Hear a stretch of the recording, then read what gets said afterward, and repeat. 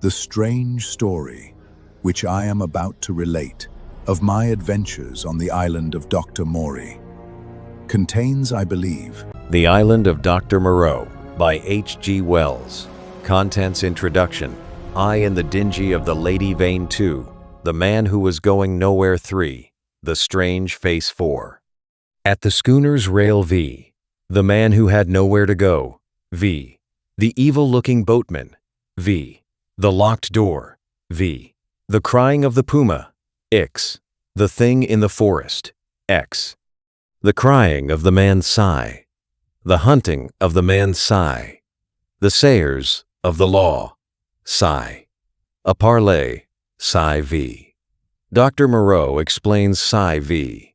Concerning the beast folk, Psi V. How the beast folk taste blood, Psi V. A catastrophe, X V I. The finding of Moreau, X. Montgomery's bank holiday, XX. Alone with the beast folk, XXI. The reversion of the beast folk, XXI. The Man Alone. Introduction.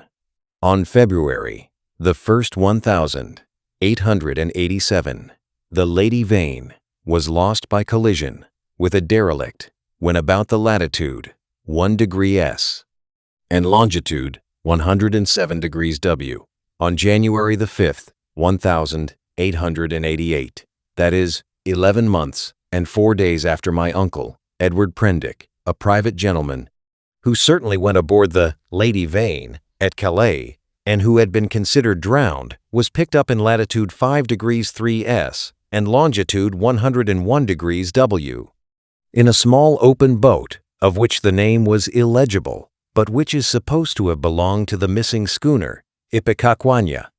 He gave such a strange account of himself that he was supposed demented.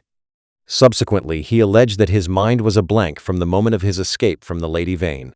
His case was discussed among psychologists at the time as a curious instance of the lapse of memory consequent upon physical and mental stress. The following narrative was found among his papers by the undersigned, his nephew and heir, but unaccompanied by any definite request for publication. The only island known to exist in the region in which my uncle was picked up is Noble's Isle, a small volcanic islet and uninhabited. It was visited in 1891 by HMS Scorpion. A party of sailors then landed, but found nothing living thereon except certain curious white moths, some hogs and rabbits, and some rather peculiar rats. So that this narrative is without confirmation in its most essential particular. With that understood, there seems no harm in putting this strange story before the public in accordance, as I believe, with my uncle's intentions. There is at least this much in its behalf. My uncle passed out of human knowledge about latitude 5 degrees S and longitude 105 degrees E, and reappeared in the same part of the ocean after a space of 11 months.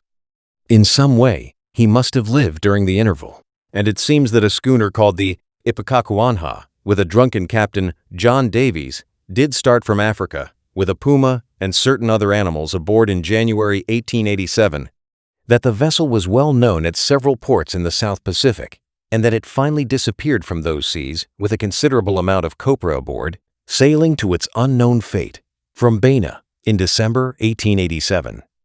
A date that tallies entirely with my uncle's story. Charles Edward Prendick, The Island of Doctor Moreau, the story written by Edward Prendick. I in the Dingy of the Lady Vane. I do not propose to add anything to what has already been written concerning the loss of the Lady Vane. As everyone knows, she collided with a derelict when 10 days out from Callao. The longboat, with 7 of the crew, was picked up 18 days after by H.M. Gunboat, Myrtle, and the story of their terrible privations has become quite as well known as the far more horrible Medusa case. But I have to add to the published story of the Lady Vane another, possibly as horrible and far stranger. It has hitherto been supposed that the 4 men who were in the Dingy perished, but this is incorrect. I have the best of evidence for this assertion. I was one of the 4 men. But in the first place, I must state that there never were 4 Men in the dingy. The number was 3. Constans, who was seen by the captain to jump into the gig, one, luckily for us, and unluckily for himself, did not reach us. He came down out of the tangle of ropes under the stays of the smashed bowsprit. Some small rope caught his heel as he let go, and he hung for a moment head downward, and then fell and struck a block, or spar, floating in the water. We pulled towards him, but he never came up. 1. Daily News, the 17th of March, 1887. I say luckily for us, he did not reach us. And I might almost say luckily for himself, for we had only a small beaker of water and some sodden ship's biscuits with us. So sudden had been the alarm, so unprepared the ship for any disaster. We thought the people on the launch would be better provisioned, though it seems they were not, and we tried to hail them. They could not have heard us, and the next morning when the drizzle cleared, which was not until past midday, we could see nothing of them. We could not stand up to look about us, because of the pitching of the boat. The 2 other men who had escaped so far with me were a man named Helmar, a passenger like myself, and a seaman whose name I don't know, a short, sturdy man with a stammer. We drifted famishing, and, after our water had come to an end, tormented by an intolerable thirst, for 8 days altogether. After the 2nd day, the sea subsided slowly to a glassy calm. It is quite impossible for the ordinary reader to imagine those 8 days. He has not, luckily for himself, anything in his memory to imagine with. After the first day, we said little to one another, and lay in our places in the boat and stared at the horizon, or watched, with eyes that grew larger and more haggard every day, the misery and weakness gaining upon our companions. The sun became pitiless. The water ended on the 4th day, and we were already thinking strange things and saying them with our eyes. But it was, I think, the 6th before Helmar gave voice to the thing we had all been thinking. I remember our voices were dry and thin, so that we bent towards one another and spared our words. I stood out against it with all my might, was rather for scuttling the boat and perishing together among the sharks that followed us. But when Helmar said that if his proposal was accepted we should have drink, the sailor came round to him. I would not draw lots, however, and in the night the sailor whispered to Helmar again and again, and I sat in the bows with my clasp knife in my hand, though I doubt if I had the stuff in me to fight, and in the morning I agreed to Helmar's proposal and we handed halfpence to find the odd man. The lot fell upon the sailor, but he was the strongest of us and would not abide by it, and attacked Helmar with his hands. They grappled together and almost stood up. I crawled along the boat to them, intending to help Helmar by grasping the sailor's leg, but the sailor stumbled with the swaying of the boat, and the 2 fell upon the gunwale and rolled overboard together. They sank like stones. I remember laughing at that and wondering why I laughed. The laugh caught me suddenly like a thing from without. I lay across one of the thwarts for I know not how long, thinking that if I had the strength I would drink sea water and madden myself to die quickly. And even as I lay there I saw, with no more interest than if it had been a picture, a sail come up towards me over the skyline. My mind must have been wandering, and yet I remember all that happened, quite distinctly. I remember how my head swayed with the seas, and the horizon with the sail above it danced up and down. But I also remember as distinctly that I had a persuasion that I was dead, and that I thought what a jest it was that they should come too late by such a little to catch me in my body, for an endless period, as it seemed to me. I lay with my head on the thwart watching the schooner. She was a little ship. Schooner rigged fore and aft come up out of the sea. She kept tacking to and fro in a widening compass, for she was sailing dead into the wind. It never entered my head to attempt to attract attention, and I do not remember anything distinctly after the sight of her side until I found myself in a little cabin aft. There's a dim half-memory of being lifted up to the gangway, and of a big round countenance covered with freckles and surrounded with red hair staring at me over the bulwarks. I also had a disconnected impression of a dark face, with extraordinary eyes, close to mine, but that I thought was a nightmare, until I met it again. I fancy I recollect some stuff being poured in between my teeth, And that is all. The man who was going nowhere. The cabin in which I found myself was small and rather untidy. A youngish man with flaxen hair, a bristly straw-colored mustache, and a dropping nether lip was sitting and holding my wrist. For a minute we stared at each other without speaking. He had watery gray eyes, oddly void of expression. Then just overhead came a sound like an iron bedstead being knocked about, and the low, angry growling of some large animal. At the same time, the man spoke. He repeated his question. "How do you feel now?" I think I said I felt all right. I could not recollect how I had got there. He must have seen the question in my face, for my voice was inaccessible to me. "You were picked up in a boat, starving.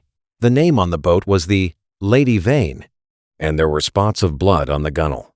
At the same time, my eye caught my hand, so thin that it looked like a dirty skin purse full of loose bones, and all the business of the boat came back to me.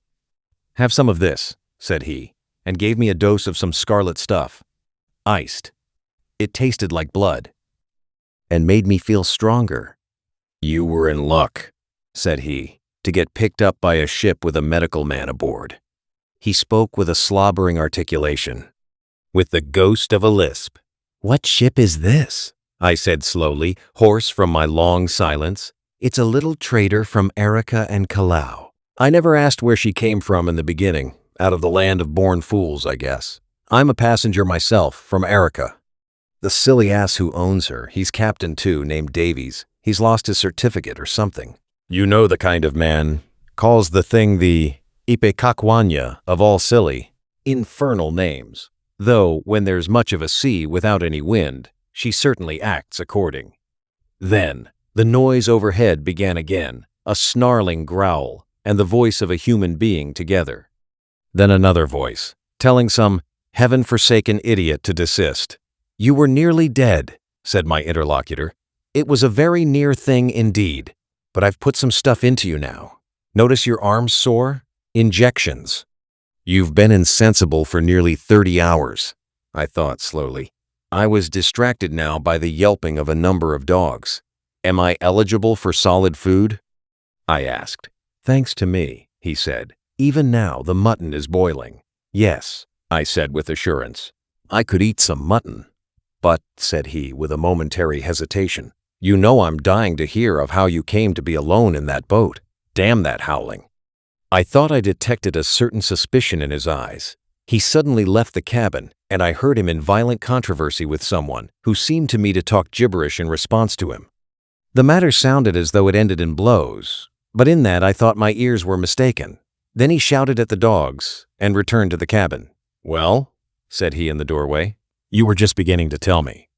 I told him my name, Edward Prendick, and how I had taken to natural history as a relief from the dullness of my comfortable independence. He seemed interested in this. "I've done some science myself. I did my biology at University College, getting out the ovary of the earthworm and the radula of the snail and all that.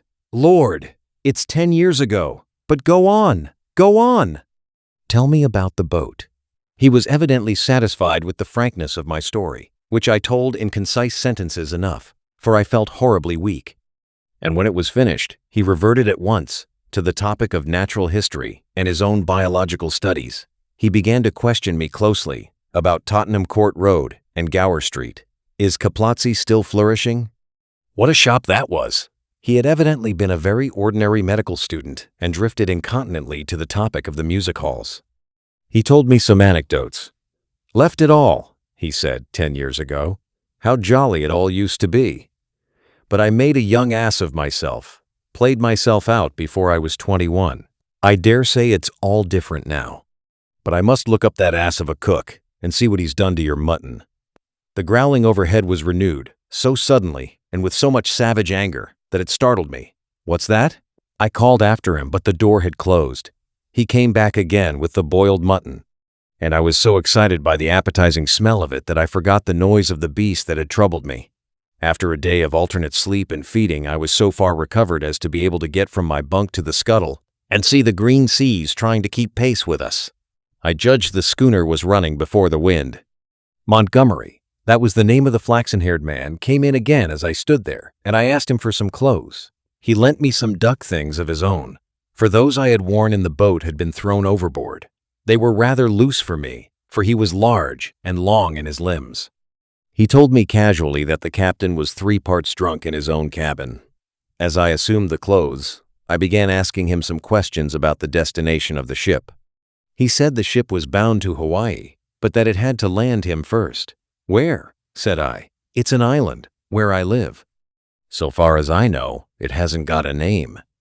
He stared at me with his nether lip dropping, and looked so willfully stupid of a sudden that it came into my head that he desired to avoid my questions. I had the discretion to ask no more. The strange face.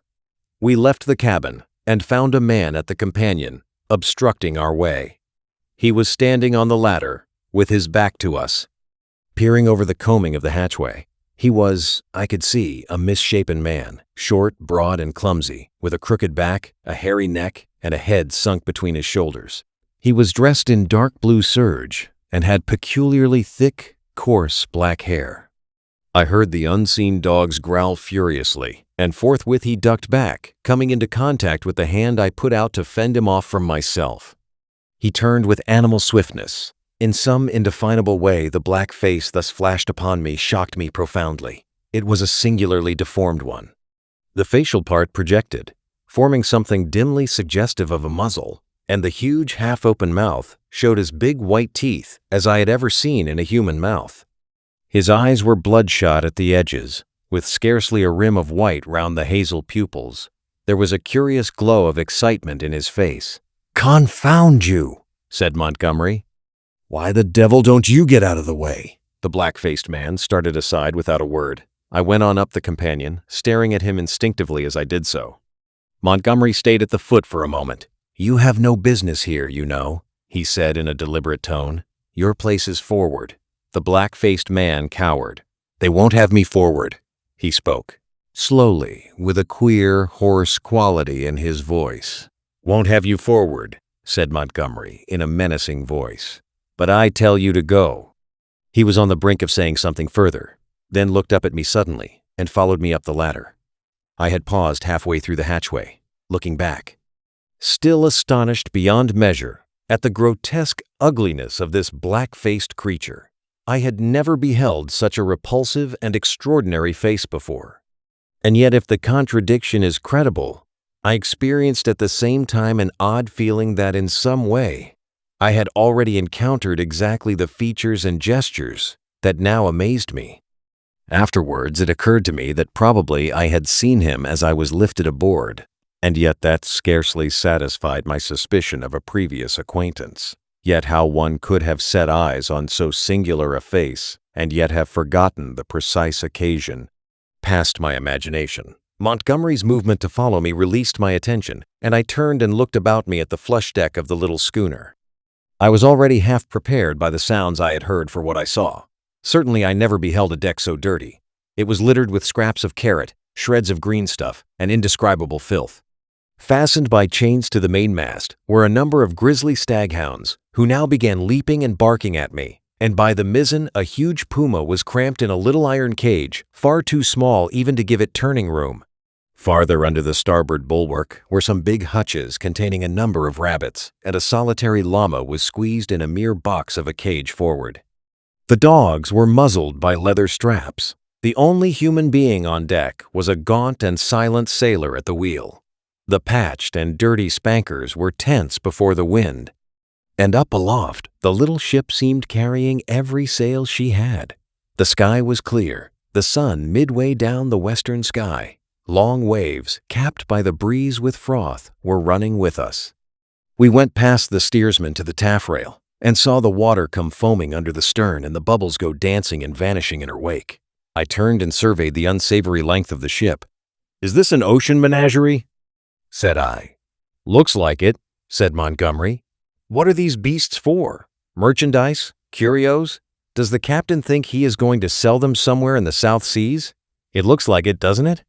said Montgomery, and turned towards the wake again. Suddenly we heard a yelp and a volley of furious blasphemy from the companion hatchway, and the deformed man with the black face came up hurriedly. He was immediately followed by a heavy red-haired man in a white cap. At the sight of the former, the staghounds, who had all tired of barking at me by this time, became furiously excited, howling and leaping against their chains. The black hesitated before them, and this gave the red-haired man time to come up with him and deliver a tremendous blow between the shoulder blades. The poor devil went down like a felled ox and rolled in the dirt among the furiously excited dogs. It was lucky for him that they were muzzled.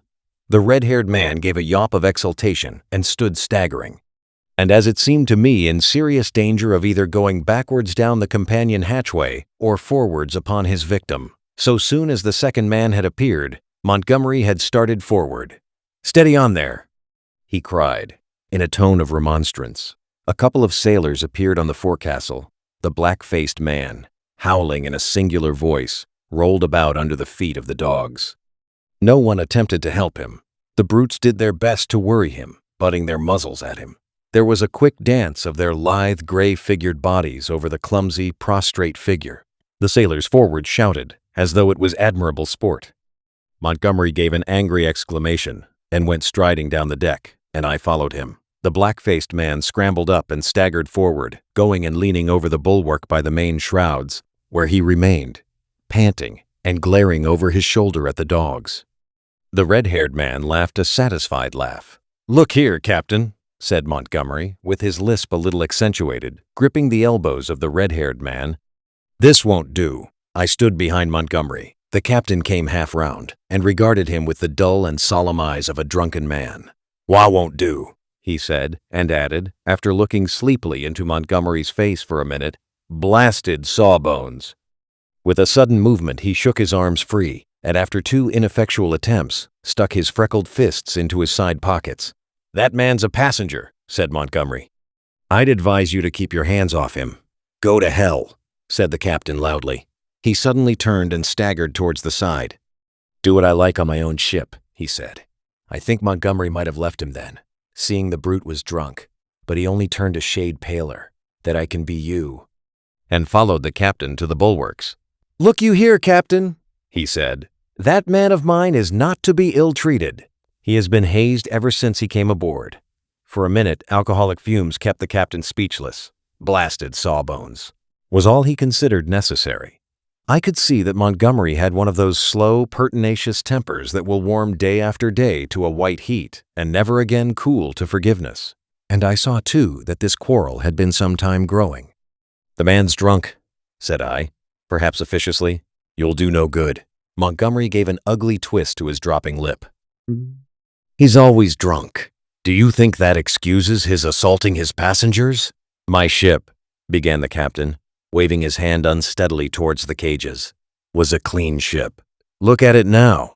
It was certainly anything but clean." "Crew," continued the captain. "Clean, respectable crew. You agreed to take the beasts. I wish I'd never set eyes on your infernal island. What the devil want beasts for on an island like that? Then, that man of yours understood he was a man. He's a lunatic, and he hadn't no business aft. Do you think the whole damned ship belongs to you? Your sailors began to haze the poor devil as soon as he came aboard. That's just what he is. He's a devil, an ugly devil. My men can't stand him. I can't stand him. None of us can't stand him. Nor you, either." Montgomery turned away. "You leave that man alone anyhow," he said, nodding his head as he spoke. But the captain meant to quarrel now. He raised his voice. "If he comes this end of the ship again, I'll cut his insides out, I tell you. Cut out his blasted insides. Who are you to tell me what I'm to do? I tell you I'm captain of this ship, captain and owner. I'm the law here, I tell you, the law and the prophets. I bargained to take a man and his attendant to and from Arica and bring back some animals. I never bargained to carry a mad devil and a silly sawbones. Well, never mind what he called Montgomery. I saw the latter take a step forward and interposed. "He's drunk," said I. The captain began some abuse even fouler than the last. "Shut up," I said, turning on him sharply, for I had seen danger in Montgomery's white face. With that, I brought the downpour on myself. However, I was glad to avert what was uncommonly near a scuffle, even at the price of the captain's drunken ill will. I do not think I have ever heard quite so much vile language come in a continuous stream from any man's lips before. Though I have frequented eccentric company enough, I found some of it hard to endure, though I am a mild-tempered man.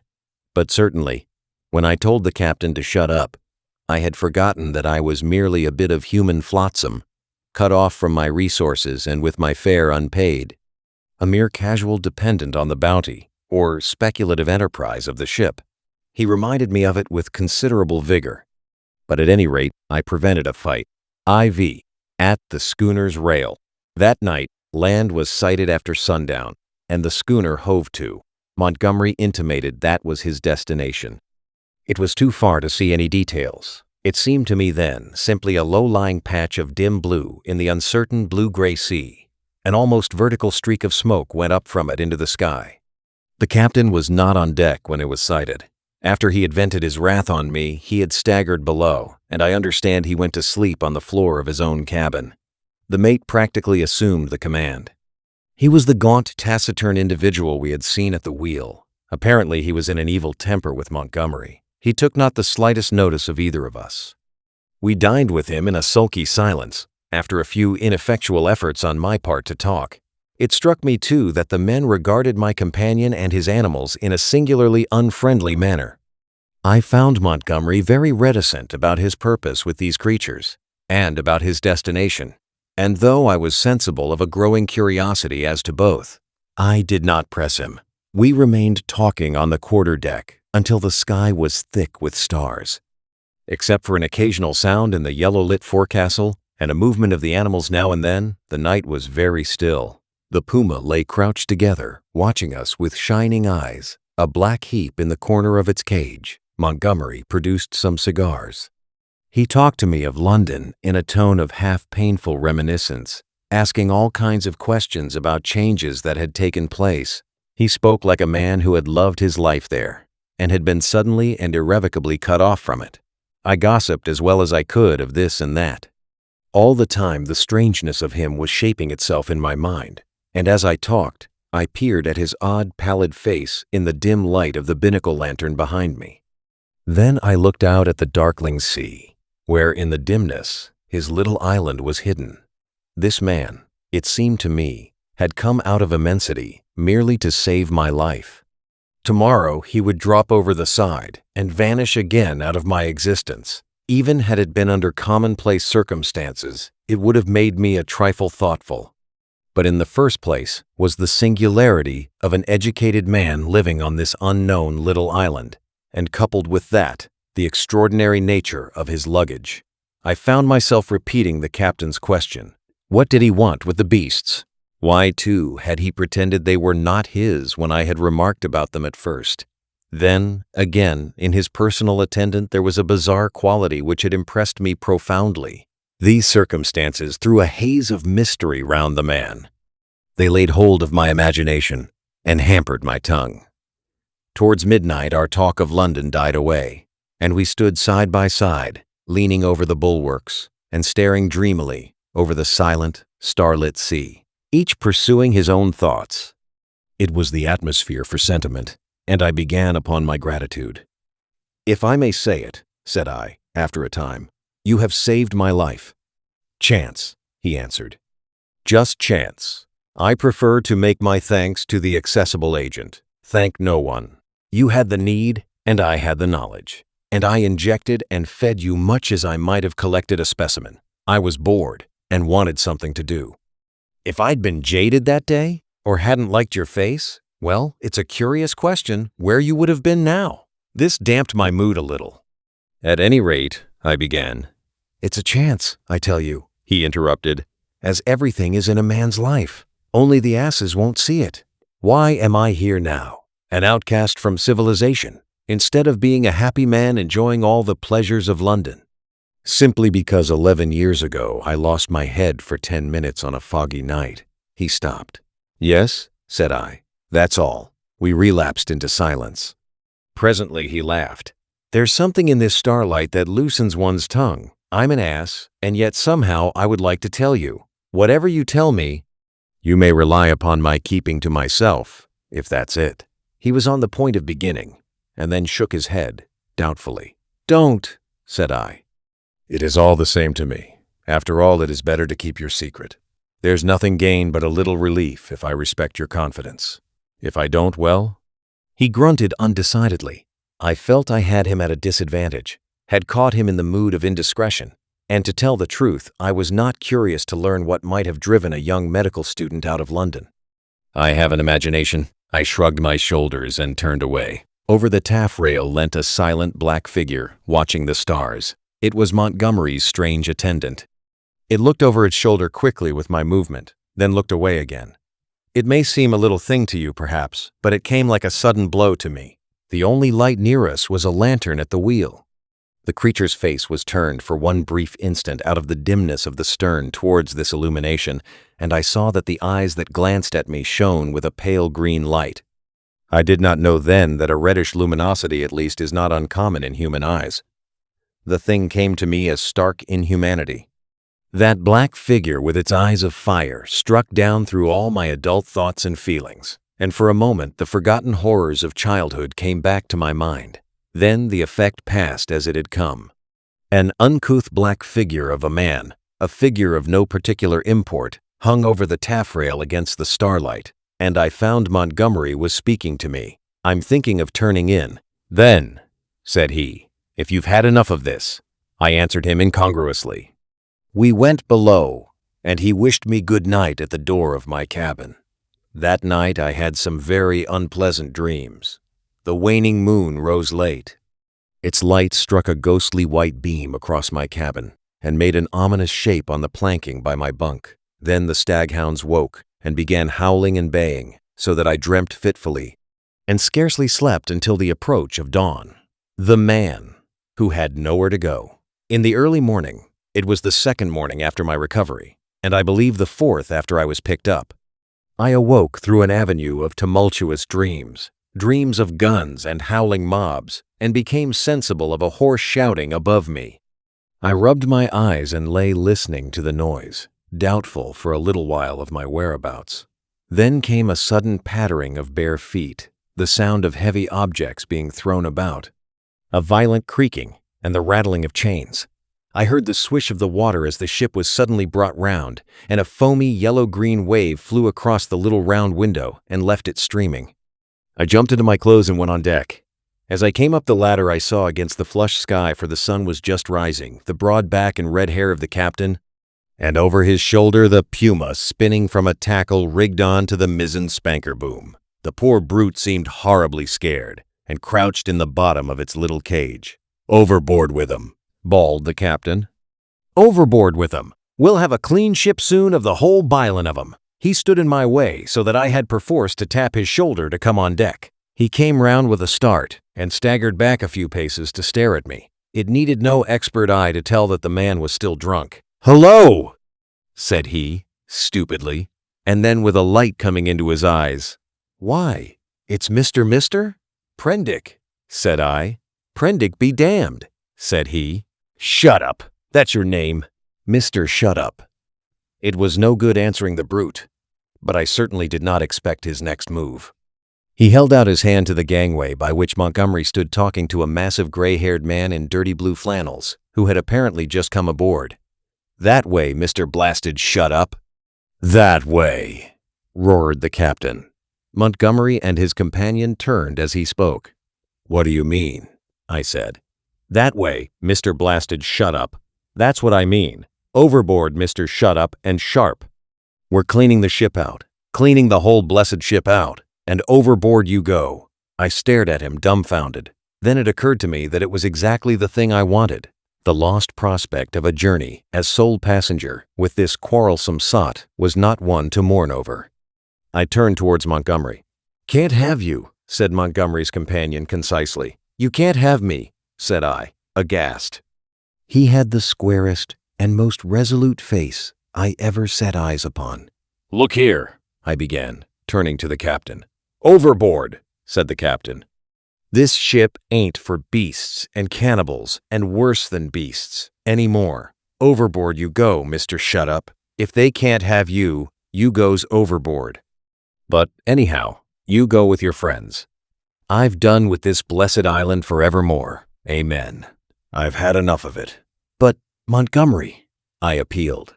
He distorted his lower lip and nodded his head hopelessly at the gray-haired man beside him, to indicate his powerlessness to help me. "I'll see to you presently," said the captain. Then began a curious three-cornered altercation. Alternately, I appealed to one and another of the three men, first to the gray-haired man to let me land, and then to the drunken captain to keep me aboard. I even bawled entreaties to the sailors. Montgomery said never a word, only shook his head. "You're going overboard, I tell you," was the captain's refrain. "Law be damned. I'm king here." At last, I must confess, my voice suddenly broke in the middle of a vigorous threat. I felt a gust of hysterical petulance and went aft and stared dismally at nothing. Meanwhile, the sailors progressed rapidly with the task of unshipping the packages and caged animals. A large launch, with 2 standing lugs, lay under the lee of the schooner, and into this the strange assortment of goods were swung. I did not then see the hands from the island that were receiving the packages, for the hull of the launch was hidden from me by the side of the schooner. Neither Montgomery nor his companion took the slightest notice of me, but busied themselves in assisting and directing the 4 or 5 sailors who were unloading the goods. The captain went forward interfering rather than assisting. I was alternately despairful and desperate. Once or twice, as I stood waiting there for things to accomplish themselves, I could not resist an impulse to laugh at my miserable quandary. I felt all the wretcheder for the lack of a breakfast. Hunger and a lack of blood corpuscles take all the manhood from a man. I perceived pretty clearly that I had not the stamina either to resist what the captain chose to do to expel me, or to force myself upon Montgomery and his companion. So I waited passively upon fate, and the work of transferring Montgomery's possessions to the launch went on as if I did not exist. Presently that work was finished, and then came a struggle. I was hauled, resisting weakly enough, to the gangway. Even then I noticed the oddness of the brown faces of the men who were with Montgomery in the launch, but the launch was now fully laden and was shoved off hastily. A broadening gap of green water appeared under me, and I pushed back with all my strength to avoid falling headlong. The hands in the launch shouted derisively, and I heard Montgomery curse at them. And then the captain, the mate, and one of the seamen helping him, ran me aft towards the stern. The dinghy of the Lady Vane had been towing behind. It was half full of water, had no oars, and was quite unvictualled. I refused to go aboard her, and flung myself full length on the deck. In the end, they swung me into her by a rope, for they had no stern ladder, and then they cut me adrift. I drifted slowly from the schooner. In a kind of stupor, I watched all hands take to the rigging, and slowly but surely she came round to the wind. The sails fluttered, and then bellied out as the wind came into them. I stared at her weather-beaten side heeling steeply towards me, and then she passed out of my range of view. I did not turn my head to follow her. At first, I could scarcely believe what had happened. I crouched in the bottom of the dinghy, stunned, and staring blankly at the vacant, oily sea. Then I realized that I was in that little hell of mine again, now half swamped. And looking back over the gunwale, I saw the schooner standing away from me, with the red-haired captain mocking at me over the taffrail, and turning towards the island saw the launch growing smaller as she approached the beach. Abruptly, the cruelty of this desertion became clear to me. I had no means of reaching the land unless I should chance to drift there.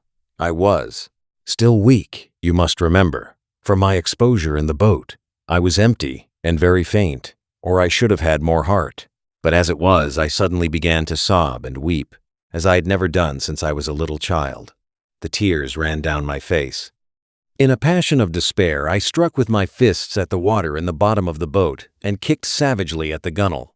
I prayed aloud for God to let me die. The evil-looking boatman. But the islanders, seeing that I was really adrift, took pity on me. I drifted very slowly to the eastward, approaching the island slantingly, and presently I saw, with hysterical relief, the launch come round and return towards me. She was heavily laden, and I could make out as she drew nearer Montgomery's white-haired, broad-shouldered companion sitting cramped up with the dogs and several packing cases in the stern sheets. This individual stared fixedly at me without moving or speaking. The black-faced cripple was glaring at me as fixedly in the bows near the Puma. There were 3 other men besides, 3 strange, brutish-looking fellows at whom the staghounds were snarling savagely. Montgomery, who was steering, brought the boat by me, and rising, caught and fastened my painter to the tiller to tow me, for there was no room aboard. I had recovered from my hysterical phase by this time and answered his hail, as he approached, bravely enough. I told him the dinghy was nearly swamped, and he reached me a piggin. I was jerked back as the rope tightened between the boats. For some time I was busy bailing. It was not until I had got the water under, for the water in the dinghy had been shipped. The boat was perfectly sound, that I had leisure to look at the people in the launch again. The white-haired man I found was still regarding me steadfastly, but with an expression, as I now fancied, of some perplexity. When my eyes met his, he looked down at the staghound that sat between his knees. He was a powerfully built man, as I have said, with a fine forehead and rather heavy features, but his eyes had that odd drooping of the skin above the lids, which often comes with advancing years, and the fall of his heavy mouth at the corners gave him an expression of pugnacious resolution. He talked to Montgomery in a tone too low for me to hear. From him my eyes traveled to his 3 men, and a strange crew they were. I saw only their faces, yet there was something in their faces, I knew not what, that gave me a queer spasm of disgust. I looked steadily at them, and the impression did not pass, though I failed to see what had occasioned it. They seemed to me then to be brown men, but their limbs were oddly swathed in some thin, dirty white stuff, down even to the fingers and feet. I have never seen men so wrapped up before, and women so only in the East. They wore turbans, too, and thereunder peered out their elfin faces at me, faces with protruding lower jaws and bright eyes. They had lank black hair, almost like horsehair, and seemed as they sat to exceed in stature any race of men I have seen. The white-haired man, who I knew was a good 6 feet in height, sat a head below any one of the 3. I found afterwards that really none were taller than myself, but their bodies were abnormally long, and the thigh part of the leg short and curiously twisted. At any rate, they were an amazingly ugly gang, and over the heads of them under the forward lug peered the black face of the man whose eyes were luminous in the dark. As I stared at them, they met my gaze, and then, first one, and then another, turned away from my direct stare and looked at me in an odd, furtive manner. It occurred to me that I was perhaps annoying them, and I turned my attention to the island we were approaching. It was low and covered with thick vegetation, chiefly a kind of palm that was new to me. From one point, a thin white thread of vapor rose slantingly to an immense height, and then frayed out like a down feather. We were now within the embrace of a broad bay flanked on either hand by a low promontory. The beach was of dull gray sand and sloped steeply up to a ridge, perhaps 60 or 70 feet above the sea level, and irregularly set with trees and undergrowth. Halfway up was a square enclosure of some grayish stone, which I found subsequently was built partly of coral and partly of pumiceous lava. 2 thatched roofs peeped from within this enclosure. A man stood awaiting us at the water's edge. I fancied, while we were still far off, that I saw some other and very grotesque-looking creatures scuttle into the bushes upon the slope, but I saw nothing of these as we drew nearer. This man was of a moderate size, and with a black negroid face. He had a large, almost lipless, mouth, extraordinary lank arms, long thin feet, and bow legs, and stood with his heavy face thrust forward, staring at us. He was dressed like Montgomery and his white-haired companion, in jacket and trousers of blue serge. As we came still nearer, this individual began to run to and fro on the beach, making the most grotesque movements. At a word of command from Montgomery, the 4 men in the launch sprang up, and with singularly awkward gestures struck the lugs. Montgomery steered us round and into a narrow little dock excavated in the beach. Then the man on the beach hastened towards us. This dock, as I call it, was really a mere ditch, just long enough at this phase of the tide to take the longboat. I heard the bows ground in the sand, staved the dinghy off the rudder of the big boat with my piggin, and freeing the painter, landed. The 3 muffled men, with the clumsiest movements, scrambled out upon the sand, and forthwith set to landing the cargo, assisted by the man on the beach. I was struck especially by the curious movements of the legs of the three swathed and bandaged boatmen. Not stiff they were, but distorted in some odd way, almost as if they were jointed in the wrong place. The dogs were still snarling and strained at their chains after these men, as the white-haired man landed with them. The three big fellows spoke to one another in odd guttural tones, and the man who had waited for us on the beach began chattering to them excitedly a foreign language. As I fancied, as they laid hands on some bales piled near the stern, somewhere I had heard such a voice before, and I could not think where. The white-haired man stood, holding in a tumult of 6 dogs, and bawling orders over their din. Montgomery, having unshipped the rudder, landed likewise, and all set to work at unloading. I was too faint, what with my long fast and the sun beating down on my bare head, to offer any assistance. Presently the white-haired man seemed to recollect my presence, and came up to me. "You look," said he, "as though you had scarcely breakfasted." His little eyes were a brilliant black, under his heavy brows. "I must apologize for that. Now you are our guest, we must make you comfortable, though you are uninvited, you know." He looked keenly into my face. "Montgomery says you are an educated man, Mr. Prendick, says you know something of science. May I ask what that signifies?" I told him I had spent some years at the Royal College of Science and had done some researches in biology under Huxley. He raised his eyebrows slightly at that. "That alters the case a little, Mr. Prendick," he said, with a trifle more respect in his manner. "As it happens, we are biologists here. This is a biological station of a sort." His eye rested on the men in white, who were busily hauling the puma, on rollers, towards the walled yard. "I and Montgomery, at least," he added. Then, "When you will be able to get away, I can't say. We're off the track to anywhere. We see a ship once in a 12-month or so." He left me abruptly and went up the beach past this group, and I think entered the enclosure. The other 2 men were with Montgomery, erecting a pile of smaller packages on a low-wheeled truck. The llama was still on the launch with the rabbit hutches. The staghounds were still lashed to the thwarts. The pile of things completed, all 3 men laid hold of the truck and began shoving the ton-weight or so upon it after the puma. Presently Montgomery left them, and coming back to me held out his hand. "I'm glad," said he, "for my own part. That captain was a silly ass. He'd have made things lively for you." "It was you," said I, "that saved me again." "That depends. You'll find this island an infernally rum place, I promise you. I'd watch my goings carefully if I were you." He hesitated, and seemed to alter his mind about what was on his lips. "I wish you'd help me with these rabbits," he said. His procedure with the rabbits was singular. I waded in with him, and helped him lug one of the hutches ashore. No sooner was that done than he opened the door of it, and tilting the thing on one end, turned its living contents out on the ground. They fell in a struggling heap, one on the top of the other. He clapped his hands, and forthwith they went off with that hopping run of theirs, 15 or 20 of them, I should think, up the beach. "Increase and multiply, my friends," said Montgomery. "Replenish the island. Hitherto we've had a certain lack of meat here." As I watched them disappearing, the white-haired man returned with a brandy flask and some biscuits. "Something to go on with, Prendick," said he, in a far more familiar tone than before. I made no ado, but set to work on the biscuits at once, while the white-haired man helped Montgomery to release about a score more of the rabbits. 3 big hutches, however, went up to the house with the puma.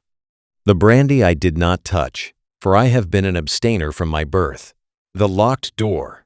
The reader will perhaps understand that at first everything was so strange about me, and my position was the outcome of such unexpected adventures that I had no discernment of the relative strangeness of this or that thing. I followed the llama up the beach and was overtaken by Montgomery, who asked me not to enter the stone enclosure. I noticed then that the puma in its cage and the pile of packages had been placed outside the entrance to this quadrangle. I turned and saw that the launch had now been unloaded, run out again, and was being beached, and the white-haired man was walking towards us. He addressed Montgomery. "And now comes the problem of this uninvited guest. What are we to do with him?" "He knows something of science," said Montgomery. "I'm itching to get to work again with this new stuff," said the white-haired man, nodding towards the enclosure. His eyes grew brighter. "I dare say you are," said Montgomery, in anything but a cordial tone. "We can't send him over there, and we can't spare the time to build him a new shanty, and we certainly can't take him into our confidence just yet." "I'm in your hands," said I. I had no idea of what he meant by "over there." "I've been thinking of the same things," Montgomery answered. "There's my room with the outer door." "That's it," said the elder man, promptly, looking at Montgomery, and all three of us went towards the enclosure. "I'm sorry to make a mystery, Mr. Prendick, but you'll remember, you're uninvited. Our little establishment here contains a secret or so, is a kind of Bluebeard's chamber, in fact. Nothing very dreadful, really, to a sane man. But just now, as we don't know you—" "Decidedly," said I.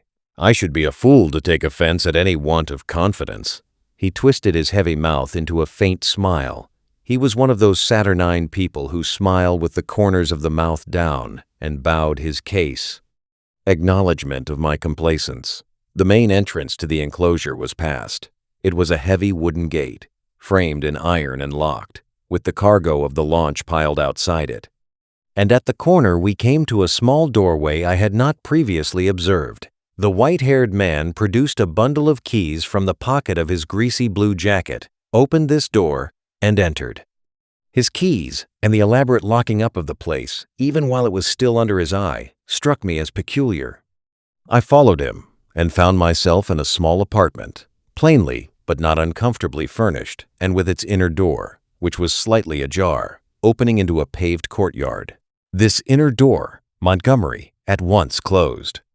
A hammock was slung across the darker corner of the room, and a small unglazed window defended by an iron bar looked out towards the sea. This, the white-haired man told me, was to be my apartment.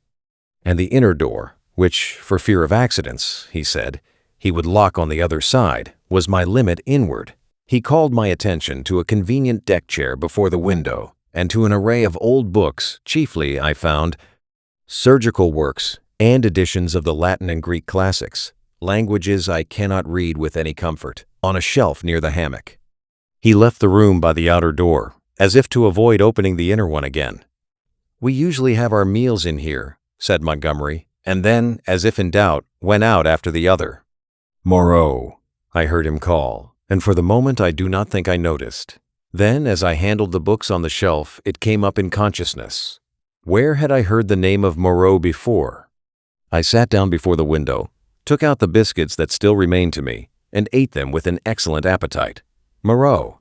Through the window, I saw one of those unaccountable men in white, lugging a packing case along the beach. Presently, the window frame hid him. Then I heard a key inserted, and turned in the lock behind me. After a little while, I heard through the locked door the noise of the staghounds that had now been brought up from the beach. They were not barking, but sniffing and growling in a curious fashion. I could hear the rapid patter of their feet and Montgomery's voice soothing them. I was very much impressed by the elaborate secrecy of these two men regarding the contents of the place. And for some time I was thinking of that, and of the unaccountable familiarity of the name of Moreau. But so odd is the human memory that I could not then recall that well-known name in its proper connection. From that my thoughts went to the indefinable queerness of the deformed man on the beach. I never saw such a gait, such odd motions as he pulled at the box. I recalled that none of these men had spoken to me, though most of them I had found looking at me at one time or another in a peculiarly furtive manner, quite unlike the frank stare of your unsophisticated savage. Indeed, they had all seemed remarkably taciturn, and when they did speak, endowed with very uncanny voices. What was wrong with them? Then I recalled the eyes of Montgomery's ungainly attendant. Just as I was thinking of him, he came in. He was now dressed in white, and carried a little tray with some coffee and boiled vegetables thereon. I could hardly repress a shuddering recoil as he came, bending amiably, and placed the tray before me on the table. Then, astonishment paralyzed me. Under his stringy black locks I saw his ear. It jumped upon me suddenly close to my face. The man had pointed ears, covered with a fine brown fur. "Your breakfast, sir," he said. I stared at his face without attempting to answer him. He turned and went towards the door, regarding me oddly over his shoulder. I followed him out with my eyes. And as I did so, by some odd trick of unconscious cerebration, there came surging into my head the phrase, "The Moreau Hollows, was it?" The Moreau. It sent my memory back 10 years. The Moreau Horrors. The phrase drifted loose in my mind for a moment, and then I saw it in red lettering on a little buff-colored pamphlet to read, which made one shiver and creep. Then I remembered distinctly all about it. That long-forgotten pamphlet came back with startling vividness to my mind. I had been a mere lad then, and Moreau was, I suppose, about 50, a prominent and masterful physiologist, well known in scientific circles for his extraordinary imagination and his brutal directness in discussion. Was this the same Moreau? He had published some very astonishing facts in connection with the transfusion of blood, and in addition was known to be doing valuable work on morbid growths. Then suddenly his career was closed. He had to leave England. A journalist obtained access to his laboratory in the capacity of laboratory assistant with the deliberate intention of making sensational exposures. And by the help of a shocking accident, if it was an accident, his gruesome pamphlet became notorious. On the day of its publication, a wretched dog, flayed and otherwise mutilated, escaped from Moreau's house. It was in the silly season, and a prominent editor, a cousin of the temporary laboratory assistant, appealed to the conscience of the nation. It was not the first time that conscience has turned against the methods of research. The doctor was simply howled out of the country. It may be that he deserved to be, but I still think that the tepid support of his fellow investigators and his desertion by the great body of scientific workers was a shameful thing. Yet some of his experiments, by the journalist's account, were wantonly cruel. He might perhaps have purchased his social peace by abandoning his investigations, but he apparently preferred the latter, as most men would who have once fallen under the overmastering spell of research. He was unmarried, and had indeed nothing but his own interest to consider. I felt convinced that this must be the same man. Everything pointed to it. It dawned upon me, to what end the puma and the other animals, which had now been brought with other luggage into the enclosure behind the house, were destined, and a curious faint odor, the halitus of something familiar, an odor that had been in the background of my consciousness hitherto, suddenly came forward into the forefront of my thoughts. It was the antiseptic odor of the dissecting room. I heard the puma growling through the wall, and one of the dogs yelped as though it had been struck. Yet surely, and especially to another scientific man, there was nothing so horrible in vivisection as to account for this secrecy. And by some odd leap in my thoughts, the pointed ears and luminous eyes of Montgomery's attendant came back again before me with the sharpest definition. I stared before me, out at the green sea, frothing under a freshening breeze, and let these and other strange memories of the last few days chase one another through my mind. What could it all mean? A locked enclosure on a lonely island, a notorious vivisector, and these crippled and distorted men? The crying of the puma. Montgomery interrupted my tangle of mystification and suspicion about 1 o'clock, and his grotesque attendant followed him with a tray bearing bread, some herbs and other eatables, a flask of whiskey, a jug of water, and 3 glasses and knives. I glanced askance at this strange creature and found him watching me with his queer, restless eyes. Montgomery said he would lunch with me, but that Moreau was too preoccupied with some work to come. "Moreau?" said I. "I know that name." "The devil you do," said he. What an ass I was to mention it to you, I might have thought. Anyhow, it will give you an inkling of our mysteries. Whiskey? No thanks. I'm an abstainer. I wish I'd been. But it's no use locking the door after the steed is stolen.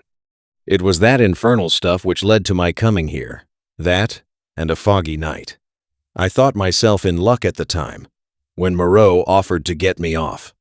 It's queer. Montgomery, said I suddenly as the outer door closed, why has your man pointed ears? Damn, he said, over his first mouthful of food. He stared at me for a moment and then repeated, pointed ears? Little points to them, said I, as calmly as possible, with a catch in my breath. And a fine black fur at the edges? He helped himself to whiskey and water with great deliberation. I was under the impression that his hair covered his ears. I saw them as he stooped by me to put that coffee you sent to me on the table. and his eyes shine in the dark. By this time, Montgomery had recovered from the surprise of my question.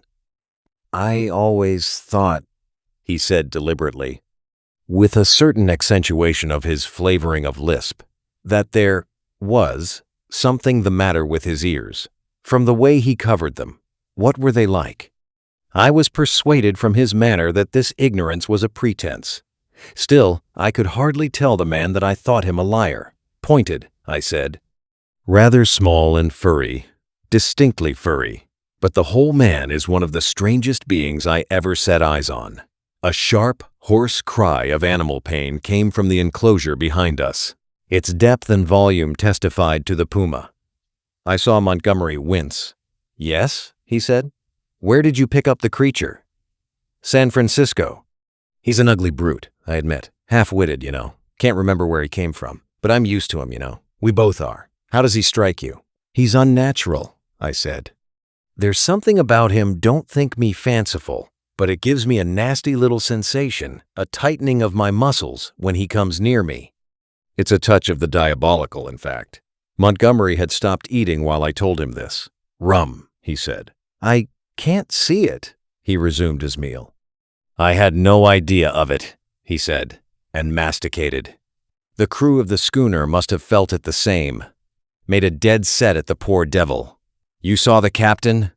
Suddenly the puma howled again, this time more painfully. Montgomery swore under his breath. I had half a mind to attack him about the men on the beach. Then the poor brute within gave vent to a series of short, sharp cries. "Your men on the beach," said I. "What race are they? Excellent fellows, aren't they?"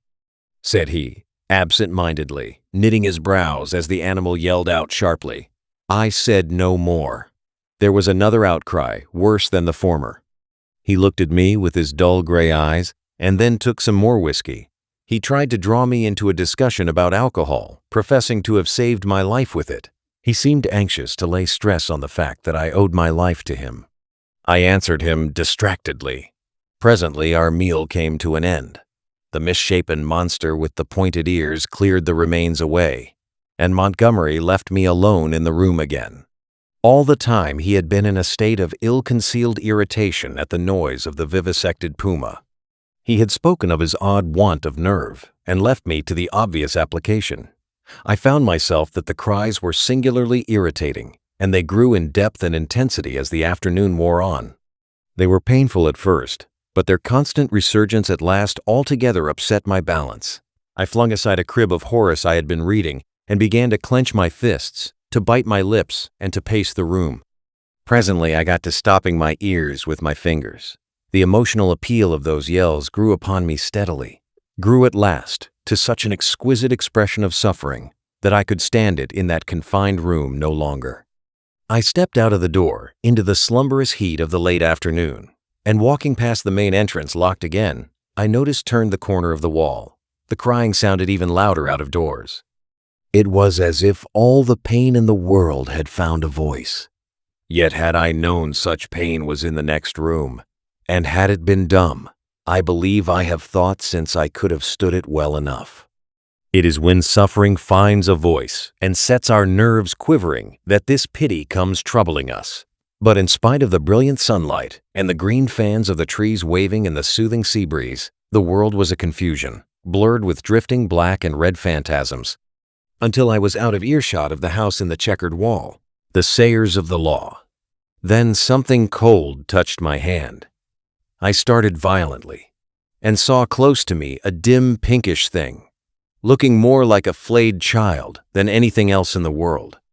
The creature had exactly the mild but repulsive features of a sloth, the same low forehead and slow gestures. As the first shock of the change of light passed, I saw about me more distinctly. The little sloth-like creature was standing and staring at me. My conductor had vanished. The place was a narrow passage between high walls of lava, a crack in the knotted rock, and on either side interwoven heaps of sea mat, palm fans, and reeds leaning against the rock formed rough and impenetrably dark dens. The winding way up the ravine between these was scarcely 3 yards wide, and was disfigured by lumps of decaying fruit pulp and other refuse, which accounted for the disagreeable stench of the place. The little pink sloth creature was still blinking at me when my ape-man reappeared at the aperture of the nearest of these dens and beckoned me in. As he did so, a slouching monster wriggled out of one of the places further up this strange street and stood up in featureless silhouette against the bright green beyond, staring at me. I hesitated, having half a mind to bolt the way I had come, and then, determined to go through with the adventure, I gripped my nailed stick about the middle and crawled into the little evil-smelling lean-to after my conductor. It was a semicircular space, shaped like the half of a beehive, and against the rocky wall that formed the inner side of it was a pile of variegated fruits, cocoa nuts among others. Some rough vessels of lava and wood stood about the floor, and one on a rough stool. There was no fire. In the darkest corner of the hut sat a shapeless mass of darkness that grunted, "Hey," as I came in, and my ape-man stood in the dim light of the doorway and held out a split cocoa nut to me as I crawled into the other corner and squatted down. I took it and began gnawing it as serenely as possible, in spite of a certain trepidation and the nearly intolerable closeness of the den. The little pink sloth creature stood in the aperture of the hut, and something else with a drab face and bright eyes came staring over its shoulder. "Hey!" came out of the lump of mystery opposite. "It is a man. It is a man," gabbled my conductor. A man. A five-man. Like me." "Shut up," said the voice from the dark, and grunted. I gnawed my cocoa nut amid an impressive stillness. I peered hard into the blackness, but could distinguish nothing. "It is a man," the voice repeated. "He comes to live with us?" It was a thick voice, with something in it, a kind of whistling overtone, that struck me as peculiar, but the English accent was strangely good. The ape-man looked at me as though he expected something. I perceived the pause was interrogative. "He comes to live with you," I said. "It is a man. He must learn the law."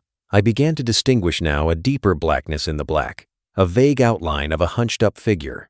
Then I noticed the opening of the place was darkened by two more black heads.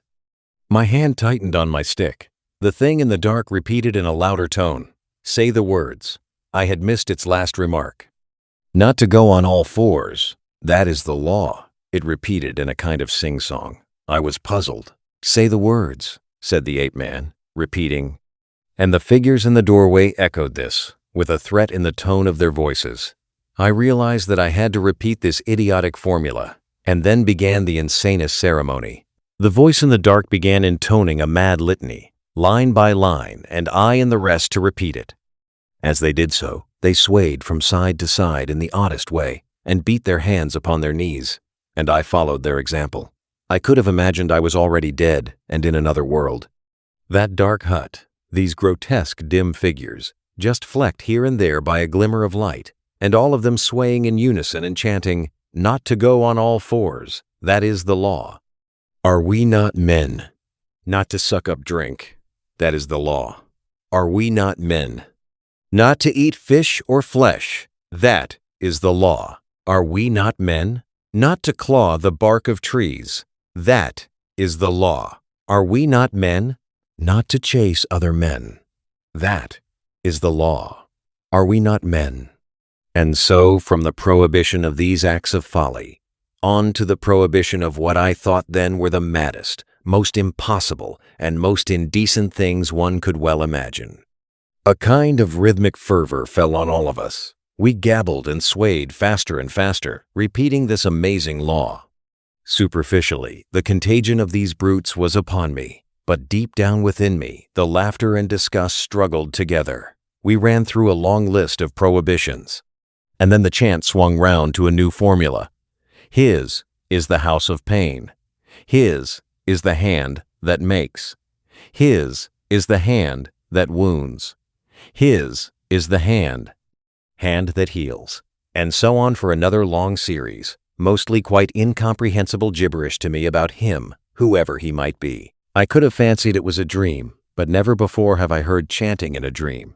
His is the lightning flash, we sang. His is the deep salt sea. A horrible fancy came into my head that Moreau, after animalizing these men, had infected their dwarfed brains with a kind of deification of himself.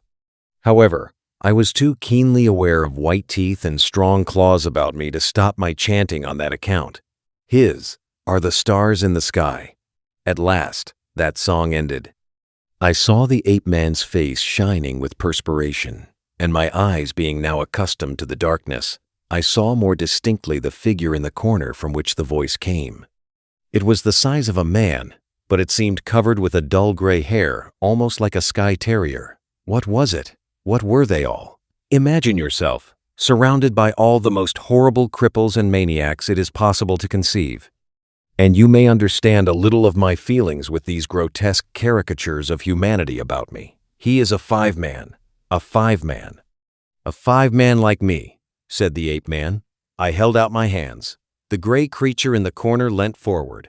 Not to run on all fours. That is the law. Are we not men? He said. He put out a strangely distorted talon and gripped my fingers. The thing was almost like the hoof of a deer produced into claws. I could have yelled with surprise and pain. His face came forward and peered at my nails, came forward into the light of the opening of the hut, and I saw with a quivering disgust that it was like the face of neither man nor beast, but a mere shock of gray hair, with three shadowy overarchings to mark the eyes and mouth. He has little nails, said this grisly creature in his hairy beard. It is well. He threw my hand down, and instinctively I gripped my stick. Eat roots and herbs, it is his will, said the ape-man. I am the sayer of the law, said the gray figure. Here come all that be new, to learn the law. I sit in the darkness and say the law. It is even so, said one of the beasts in the doorway. Evil are the punishments of those who break the law. None escape. None escape, said the beast folk, glancing furtively at one another. None, said the ape-man. None escape. See? I did a little thing, a wrong thing, once. I jabbered, stopped talking. None could understand. I am burnt, branded in the hand. He is great, he is good. None escape, said the gray creature in the corner. None escape, said the beast people, looking askance at one another. For every one the want that is bad, said the gray sayer of the law. What you will want we do not know, we shall know. Some want to follow things that move, to watch and slink, and wait and spring, to kill and bite deep and rich, sucking the blood. It is bad, not to chase other men.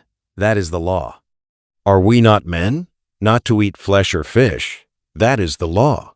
Are we not men? None escape, said a dappled brute standing in the doorway. For every one the want is bad, said the gray sayer of the law. Some want to go tearing with teeth and hands into the roots of things, snuffing into the earth. It is bad. None escape, said the men in the door. Some go clawing trees. Some go scratching at the graves of the dead. Some go fighting with foreheads or feet or claws. Some bite suddenly, none giving occasion. Some love uncleanness. None escape, said the ape-man, scratching his calf. None escape, said the little pink sloth creature. Punishment is sharp and sure. Therefore learn the law. Say the words.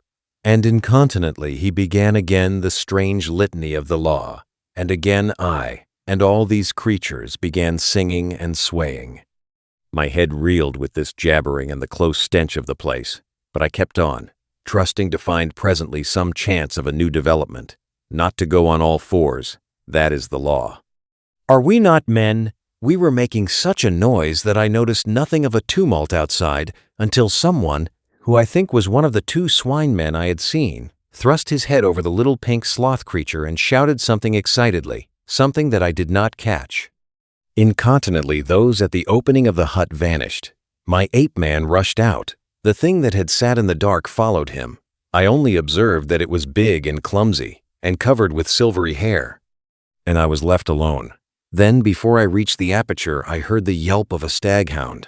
In another moment I was standing outside the hovel, my chair rail in my hand, every muscle of me quivering. Before me were the clumsy backs of perhaps a score of these beast people, their misshapen heads half hidden by their shoulder blades. They were gesticulating excitedly. Other half-animal faces glared interrogation out of the hovels. Looking in the direction in which they faced, I saw coming through the haze, under the trees beyond the end of the passage of dens, the dark figure and awful white face of Moreau. He was holding the leaping staghound back, and close behind him came Montgomery, revolver in hand. For a moment, I stood horror-struck. I turned and saw the passage behind me, blocked by another heavy brute, with a huge gray face and twinkling little eyes, advancing towards me. I looked round and saw to the right of me and a half-dozen yards in front of me a narrow gap in the wall of rock through which a ray of light slanted into the shadows. "Stop!" cried Moreau as I strode towards this, and then, "Hold him!" At that, first one face turned towards me and then others. Their bestial minds were happily slow. I dashed my shoulder into a clumsy monster who was turning to see what Moreau meant, and flung him forward into another. I felt his hands fly round, clutching at me and missing me. The little pink sloth creature dashed at me, and I gashed down its ugly face with the nail in my stick, and in another minute was scrambling up a steep side pathway, a kind of sloping chimney, out of the ravine. I heard a howl behind me, and cries of, "Catch him! Hold him!" and the gray-faced creature appeared behind me, and jammed his huge bulk into the cleft. "Go on! Go on!" They howled. I clambered up the narrow cleft in the rock, and came out upon the sulphur on the westward side of the village of the beastmen. That gap was altogether fortunate for me, for the narrow chimney, slanting obliquely upward, must have impeded the nearer pursuers. I ran over the white space, and down a steep slope, through a scattered growth of trees, and came to a low-lying stretch of tall reeds, through which I pushed into a dark, thick undergrowth that was black and succulent underfoot. As I plunged into the reeds, my foremost pursuers emerged from the gap. I broke my way through this undergrowth for some minutes. The air behind me and about me was soon full of threatening cries. I heard the tumult of my pursuers in the gap up the slope, then the crashing of the reeds, and every now and then the crackling crash of a branch. Some of the creatures roared like excited beasts of prey. The staghound yelped to the left. I heard Moreau and Montgomery shouting in the same direction. I turned sharply to the right. It seemed to me even then that I heard Montgomery shouting for me to run for my life. Presently, the ground gave rich and oozy under my feet, but I was desperate and went headlong into it, struggled through knee-deep, and so came to a winding path among tall canes. The noise of my pursuers passed away to my left. In one place 3 strange, pink, hopping animals, about the size of cats, bolted before my footsteps. This pathway ran uphill, across another open space covered with white incrustation, and plunged into a canebrake again. Then suddenly it turned parallel with the edge of a steep-walled gap, which came without warning, like the ha-ha of an English park, turned with an unexpected abruptness. I was still running with all my might, and I never saw this drop until I was flying headlong through the air. I fell on my forearms and head, among thorns, and rose with a torn ear and bleeding face. I had fallen into a precipitous ravine, rocky and thorny, full of a hazy mist which drifted about me in wisps, and with a narrow streamlet from which this mist came meandering down the center. I was astonished at this thin fog in the full blaze of daylight, but I had no time to stand wondering then. I turned to my right, downstream, hoping to come to the sea in that direction and so have my way open to drown myself. It was only later I found that I had dropped my nailed stick in my fall. Presently the ravine grew narrower for a space, and carelessly I stepped into the stream. I jumped out again pretty quickly, for the water was almost boiling. I noticed, too, there was a thin sulphurous scum drifting upon its coiling water. Almost immediately came a turn in the ravine, and the indistinct blue horizon, the nearer sea, was flashing the sun from a myriad facets. I saw my death before me, but I was hot and panting, with the warm blood oozing out on my face and running pleasantly through my veins. I felt more than a touch of exultation, too, at having distanced my pursuers. It was not in me then to go out and drown myself yet. I stared back the way I had come. I listened. Save for the hum of the gnats and the chirp of some small insects that hopped among the thorns, the air was absolutely still. Then came the yelp of a dog, very faint, and a chattering and gibbering, the snap of a whip, and voices. They grew louder, then fainter again. The noise receded up the stream and faded away. For a while the chase was over, but I knew now how much hope of help for me lay in the beast people. X12. A parley. I turned again and went on down towards the sea.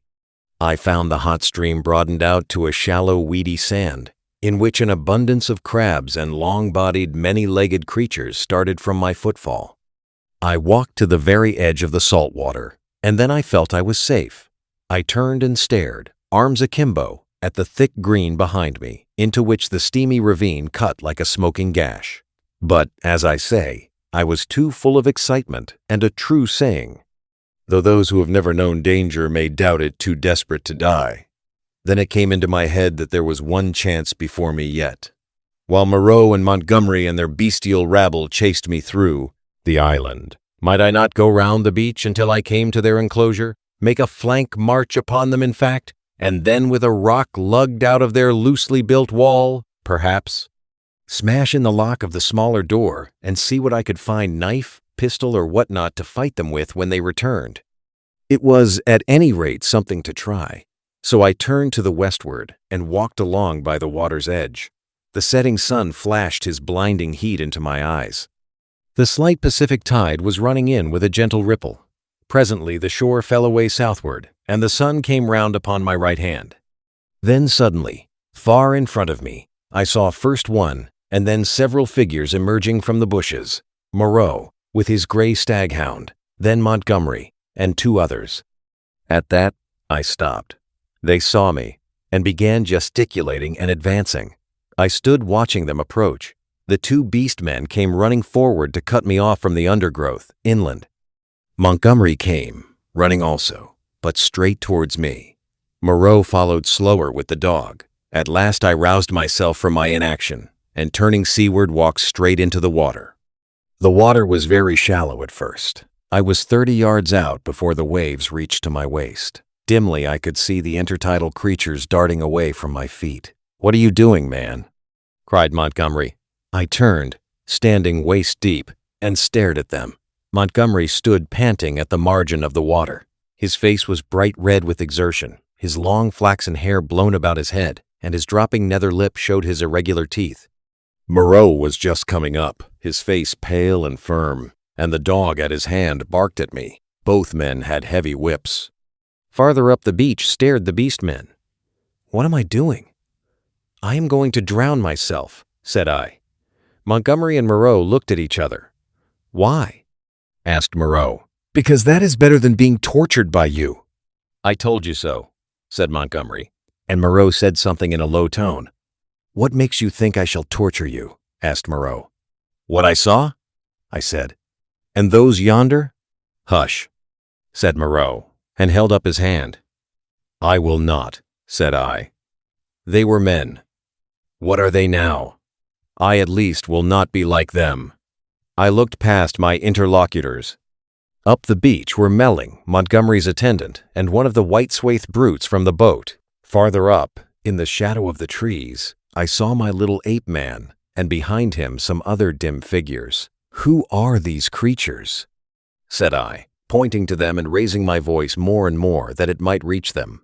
"They were men like yourselves, whom you have infected with some bestial taint, men whom you have enslaved, and whom you still fear. You who listen," I cried, pointing now to Moreau and shouting past him to the beast men. "You who listen, do you not see these men still fear you, go in dread of you? Why then do you fear them?"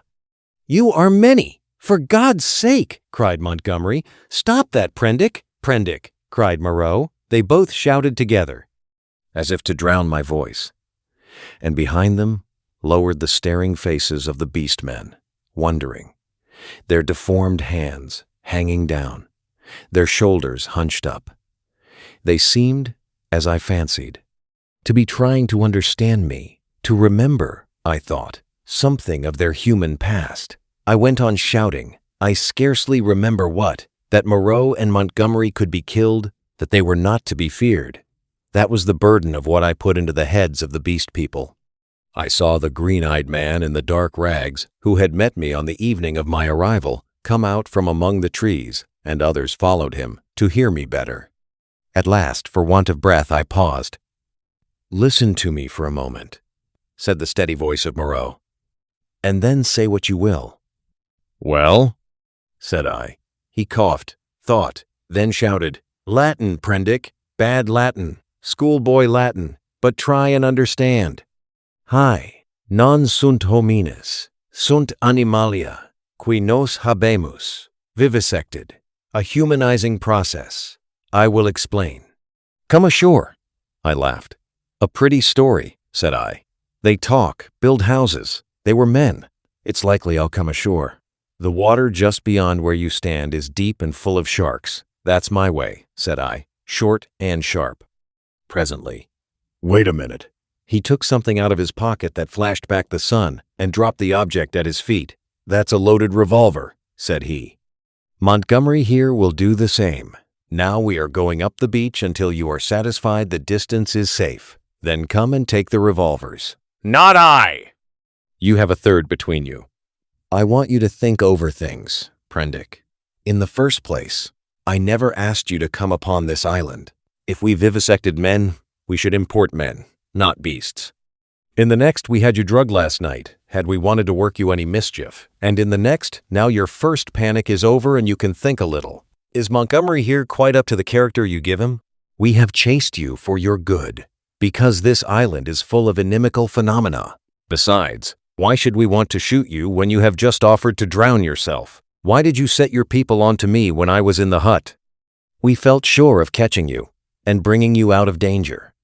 Afterwards, we drew away from the scent, for your good," I mused. "It seemed just possible. Then I remembered something again. But I saw," said I, "in the enclosure. That was the puma." "Look here, Prendick," said Montgomery. "You're a silly ass. Come out of the water and take these revolvers, and talk." "We can't do anything more than we could do now." I will confess that then, and indeed always, I distrusted and dreaded Moreau. But Montgomery was a man I felt I understood. "Go up the beach," said I, after thinking, and added, "holding your hands up." "Can't do that," said Montgomery, with an explanatory nod over his shoulder. Undignified. "Go up to the trees, then," said I. "As you please. It's a damned silly ceremony," said Montgomery. Both turned and faced the 6 or 7 grotesque creatures, who stood there in the sunlight, solid, casting shadows, moving, and yet so incredibly unreal. Montgomery cracked his whip at them, and forthwith they all turned and fled helter-skelter into the trees. And when Montgomery and Moreau were at a distance I judged sufficient, I waded ashore and picked up and examined the revolvers. To satisfy myself against the subtlest trickery, I discharged one at a round lump of lava and had the satisfaction of seeing the stone pulverized and the beach splashed with lead. Still, I hesitated for a moment. "I'll take the risk," said I, at last, and with a revolver in each hand I walked up the beach towards them. "That's better," said Moreau, without affectation. "As it is, you have wasted the best part of my day with your confounded imagination." And with a touch of contempt, which humiliated me, he and Montgomery turned and went on in silence before me. The knot of beast-men, still wondering, stood back among the trees. I passed them as serenely as possible. One started to follow me, but retreated again when Montgomery cracked his whip. The rest stood silent watching. They may once have been animals, but I never before saw an animal trying to think. 0. Dr. Moreau explains. "And now, Prendick, I will explain," said Dr. Moreau, so soon as we had eaten and drunk. "I must confess that you are the most dictatorial guest I ever entertained. I warn you that this is the last I shall do to oblige you. The next thing you threaten to commit suicide about I shan't do, even at some personal inconvenience." He sat in my deck chair, a cigar half consumed in his white, dexterous-looking fingers. The light of the swinging lamp fell on his white hair. He stared through the little window out at the starlight. I sat as far away from him as possible, the table between us and the revolvers to hand. Montgomery was not present. I did not care to be with the two of them in such a little room. "You admit that the vivisected human being, as you called it, is, after all, only the puma?" said Moreau. He had made me visit that horror in the inner room to assure myself of its inhumanity. "It is the puma," I said, "still alive, but so cut and mutilated as I pray I may never see living flesh again." "Of all vile, never mind that," said Moreau. "At least spare me those youthful horrors. Montgomery used to be just the same. You admit that it is the puma. Now be quiet while I reel off my physiological lecture to you." And forthwith, beginning in the tone of a man supremely bored, but presently warming a little, he explained his work to me. He was very simple and convincing. Now and then there was a touch of sarcasm in his voice. Presently I found myself hot with shame at our mutual positions. The creatures I had seen were not men, had never been men. They were animals, humanized animals, triumphs of vivisection. "You forget all that a skilled vivisector can do with living things," said Moreau. "For my own part, I'm puzzled why the things I have done here have not been done before. Small efforts, of course, have been made. Amputation, tongue cutting, excisions. Of course, you know, a squint may be induced or cured by surgery. Then in the case of excisions, you have all kinds of secondary changes, pigmentary disturbances, modifications of the passions, alterations in the secretion of fatty tissue. I have no doubt you have heard of these things?" "Of course," said I. "But these foul creatures of yours, all in good time," said he, waving his hand at me. "I am only beginning. Those are trivial cases of alteration. Surgery can do better things than that. There is building up, as well as breaking down and changing. You have heard, perhaps, of a common surgical operation resorted to in cases where the nose has been destroyed. A flap of skin is cut from the forehead, turned down on the nose, and heals in the new position. This is a kind of grafting in a new position of part of an animal upon itself, grafting of freshly obtained material from another. Animal is also possible. The case of teeth, for example. The grafting of skin and bone is done to facilitate healing. The surgeon places in the middle of the wound pieces of skin snipped from another animal, or fragments of bone from a victim freshly killed. Hunter's cockspur, possibly you have heard of, that flourished on the bull's neck, and the rhinoceros rats of the Algerian zoos are also to be thought of. Monsters manufactured by transferring a slip from the tail of an ordinary rat to its snout, and allowing it to heal in that position." "Monsters manufactured," said I. "Then you mean to tell me—" "Yes. These creatures you have seen are animals carven and wrought into new shapes. To the study of the plasticity of living forms, my life has been devoted. I have studied for years, gaining in knowledge as I go. I see you look horrified, and yet I am telling you nothing new. It all lay in the surface of practical anatomy years ago, but no one had the temerity to touch it. It is not simply the outward form of an animal which I can change. The physiology, the chemical rhythm of the creature, may also be made to undergo an enduring modification, of which vaccination and other methods of inoculation with living or dead matter are examples that will, no doubt, be familiar to you. A similar operation is the transfusion of blood, with which subject, indeed, I began. These are all familiar cases. Less so, and probably far more extensive, were the operations of those medieval practitioners who made dwarfs and beggar cripples, show monsters, some vestiges of whose art still remain in the preliminary manipulation of the young mountebank or contortionist. Victor Hugo gives an account of them in L'Homme qui rit, but perhaps my meaning grows plain now.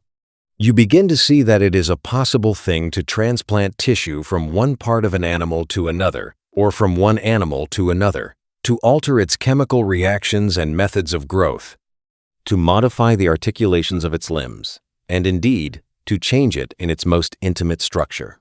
And yet this extraordinary branch of knowledge has never been sought as an end, and systematically, by modern investigators, until I took it up. Some such things have been hit upon in the last resort of surgery. Most of the kindred evidence that will recur to your mind has been demonstrated, as it were, by accident, by tyrants, by criminals, by the breeders of horses and dogs, by all kinds of untrained, clumsy-handed men working for their own immediate ends. I was the first man to take up this question armed with antiseptic surgery and with a really scientific knowledge of the laws of growth, yet one would imagine it must have been practiced in secret before.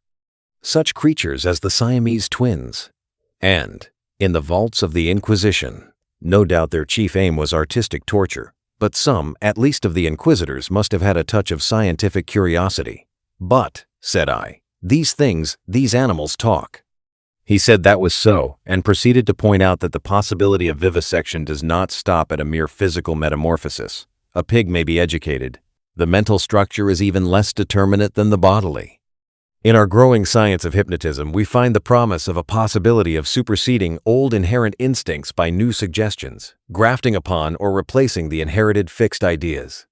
Very much indeed of what we call moral education, he said, is such an artificial modification and perversion of instinct. Pugnacity is trained into courageous self-sacrifice, and suppressed sexuality into religious emotion. And the great difference between man and monkey is in the larynx, he continued, in the incapacity to frame delicately different sound symbols by which thought could be sustained. In this I failed to agree with him, but with a certain incivility he declined to notice my objection. He repeated that the thing was so, and continued his account of his work. I asked him why he had taken the human form as a model. There seemed to me then, and there still seems to me now, a strange wickedness for that choice. He confessed that he had chosen that form by chance. I might just as well have worked to form sheep into llamas, and llamas into sheep. I suppose there is something in the human form that appeals to the artistic turn of mind more powerfully than any animal shape can. But I've not confined myself to man-making. Once or twice, he was silent, for a minute perhaps. These years, how they have slipped by. And here, I have wasted a day saving your life, and am now wasting an hour explaining myself. But, said I still do not understand. Where is your justification for inflicting all this pain? The only thing that could excuse vivisection to me would be some application. Precisely, said he. But you see, I am differently constituted. We are on different platforms. You are a materialist. I am not a materialist, I began hotly. In my view, for it is just this question of pain that parts us. So long as visible or audible pain turns you sick, so long as your own pains drive you, so long as pain underlies your propositions about sin, so long I tell you, you are an animal. Thinking a little less obscurely what an animal feels. This pain, I gave an impatient shrug at such sophistry. Oh, but it is such a little thing. A mind truly open to what science has to teach must see that it is a little thing. It may be that save in this little planet, this speck of cosmic dust, invisible long before the nearest star could be attained, it may be, I say, that nowhere else does this thing called pain occur. But the laws we feel our way towards? Why, even on this earth, even among living things, what pain is there? As he spoke, he drew a little penknife from his pocket, opened the smaller blade, and moved his chair so that I could see his thigh. Then, choosing the place deliberately, he drove the blade into his leg and withdrew it. No doubt, he said, you have seen that before. It does not hurt a pinprick. But what does it show? The capacity for pain is not needed in the muscle, and it is not placed there, is but little needed in the skin, and only here and there over the thigh is a spot capable of feeling pain. Pain is simply our intrinsic medical advisor to warn us and stimulate us. Not all living flesh is painful, nor is all nerve, not even all sensory nerve. There's no taint of pain, real pain, in the sensations of the optic nerve. If you wound the optic nerve, you merely see flashes of light, just as disease of the auditory nerve merely means a humming in our ears. Plants do not feel pain, nor the lower animals. It's possible that such animals as the starfish and crayfish do not feel pain at all. Then with men, the more intelligent they become, the more intelligently they will see after their own welfare, and the less they will need the goad to keep them out of danger. I never yet heard of a useless thing that was not ground out of existence by evolution sooner or later. Did you? And pain gets needless. Then I am a religious man, Prendick, as every sane man must be. It may be, I fancy, that I have seen more of the ways of this world's maker than you, for I have sought his laws, in my way, all my life, while you, I understand, have been collecting butterflies, and I tell you, pleasure and pain have nothing to do with heaven or hell. Pleasure and pain, bah! What is your theologian's ecstasy but Mahomet's houri in the dark? This store which men and women set on pleasure and pain, prendick, is the mark of the beast upon them, the mark of the beast from which they came. Pain, pain, and pleasure. They are for us only so long as we wriggle in the dust. You see, I went on with this research just the way it led me. That is the only way I ever heard of true research going. I asked a question, devised some method of obtaining an answer, and got a fresh question. Was this possible or that possible?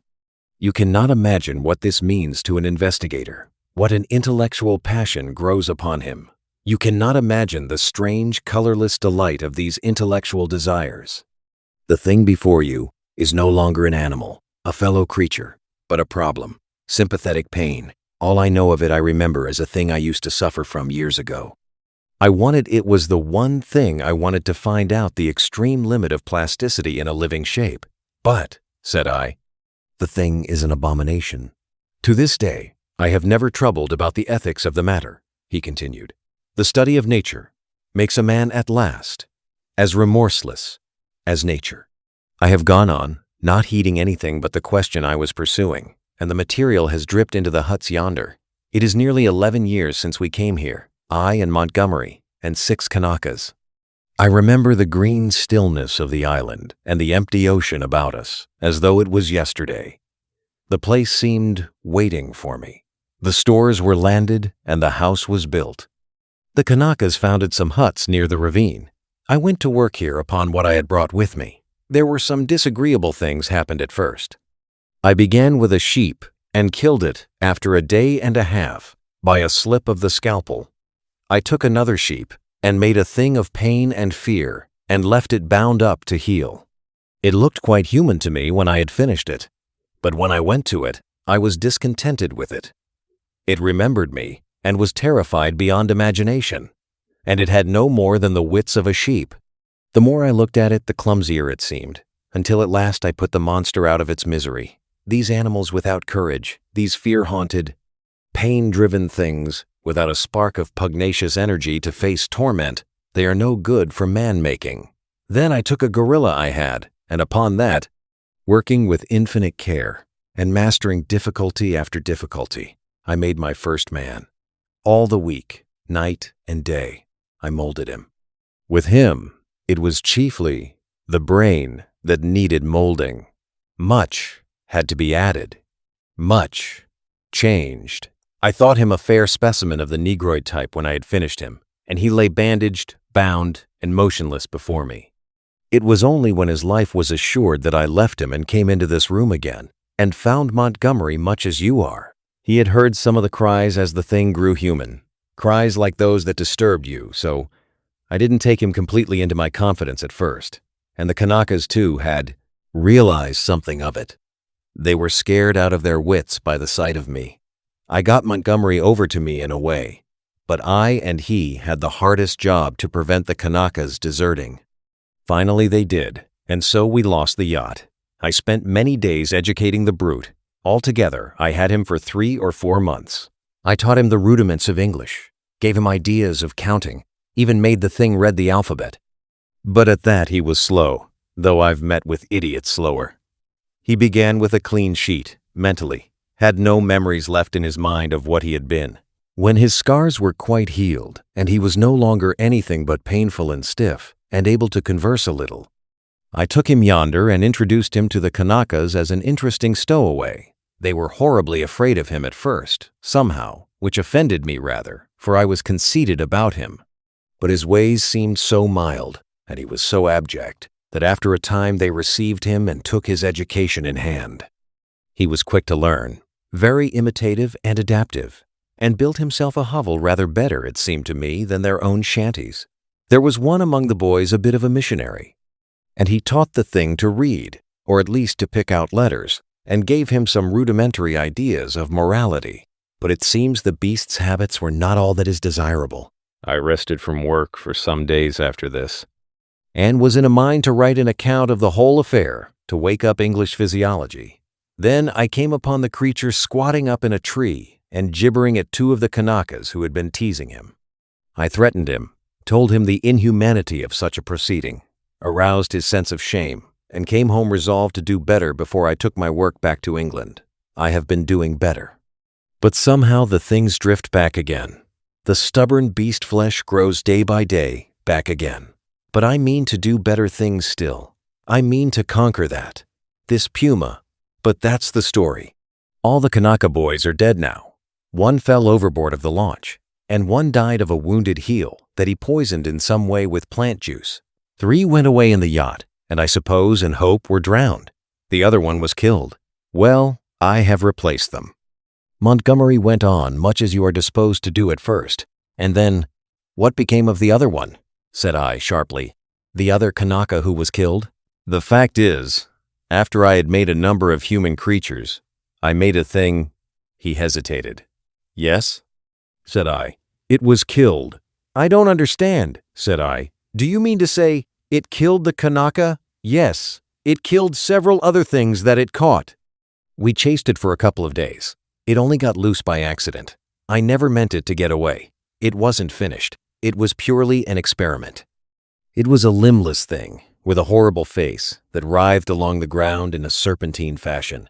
It was immensely strong and in infuriating pain. It lurked in the woods for some days, until we hunted it, and then it wriggled into the northern part of the island, and we divided the party to close in upon it. Montgomery insisted upon coming with me. The man had a rifle, and when his body was found, one of the barrels was curved into the shape of an S and very nearly bitten through. Montgomery shot the thing. After that, I stuck to the ideal of humanity, except for little things. He became silent. I sat in silence, watching his face. So for 20 years altogether, counting 9 years in England, I have been going on, and there is still something in everything I do that defeats me, makes me dissatisfied, challenges me to further effort. Sometimes I rise above my level. Sometimes I fall below it. But always I fall short of the things I dream. The human shape I can get now, almost with ease, so that it is lithe and graceful, or thick and strong. But often there is trouble with the hands and the claws, painful things, that I dare not shape too freely. But it is in the subtle grafting and reshaping one must needs due to the brain that my trouble lies. The intelligence is often oddly low, with unaccountable blank ends, unexpected gaps. And least satisfactory of all is something that I cannot touch, somewhere I cannot determine where in the seat of the emotions. Cravings, instincts, desires that harm humanity. A strange hidden reservoir to burst forth suddenly and inundate the whole being of the creature with anger, hate, or fear. These creatures of mine seem strange and uncanny to you so soon as you began to observe them. But to me, just after I make them, they seem to be indisputably human beings. It's afterwards, as I observe them, that the persuasion fades. First one animal trait, then another, creeps to the surface and stares out at me. But I will conquer yet. Each time I dip a living creature into the bath of burning pain, I say, this time I will burn out all the animal. This time I will make a rational creature of my own. After all, what is 10 years? Men have been 100,000 in the making, he thought darkly. But I am drawing near the fastness, this puma of mine. After a silence, and they revert. As soon as my hand is taken from them, the beast begins to creep back, begins to assert itself again. Another long silence. Then you take the things you make into those dens, said I. They go. I turn them out when I begin to feel the beast in them, and presently they wander there. They all dread this house and me. There is a kind of travesty of humanity over there. Montgomery knows about it, for he interferes in their affairs. He has trained 1 or 2 of them to our service. He's ashamed of it, but I believe he half likes some of those beasts. It's his business, not mine. They only sicken me with a sense of failure. I take no interest in them. I fancy they follow in the lines the Kanaka missionary marked out, and have a kind of mockery of a rational life, poor beasts. There's something they call the law. Sing hymns about all thine. They build themselves their dens, gather fruit, and pull herbs merry even. But I can see through it all, see into their very souls. and see there nothing but the souls of beasts, beasts that perish, anger, and the lusts to live and gratify themselves. Yet they're odd.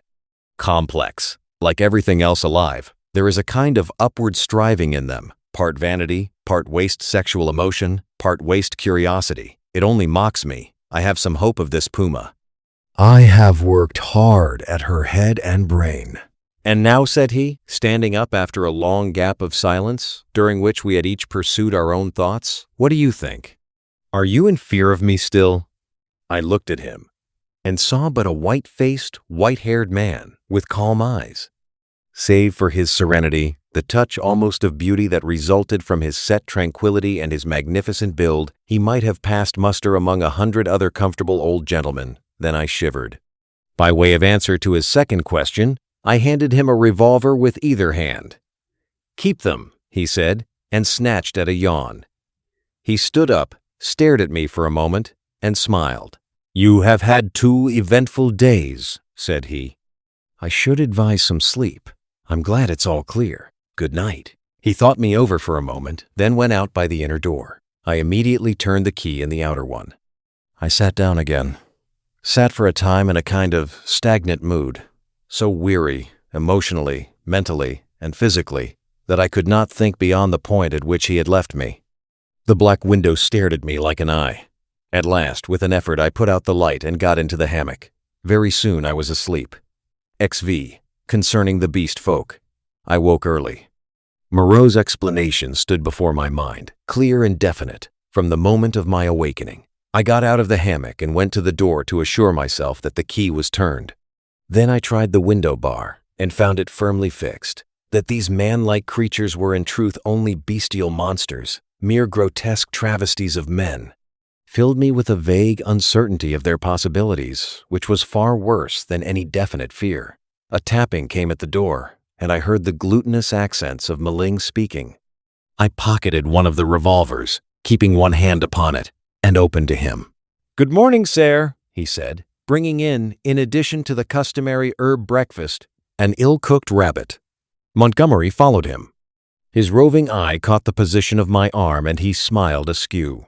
The puma was resting to heal that day, but Moreau, who was singularly solitary in his habits, did not join us. I talked with Montgomery to clear my ideas of the way in which the beast folk lived. In particular, I was urgent to know how these inhuman monsters were kept from falling upon Moreau and Montgomery and from rending one another. He explained to me that the comparative safety of Moreau and himself was due to the limited mental scope of these monsters. In spite of their increased intelligence and the tendency of their animal instincts to reawaken, they had certain fixed ideas implanted by Moreau in their minds, which absolutely bounded their imaginations. They were really hypnotized, had been told that certain things were impossible, and that certain things were not to be done. And these prohibitions were woven into the texture of their minds beyond any possibility of disobedience or dispute. Certain matters, however, in which old instinct was at war with Moreau's convenience, were in a less stable condition. A series of propositions, called the law, I had already heard them recited, battled in their minds with the deep-seated, ever-rebellious cravings of their animal natures. This law they were ever repeating, I found, and ever breaking. Both Montgomery and Moreau displayed particular solicitude to keep them ignorant of the taste of blood. They feared the inevitable suggestions of that flavor. Montgomery told me that the law, especially among the feline beast people, became oddly weakened about nightfall, that then the animal was at its strongest, that a spirit of adventure sprang up in them at the dusk, when they would dare things they never seemed to dream about by day. To that I owed my stalking by the leopard man on the night of my arrival. But during these earlier days of my stay, they broke the law only furtively, and after dark, in Francis. The daylight there was a general atmosphere of respect for its multifarious prohibitions. And here perhaps I may give a few general facts about the island and the beast people. The island, which was of irregular outline and lay low upon the wide sea, had a total area, I suppose, of 7 or 8 square miles. 2. It was volcanic in origin, and was now fringed on 3 sides by coral reefs. Some fumaroles to the northward, and a hot spring, were the only vestiges of the forces that had long since originated it. Now and then, a faint quiver of earthquake would be sensible, and sometimes the ascent of the spire of smoke would be rendered tumultuous by gusts of steam, but that was all.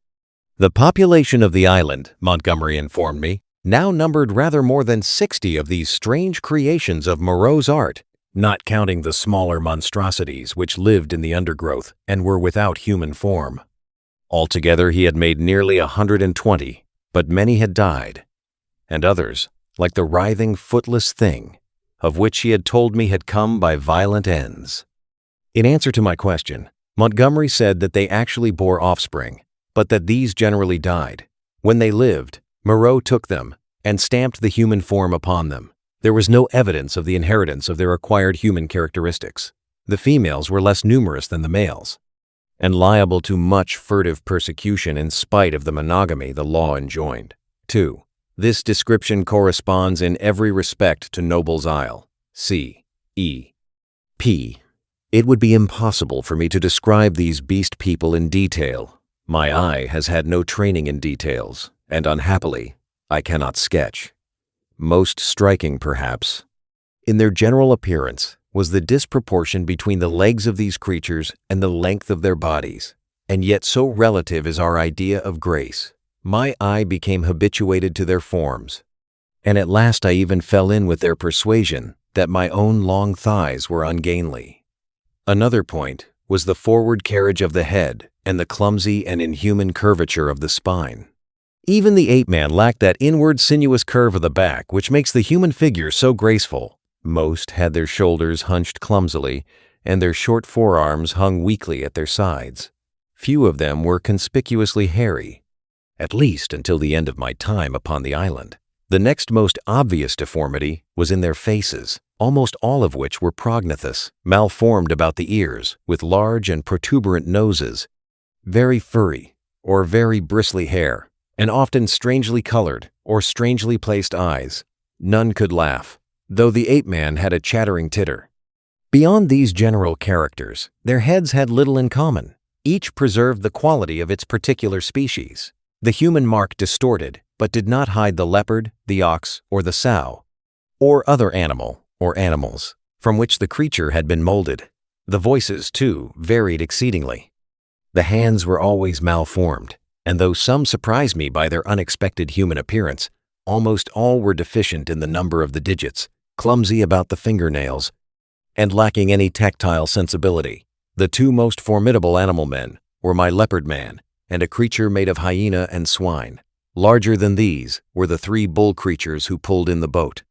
Then came the silvery hairy man, who was also the sayer of the law, Mling, and a satyr-like creature of ape and goat. There were 3 swine men and a swine woman, a mare rhinoceros creature, and several other females whose sources I did not ascertain. There were several wolf creatures, a bear bull, and a Saint Bernard man. I have already described the ape man, and there was a particularly hateful and evil-smelling old woman made of vixen and bear, whom I hated from the beginning. She was said to be a passionate votary of the law. Smaller creatures were certain dappled youths, and my little sloth creature. But enough of this catalogue. At first I had a shivering horror of the brutes, felt all too keenly that they were still brutes, but insensibly I became a little habituated to the idea of them. And moreover, I was affected by Montgomery's attitude towards them. He had been with them so long that he had come to regard them as almost normal human beings. His London days seemed a glorious, impossible past to him. Only once in a year or so did he go to Africa to deal with Moreau's agent, a trader in animals there. He hardly met the finest type of mankind in that seafaring village of Spanish mongrels. The men aboard ship, he told me, seemed at first just as strange to him as the beast men seemed to me, unnaturally long in the leg, flat in the face, prominent in the forehead, suspicious, dangerous, and cold-hearted. In fact, he did not like men. His heart had warmed to me, he thought, because he had saved my life. I fancied even then that he had a sneaking kindness for some of these metamorphosed brutes, a vicious sympathy with some of their ways, but that he attempted to veil it from me at first. Mling, the black-faced man, Montgomery's attendant, the first of the Beast folk I had encountered did not live with the others across the island, but in a small kennel at the back of the enclosure. The creature was scarcely so intelligent as the ape-man, but far more docile, and the most human-looking of all the beast folk. And Montgomery had trained it to prepare food, and indeed to discharge all the trivial domestic offices that were required. It was a complex trophy of Moreau's horrible skill, a bear tainted with dog and ox, and one of the most elaborately made of all his creatures. It treated Montgomery with a strange tenderness and devotion. Sometimes he would notice it, pat it, call it half-mocking, half-jocular names, and so make it caper with extraordinary delight. Sometimes he would ill-treat it, especially after he had been at the whiskey, kicking it, beating it, pelting it with stones or lighted fusees. But whether he treated it well or ill, it loved nothing so much as to be near him. I say I became habituated to the beast people. That 1,000 things which had seemed unnatural and repulsive speedily became natural and ordinary to me. I suppose everything in existence takes its color from the average hue of our surroundings. Montgomery and Moreau were too peculiar an individual to keep my general impressions of humanity well defined. I would see one of the clumsy bovine creatures who worked the launch treading heavily through the undergrowth, and find myself asking, trying hard to recall, how he differed from some really human yokel trudging home from his mechanical labors. Or I would meet the fox-bear woman's vulpine, shifty face, strangely human in its speculative cunning, and even imagine I had met it before in some city byway. Yet every now and then the beast would flash out upon me beyond doubt or denial. An ugly-looking man, a hunchbacked human savage to all appearance, squatting in the aperture of one of the dens, would stretch his arms and yawn, showing with startling suddenness scissor-edged incisors and saber-like canines, keen and brilliant as knives. Or in some narrow pathway, glancing with a transitory, daring into the eyes of some lithe, white-swathed female figure, I would suddenly see, with a spasmodic revulsion, that she had slit-like pupils, or glancing down note the curving nail with which she held her shapeless wrap about her. It is a curious thing, by the by, for which I am quite unable to account, that these weird creatures, the females, had in the earlier days of my stay an instinctive sense of their own repulsive clumsiness, and displayed in consequence a more than human regard for the decency and decorum of extensive costume. X10. How the beast folk taste blood. My inexperience as a writer betrays me, and I wander from the thread of my story. After I had breakfasted with Montgomery, he took me across the island to see the fumarole and the source of the hot spring into whose scalding waters I had blundered on the previous day. Both of us carried whips and loaded revolvers. While going through a leafy jungle on our road thither, we heard a rabbit squealing. We stopped and listened, but we heard no more. And presently we went on our way, and the incident dropped out of our minds.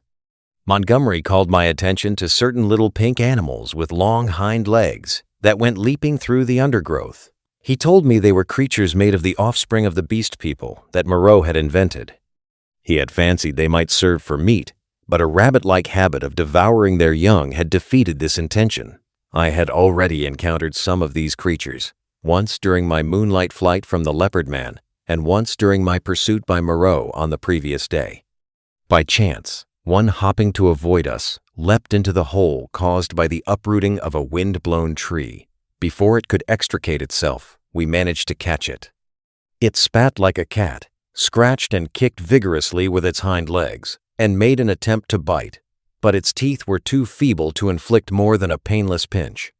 It seemed to me rather a pretty little creature, and as Montgomery stated that it never destroyed the turf by burrowing, and was very cleanly in its habits, I should imagine it might prove a convenient substitute for the common rabbit in gentlemen's parks. We also saw on our way the trunk of a tree barked in long strips and splintered deeply.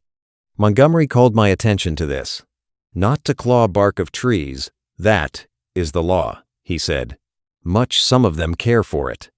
It was after this, I think, that we met the satyr and the ape-man. The satyr was a gleam of classical memory on the part of Moreau, his face ovine in expression, like the coarser Hebrew type, his voice a harsh bleat, his nether extremities satanic, He was gnawing the husk of a pod-like fruit as he passed us. Both of them saluted Montgomery. "Hail," said they, "to the other with the whip." "There's a third with a whip now," said Montgomery. "So you'd better mind." "Was he not made?" said the ape-man. He said he was made." The satyr man looked curiously at me. "The third with the whip, he that walks weeping into the sea, has a thin white face. He has a thin long whip," said Montgomery. "Yesterday he bled and wept," said the satyr. "You never bleed nor weep. The master does not bleed or weep. Allendorfian beggar," said Montgomery. "You'll bleed and weep if you don't look out." "He has 5 fingers. He is a 5-man like me," said the ape-man. "Come along, Prendick," said Montgomery, taking my arm. And I went on with him. The satyr and the ape-man stood watching us and making other remarks to each other. "He says nothing," said the satyr. "Men have voices. Yesterday he asked me of things to eat," said the ape-man. He did not know. Then they spoke inaudible things, and I heard the satyr laughing. It was on our way back that we came upon the dead rabbit. The red body of the wretched little beast was rent to pieces, many of the ribs stripped white, and the backbone indisputably gnawed. At that Montgomery stopped. "Good God!" said he, stooping down and picking up some of the crushed vertebrae to examine them more closely. "Good God!" he repeated. "What can this mean?" "Some carnivore of yours has remembered its old habits," I said after a pause. "This backbone has been bitten through." He stood staring, with his face white and his lip pulled askew. "I don't like this," he said slowly. "I saw something of the same kind," said I, "the first day I came here." "The devil you did! What was it?" "A rabbit, with its head twisted off." "The day you came here?" "The day I came here. In the undergrowth at the back of the enclosure, when I went out in the evening." The head was completely wrung off. He gave a long, low whistle. "And what is more, I have an idea which of your brutes did the thing. It's only a suspicion, you know. Before I came on the rabbit, I saw one of your monsters drinking in the stream." "Sucking his drink?" "Yes. Not to suck your drink. That is the law. Much the brutes care for the law, eh? When Moreau's not about. It was the brute who chased me." "Of course," said Montgomery. "It's just the way with carnivores. After a kill, they drink. It's the taste of blood, you know. What was the brute like?" he continued. "Would you know him again?" He glanced about us, standing astride over the mess of dead rabbit, his eyes roving among the shadows and screens of greenery, the lurking places and ambuscades of the forest that bounded us in. "The taste of blood," he said again. He took out his revolver, examined the cartridges in it, and replaced it. Then he began to pull at his dropping lip. "I think I should know the brute again," I said. I stunned him. He ought to have a handsome bruise on the forehead of him. "But then we have to prove that he killed the rabbit," said Montgomery. "I wish I'd never brought the things here. I should have gone on." But he stayed there thinking over the mangled rabbit in a puzzle-headed way. As it was, I went to such a distance that the rabbit's remains were hidden. "Come on," I said. Presently he woke up and came towards me. "You see," he said, almost in a whisper, "they are all supposed to have a fixed idea against eating anything that runs on land. If some brute has by any accident tasted blood." We went on some way in silence.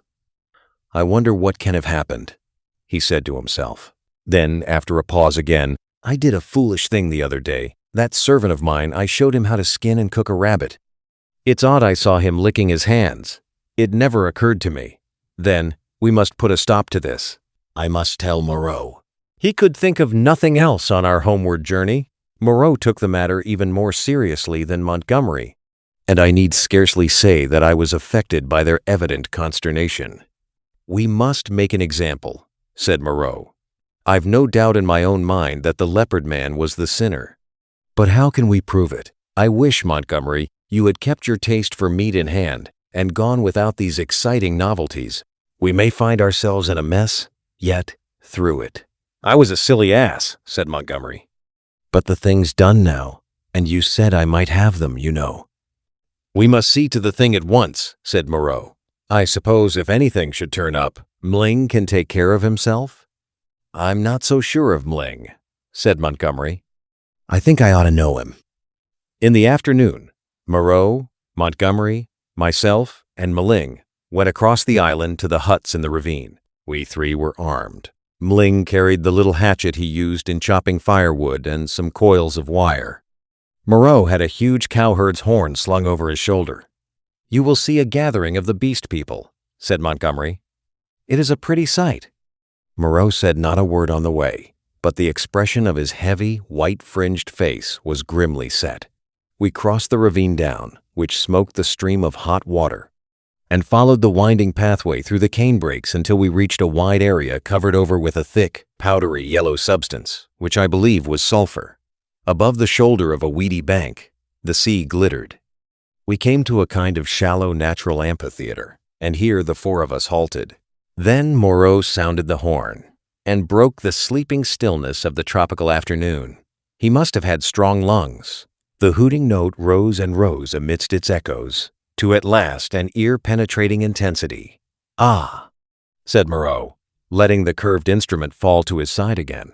Immediately there was a crashing through the yellow canes, and a sound of voices from the dense green jungle that marked the morass through which I had run on the previous day.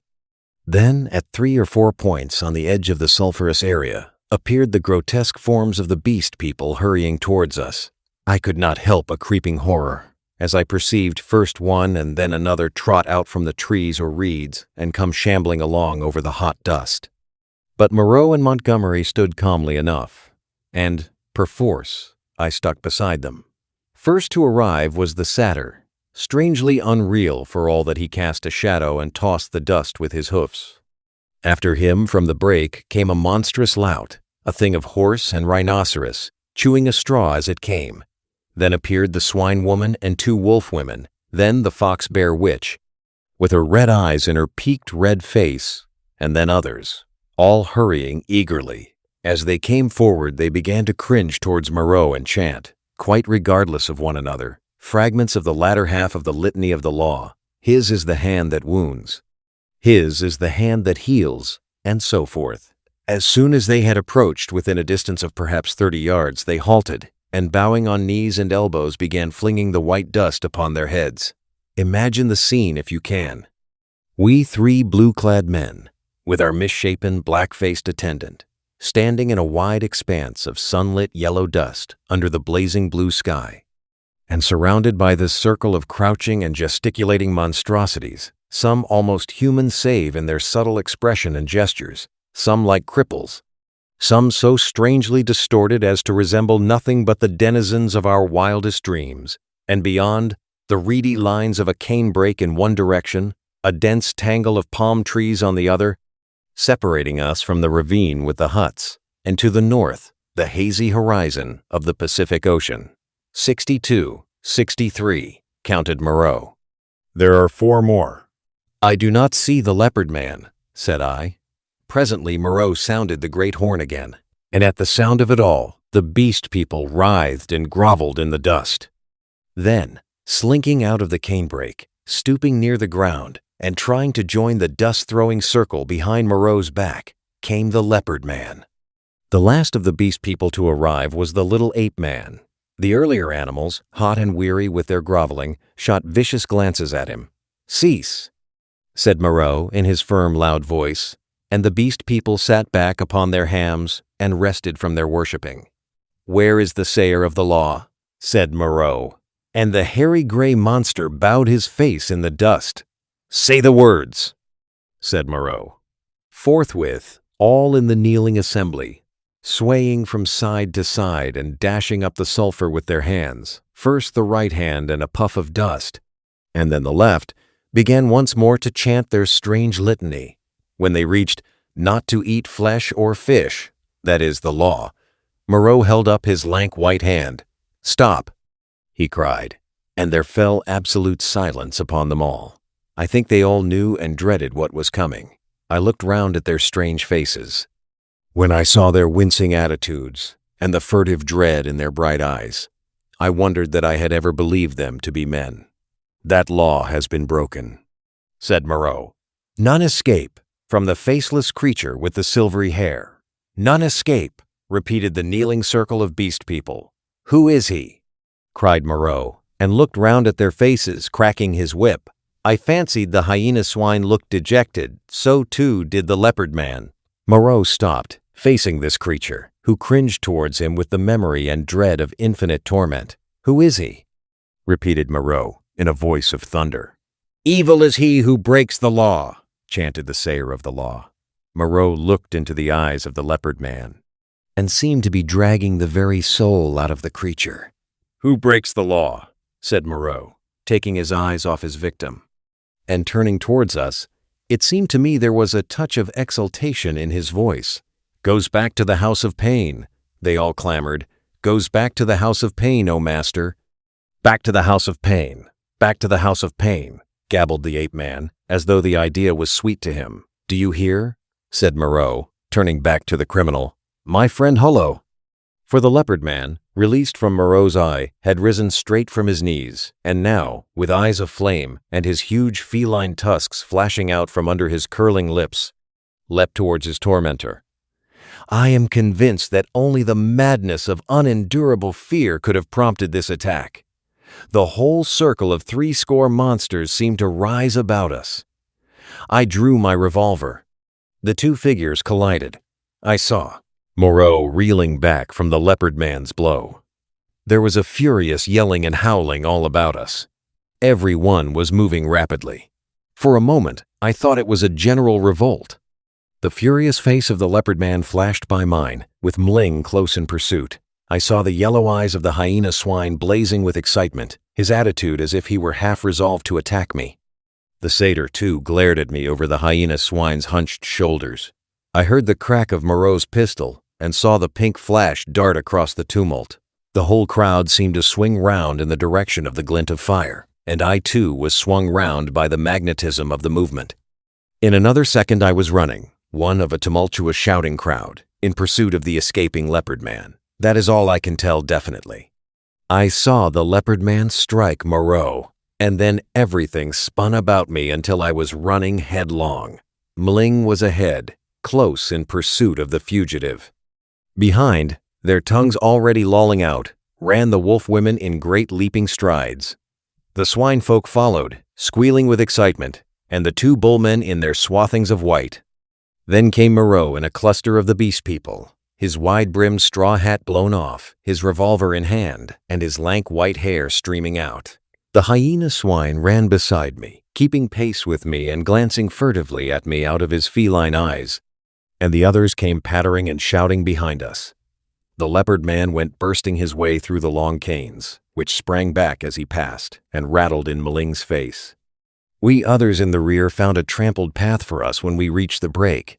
The chase lay through the break for perhaps 1/4 of a mile, and then plunged into a dense thicket, which retarded our movements exceedingly, though we went through it in a crowd together, fronds flicking into our faces, ropey creepers catching us under the chin or gripping our ankles, thorny plants hooking into and tearing cloth and flesh together. "He has gone on all fours through this," panted Moreau. Now just ahead of me. "None escape," said the wolf bear, laughing into my face with the exultation of hunting. We burst out again among rocks, and saw the quarry ahead, running lightly on all fours, and snarling at us over his shoulder. At that, the wolf folk howled with delight. The thing was still clothed, and at a distance, its face still seemed human, but the carriage of its 4 limbs was feline, and the furtive droop of its shoulder was distinctly that of a hunted animal. It leapt over some thorny yellow flowering bushes, and was hidden. Mling was halfway across the space. Most of us now had lost the first speed of the chase, and had fallen into a longer and steadier stride. I saw as we traversed the open that the pursuit was now spreading from a column into a line. The hyena swine still ran close to me, watching me as it ran, every now and then puckering its muzzle with a snarling laugh. At the edge of the rocks, the leopard man, realizing that he was making for the projecting cape upon which he had stalked me on the night of my arrival, had doubled in the undergrowth. But Montgomery had seen the maneuver, and turned him again.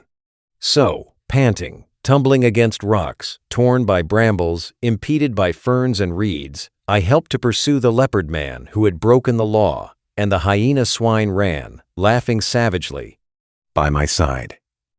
I staggered on, my head reeling and my heart beating against my ribs, tired almost to death, and yet not daring to lose sight of the chase lest I should be left alone with this horrible companion. I staggered on, in spite of infinite fatigue and the dense heat of the tropical afternoon. At last, the fury of the hunt slackened. We had pinned the wretched brute into a corner of the island. Moreau, whip in hand, marshaled us all into an irregular line, and we advanced now slowly, shouting to one another as we advanced and tightening the cordon about our victim. He lurked noiseless and invisible in the bushes through which I had run from him during that midnight pursuit. "Steady!" cried Moreau. "Steady!" As the ends of the line crept round the tangle of undergrowth and hemmed the brute in. "Where a rush?" came the voice of Montgomery from beyond the thicket. I was on the slope above the bushes. Montgomery and Moreau beat along the beach beneath. Slowly we pushed in among the fretted network of branches and leaves. The quarry was silent. "Back to the House of Pain! The House of Pain! The House of Pain!" yelped the voice of the ape-man, some 20 yards to the right. When I heard that, I forgave the poor wretch all the fear he had inspired in me. I heard the twig snap and the boughs swish aside before the heavy tread of the horse rhinoceros upon my right. Then suddenly, through a polygon of green, in the half-darkness under the luxuriant growth, I saw the creature we were hunting. I halted. He was crouched together into the smallest possible compass, his luminous green eyes turned over his shoulder regarding me. It may seem a strange contradiction in me. I cannot explain the fact, but now, seeing the creature there, in a perfectly animal attitude, with the light gleaming in its eyes and its imperfectly human face distorted with terror, I realized again the fact of its humanity. In another moment, other of its pursuers would see it, and it would be overpowered and captured to experience once more the horrible tortures of the enclosure. Abruptly, I slipped out my revolver, aimed between its terror-struck eyes, and fired. As I did so, the hyena swine saw the thing and flung itself upon it with an eager cry, thrusting thirsty teeth into its neck. All about me! The green masses of the thicket were swaying and cracking as the beast people came rushing together. One face and then another appeared. "Don't kill it, Prendick!" cried Moreau. "Don't kill it!" And I saw him stooping as he pushed through under the fronds of the big ferns. In another moment, he had beaten off the hyena swine with the handle of his whip, and he and Montgomery were keeping away the excited carnivorous beast people, and particularly Mling, from the still quivering body. The hairy gray thing came sniffing at the corpse under my arm. The other animals, in their animal ardor, jostled me to get a nearer view. "Confound you, Prendick," said Moreau. "I wanted him." "I'm sorry," said I, though I was not. It was the impulse of the moment. I felt sick with exertion and excitement. Turning, I pushed my way out of the crowding beast people and went on alone up the slope towards the higher part of the headland. Under the shouted directions of Moreau, I heard the 3 white-swathed bullmen begin dragging the victim down towards the water. It was easy now for me to be alone. The beast people manifested a quite human curiosity about the dead body and followed it in a thick knot, sniffing and growling at it as the bullmen dragged it down the beach. I went to the headland and watched the bullmen, quote, black against the evening sky as they carried the weighted dead body out to sea. And like a wave across my mind came the realization of the unspeakable aimlessness of things upon the island. Upon the beach among the rocks beneath me were the ape-man, the hyena swine, and several other of the beast people, standing about Montgomery and Moreau. They were all still intensely excited, and all overflowing with noisy expressions of their loyalty to the law. Yet I felt an absolute assurance in my own mind that the hyena swine was implicated in the rabbit killing. A strange persuasion came upon me that, save for the grossness of the line, the grotesqueness of the forms, I had here before me the whole balance of human life in miniature, the whole interplay of instinct, reason, and fate in its simplest form. The leopard man had happened to go under. That was all the difference. Poor brute. Poor brutes. I began to see the viler aspect of Moreau's cruelty. I had not thought before of the pain and trouble that came to these poor victims after they had passed from Moreau's hands. I had shivered only at the days of actual torment in the enclosure. But now that seemed to me the lesser part. Before, they had been beasts, their instincts fitly adapted to their surroundings, and happy as living things may be. Now they stumbled in the shackles of humanity, lived in a fear that never died, fretted by a law they could not understand. Their mock-human existence, begun in an agony, was one long internal struggle, one long dread of Moreau. And for what? It was the wantonness of it that stirred me. Had Moreau had any intelligible object, I could have sympathized at least a little with him. I am not so squeamish about pain as that. I could have forgiven him a little even, had his motive been only hate.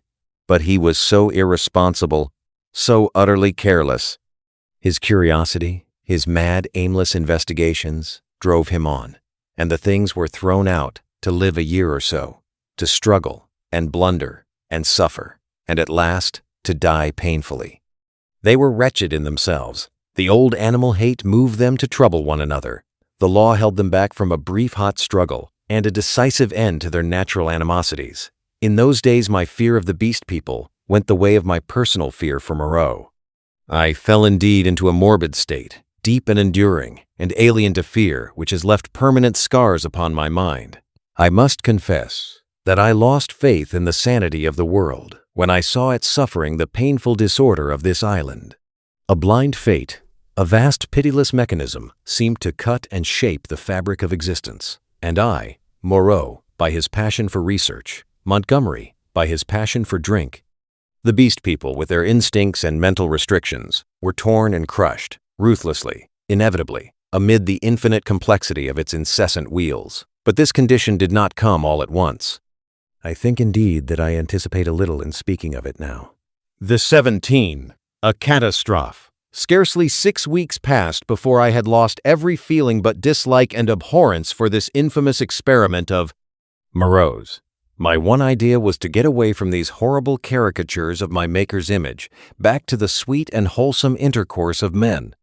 My fellow creatures, from whom I was thus separated, began to assume idyllic virtue and beauty in my memory. My first friendship with Montgomery did not increase. His long separation from humanity, his secret vice of drunkenness, his evident sympathy with the beast people, tainted him to me. Several times I let him go alone among them. I avoided intercourse with them in every possible way. I spent an increasing proportion of my time upon the beach, looking for some liberating sail that never appeared, until one day there fell upon us an appalling disaster, which put an altogether different aspect upon my strange surroundings. It was about 7 or 8 weeks after my landing, rather more, I think, though I had not troubled to keep account of the time when this catastrophe occurred. It happened in the early morning, I should think about 6. I had risen and breakfasted early, having been aroused by the noise of 3 beast men carrying wood into the enclosure. After breakfast, I went to the open gateway of the enclosure and stood there smoking a cigarette and enjoying the freshness of the early morning. Moreau presently came round the corner of the enclosure and greeted me. He passed by me, and I heard him behind me unlock and enter his laboratory. So indurated was I at that time to the abomination of the place that I heard without a touch of emotion the puma victim begin another day of torture. It met its persecutor with a shriek, almost exactly like that of an angry virago. Then suddenly something happened. I do not know what, to this day. I heard a short, sharp cry behind me, a fall, and turning saw an awful face rushing upon me, not human, not animal, but hellish, brown, seamed with red branching scars, red drops starting out upon it, and the lidless eyes ablaze. I threw up my arm to defend myself from the blow that flung me headlong with a broken forearm, and the great monster, swathed in lint, and with red-stained bandages fluttering about it, leapt over me and passed. I rolled over and over down the beach, tried to sit up, and collapsed upon my broken arm. Then Moreau appeared, his massive white face all the more terrible for the blood that trickled from his forehead. He carried a revolver in one hand. He scarcely glanced at me, but rushed off at once in pursuit of the puma. I tried the other arm and sat up.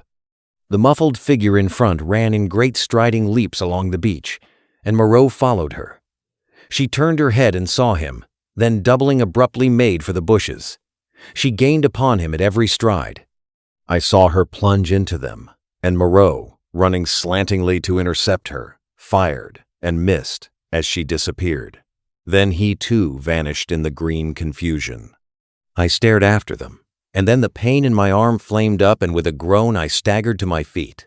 Montgomery appeared in the doorway, dressed, and with his revolver in his hand. "Great God, Prendick," he said, not noticing that I was hurt. "That brute's loose! Tore the fetter out of the wall! Have you seen them?" Then sharply, seeing I gripped my arm, "What's the matter?" "I was standing in the doorway," said I.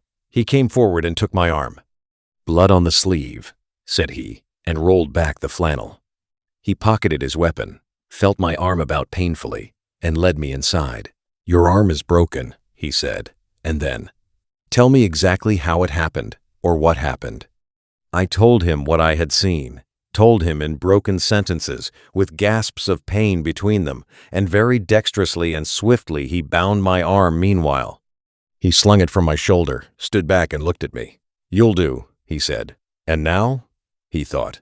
Then he went out and locked the gates of the enclosure. He was absent some time. I was chiefly concerned about my arm. The incident seemed merely one more of many horrible things. I sat down in the deck chair, and I must admit swore heartily at the island. The first dull feeling of injury in my arm had already given way to a burning pain when Montgomery reappeared. His face was rather pale, and he showed more of his lower gums than ever. "I can neither see nor hear anything of him," he said. "I've been thinking he may want my help." He stared at me with his expressionless eyes. "That was a strong brute," he said. "It simply wrenched its fetter out of the wall." He went to the window, then to the door, and there turned to me. "I shall go after him," he said. "There's another revolver I can leave with you. To tell you the truth, I feel anxious somehow." He obtained the weapon and put it ready to my hand on the table, then went out, leaving a restless contagion in the air. I did not sit long after he left, but took the revolver in hand and went to the doorway. The morning was as still as death. Not a whisper of wind was stirring. The sea was like polished glass, the sky empty, the beach desolate. In my half-excited, half-feverish state, this stillness of things oppressed me. I tried to whistle, and the tune died away. I swore again, the second time that morning. Then I went to the corner of the enclosure and stared inland at the green bush that had swallowed up Moreau and Montgomery. When would they return, and how?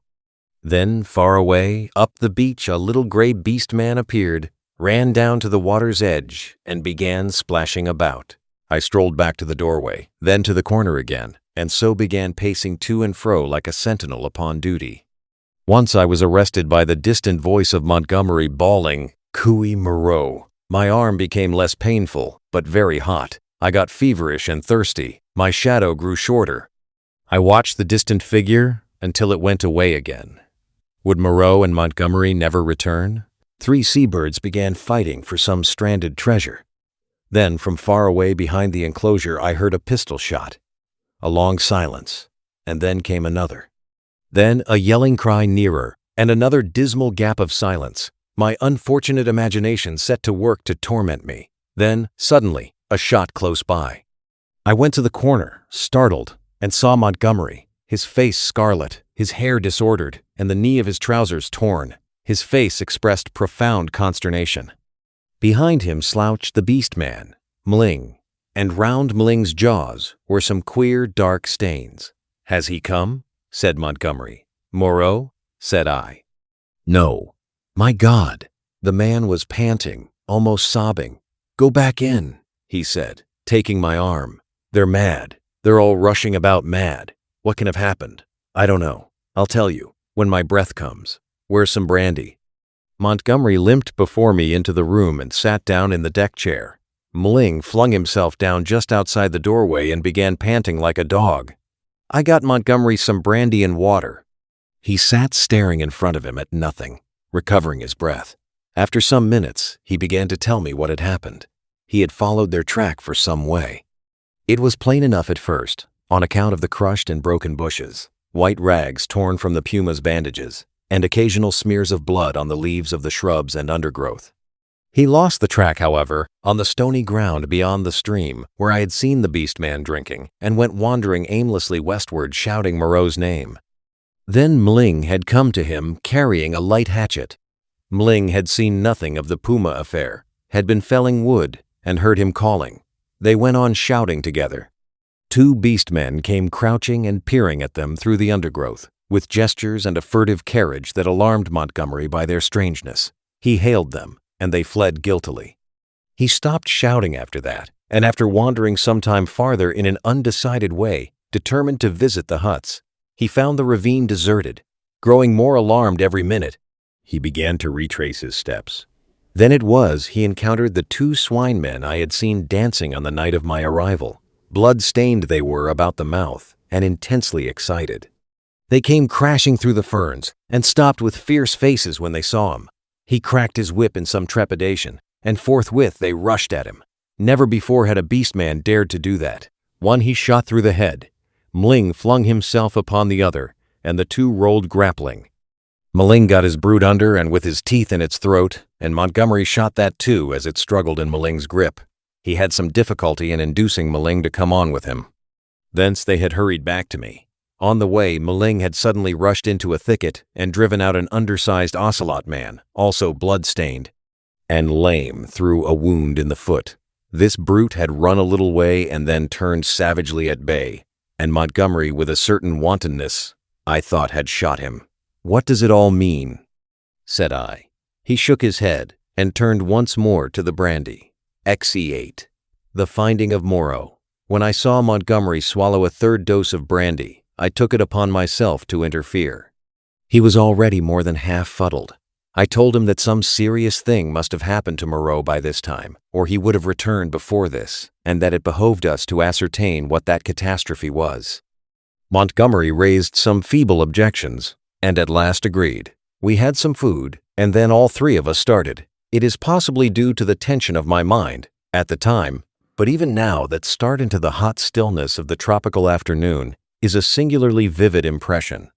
Mling went first, his shoulder hunched, his strange black head moving with quick starts as he peered first on this side of the way and then on that. He was unarmed. His axe he had dropped when he encountered the swine man. Teeth were his weapons when it came to fighting. Montgomery followed with stumbling footsteps, his hands in his pockets, his face downcast. He was in a state of muddled sullenness with me on account of the brandy. My left arm was in a sling. It was lucky it was my left, and I carried my revolver in my right. Soon we traced a narrow path through the wild luxuriance of the island, going northwestward, and presently Mling stopped and became rigid with watchfulness. Montgomery almost staggered into him, and then stopped too. Then, listening intently, we heard coming through the trees the sound of voices and footsteps approaching us. "He is dead," said a deep, vibrating voice. "He is not dead. He is not dead," jabbered another. We saw," said several voices. "Hool, low," suddenly shouted Montgomery. "Hello, there, confound you," said I, and gripped my pistol. There was a silence, then a crashing among the interlacing vegetation, first here, then there, and then half a dozen faces appeared, strange faces, lit by a strange light. Mling made a growling noise in his throat. I recognized the ape-man. I had indeed already identified his voice, and 2 of the white-swathed, brown-featured creatures I had seen in Montgomery's boat. With these were the 2 dappled brutes, and that gray, horribly crooked creature who said the law, with gray hair streaming down its cheeks, heavy gray eyebrows, and gray locks pouring off from a central parting upon its sloping forehead, a heavy, faceless thing with strange red eyes, looking at us curiously from amidst the green. For a space, no one spoke. Then Montgomery hiccoughed. "Who said he was dead?" The monkey man looked guiltily at the hairy gray thing. "He is dead," said this monster. They saw. There was nothing threatening about this detachment, at any rate. They seemed awe-stricken and puzzled. "Where is he?" said Montgomery. "Beyond," and the gray creature pointed. "Is there a law now?" asked the monkey man. "Is it still to be this and that? Is he dead indeed?" "Is there a law?" repeated the man in white. Is there a law, thou other with the whip? He is dead, said the hairy gray thing. And they all stood watching us. Prendick, said Montgomery, turning his dull eyes to me. He's dead, evidently. I had been standing behind him during this colloquy. I began to see how things lay with them. I suddenly stepped in front of Montgomery and lifted up my voice. Children of the law, I said. He is not dead. Mling turned his sharp eyes on me. He has changed his shape. He has changed his body, I went on. For a time you will not see him. He is there, I pointed upward, where he can watch you. You cannot see him, but he can see you. Fear the law. I looked at them squarely. They flinched. He is great. He is good, said the ape-man, peering fearfully upward among the dense trees. And the other thing? I demanded. The thing that bled and ran screaming and sobbing. That is dead too, said the gray thing, still regarding me. That's well, grunted Montgomery. The other with the whip, began the gray thing. Well, said I, said he was dead. But Montgomery was still sober enough to understand my motive in denying Moreau's death. He is not dead, he said slowly. Not dead at all. No more dead than I am. Some, said I, have broken the law. They will die. Some have died. Show us now where his old body lies, the body he cast away because he had no more need of it. It is this way. Man who walked in the sea, said the gray thing. And with these 6 creatures guiding us, we went through the tumult of ferns and creepers and tree stems towards the northwest. Then came a yelling, a crashing among the branches, and a little pink homunculus rushed by us, shrieking.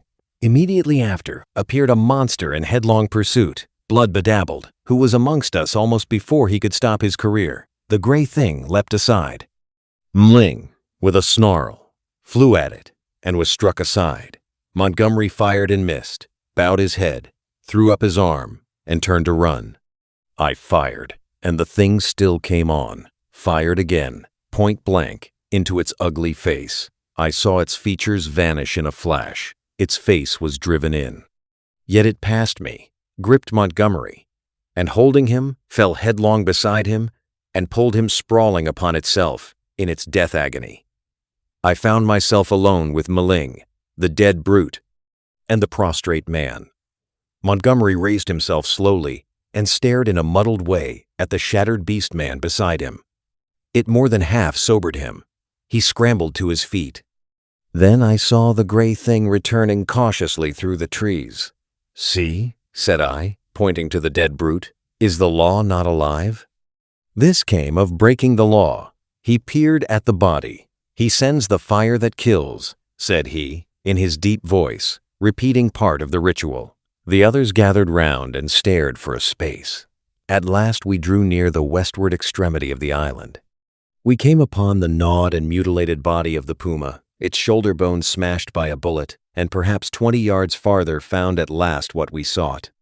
Moreau lay face downward in a trampled space in a canebrake. One hand was almost severed at the wrist and his silvery hair was dabbled in blood. His head had been battered in by the fetters of the puma. The broken canes beneath him were smeared with blood. His revolver we could not find. Montgomery turned him over, resting at intervals, and with the help of the 7 beast people, for he was a heavy man, we carried Moreau back to the enclosure. The night was darkling. Twice we heard unseen creatures howling and shrieking past our little band, and once the little pink sloth creature appeared and stared at us, and vanished again. But we were not attacked again. At the gates of the enclosure, our company of beast people left us, Mling going with the rest. We locked ourselves in, and then took Moreau's mangled body into the yard and laid it upon a pile of brushwood. Then we went into the laboratory and put an end to all we found living there. XIX. Montgomery's bank holiday. When this was accomplished, and we had washed and eaten, Montgomery and I went into my little room and seriously discussed our position for the first time. It was then near midnight. He was almost sober, but greatly disturbed in his mind.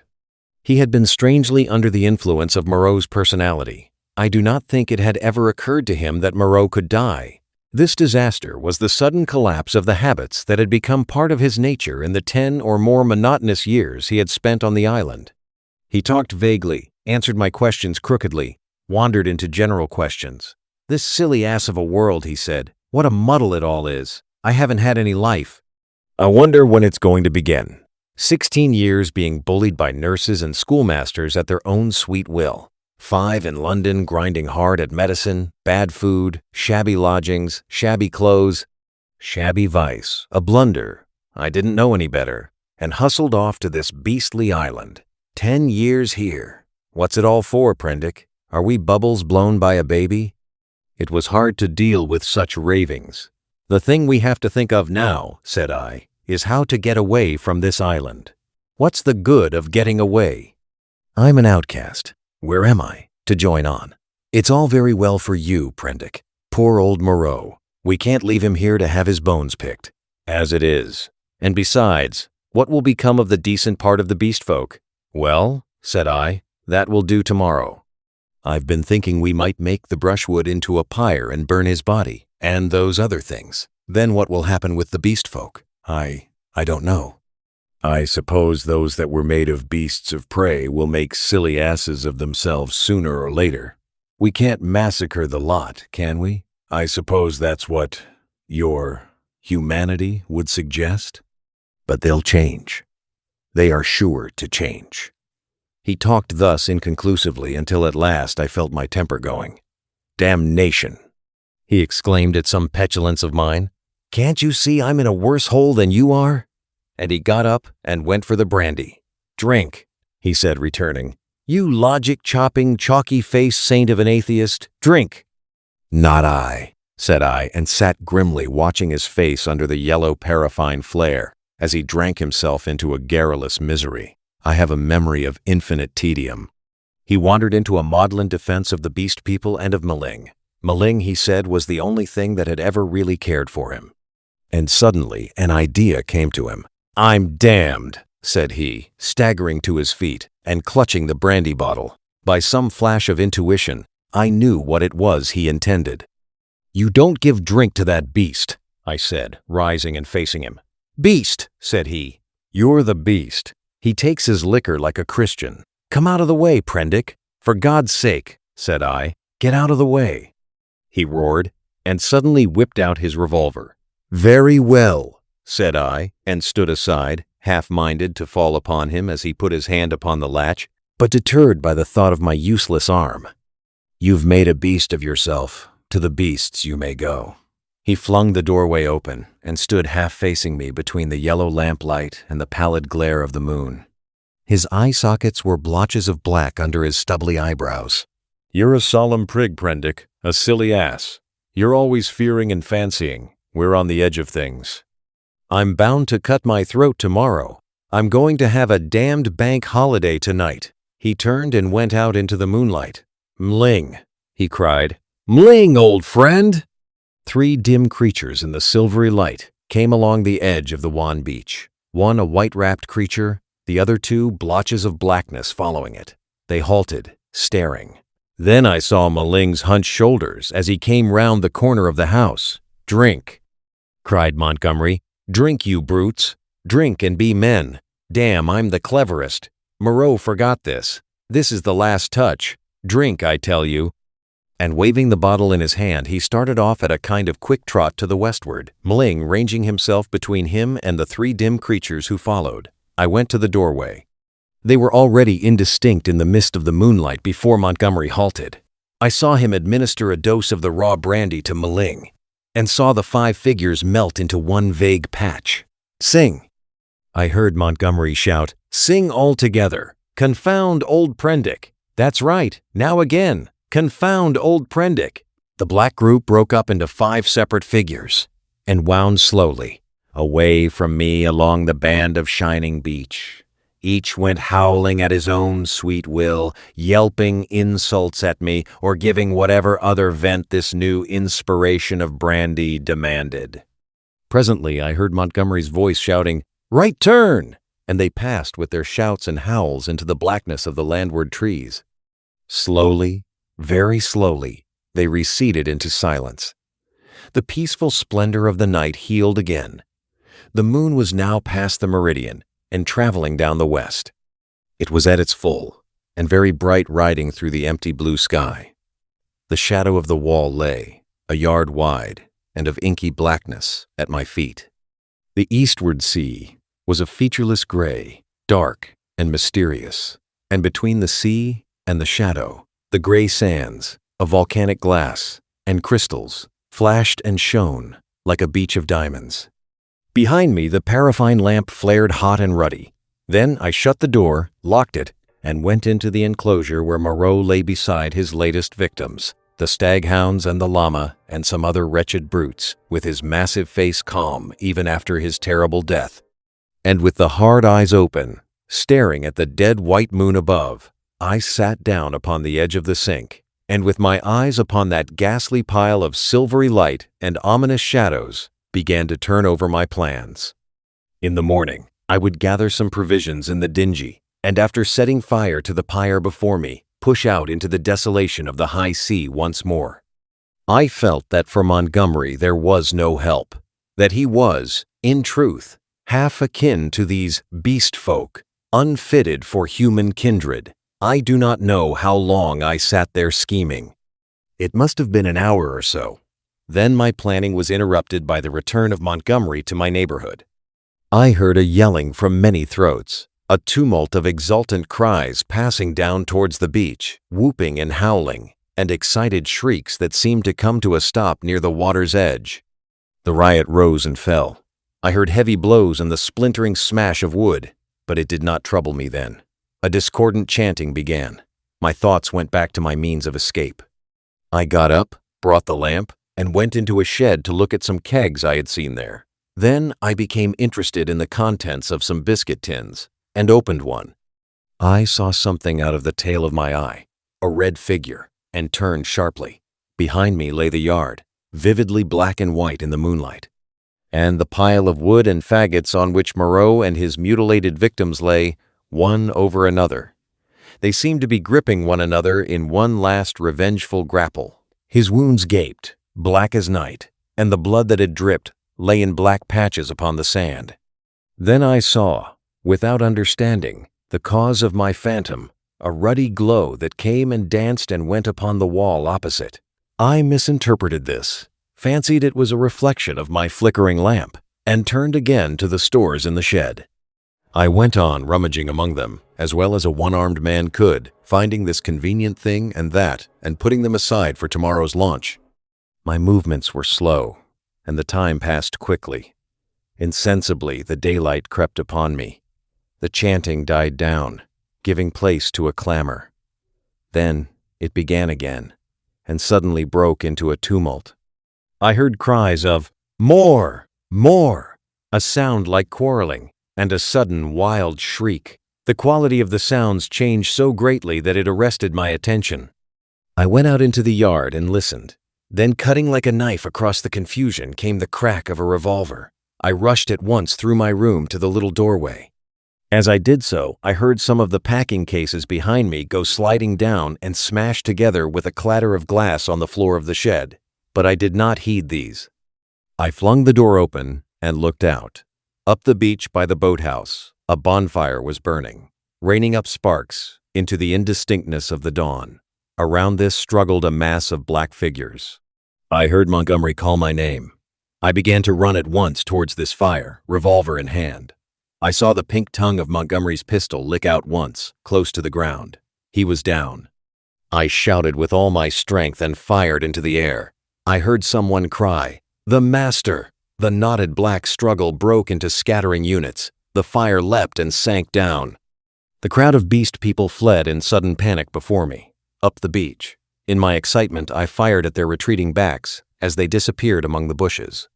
Then I turned to the black heaps upon the ground. Montgomery lay on his back, with the hairy gray beast man sprawling across his body. The brute was dead, but still gripping Montgomery's throat with its curving claws. Nearby lay Mling on his face, and quite still, his neck bitten open and the upper part of the smashed brandy bottle in his hand. Two other figures lay near the fire, the one motionless, the other groaning fitfully, every now and then raising its head slowly, then dropping it again. I caught hold of the gray man and pulled him off Montgomery's body. His claws drew down the torn coat reluctantly as I dragged him away. Montgomery was dark in the face and scarcely breathing. I splashed seawater on his face and pillowed his head on my rolled-up coat. Maling was dead. The wounded creature by the fire it was, a wolf brute with a bearded gray face, lay, I found, with the forepart of its body upon the still glowing timber. The wretched thing was injured so dreadfully that in mercy I blew its brains out at once. The other brute was one of the bullmen, swathed in white. He too was dead. The rest of the beast people had vanished from the beach. I went to Montgomery again and knelt beside him, cursing my ignorance of medicine. The fire beside me had sunk down, and only charred beams of timber glowing at the central ends and mixed with a gray ash of brushwood remained. I wondered casually where Montgomery had got his wood. Then I saw that the dawn was upon us. The sky had grown brighter. The setting moon was becoming pale and opaque in the luminous blue of the day. The sky to the eastward was rimmed with red. Suddenly I heard a thud and a hissing behind me and, looking round, sprang to my feet with a cry of horror. Against the warm dawn, great tumultuous masses of black smoke were boiling up out of the enclosure, and through their stormy darkness shot flickering threads of blood-red flame. Then the thatched roof caught. I saw the curving charge of the flames across the sloping straw. A spurt of fire jetted from the window of my room. I knew at once what had happened. I remembered the crash I had heard. When I had rushed out to Montgomery's assistance, I had overturned the lamp. The hopelessness of saving any of the contents of the enclosure stared me in the face. My mind came back to my plan of flight, and turning swiftly, I looked to see where the 2 boats lay upon the beach. They were gone. 2 axes lay upon the sands beside me. Chips and splinters were scattered broadcast, and the ashes of the bonfire were blackening and smoking under the dawn. Montgomery had burnt the boats to revenge himself upon me and prevent our return to mankind. A sudden convulsion of rage shook me. I was almost moved to batter his foolish head in, as he lay there helpless at my feet. Then suddenly his hand moved, so feebly, so pitifully, that my wrath vanished. He groaned and opened his eyes for a minute. I knelt down beside him and raised his head. He opened his eyes again, staring silently at the dawn, and then they met mine. The lids fell. "Sorry," he said presently, with an effort. He seemed trying to think. "The last," he murmured, "the last of this silly universe." "What a mess!" I listened. His head fell helplessly to one side. I thought some drink might revive him, but there was neither drink nor vessel in which to bring drink at hand.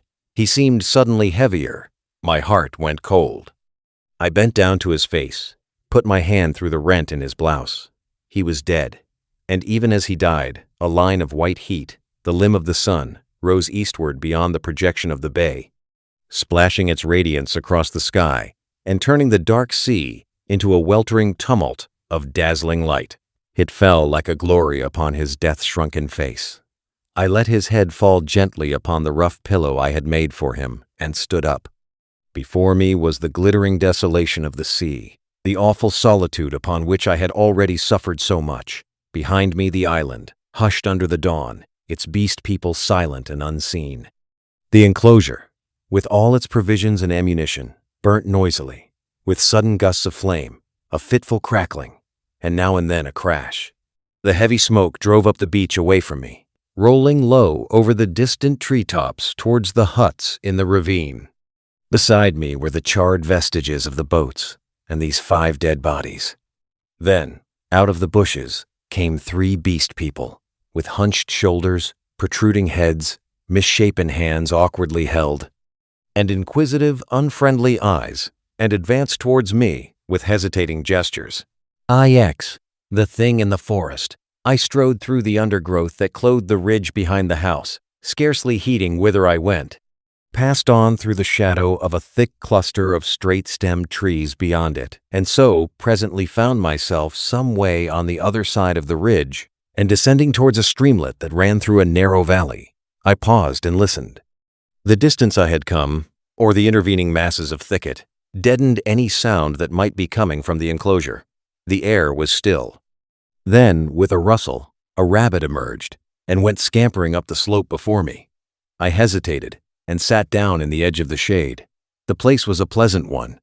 The rivulet was hidden by the luxuriant vegetation of the banks save at one point, where I caught a triangular patch of its glittering water.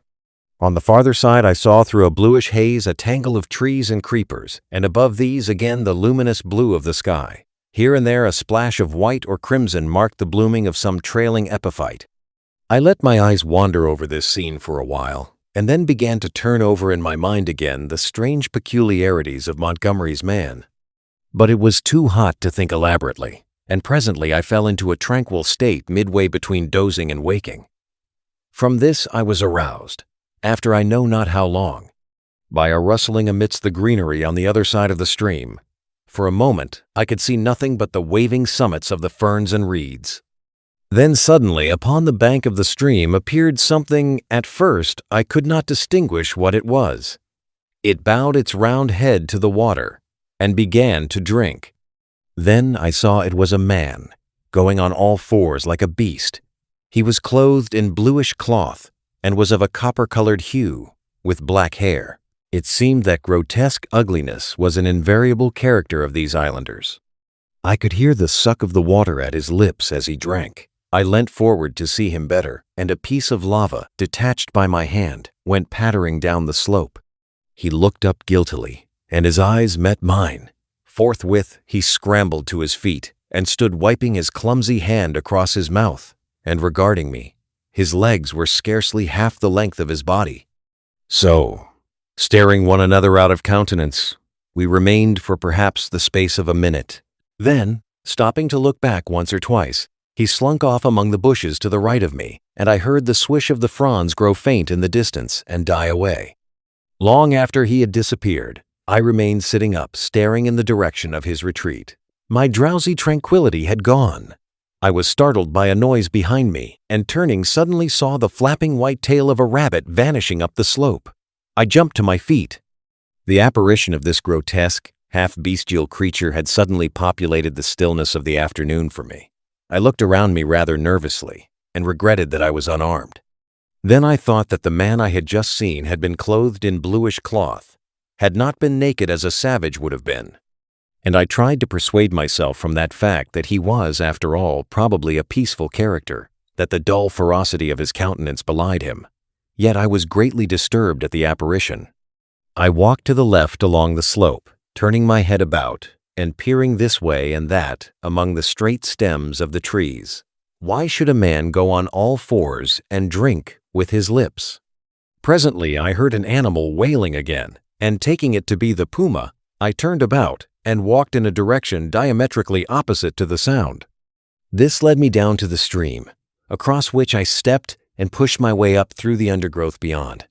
I was startled by a great patch of vivid scarlet on the ground, and going up to it found it to be a peculiar fungus, branched and corrugated like a foliaceous lichen, but deliquescing into slime at the touch. And then, in the shadow of some luxuriant ferns, I came upon an unpleasant thing, the dead body of a rabbit covered with shining flies, but still warm, and with the head torn off. I stopped aghast at the sight of the scattered blood. Here, at least, was one visitor to the island disposed of. There were no traces of other violence about it. It looked as though it had been suddenly snatched up and killed, and as I stared at the little furry body came the difficulty of how the thing had been done.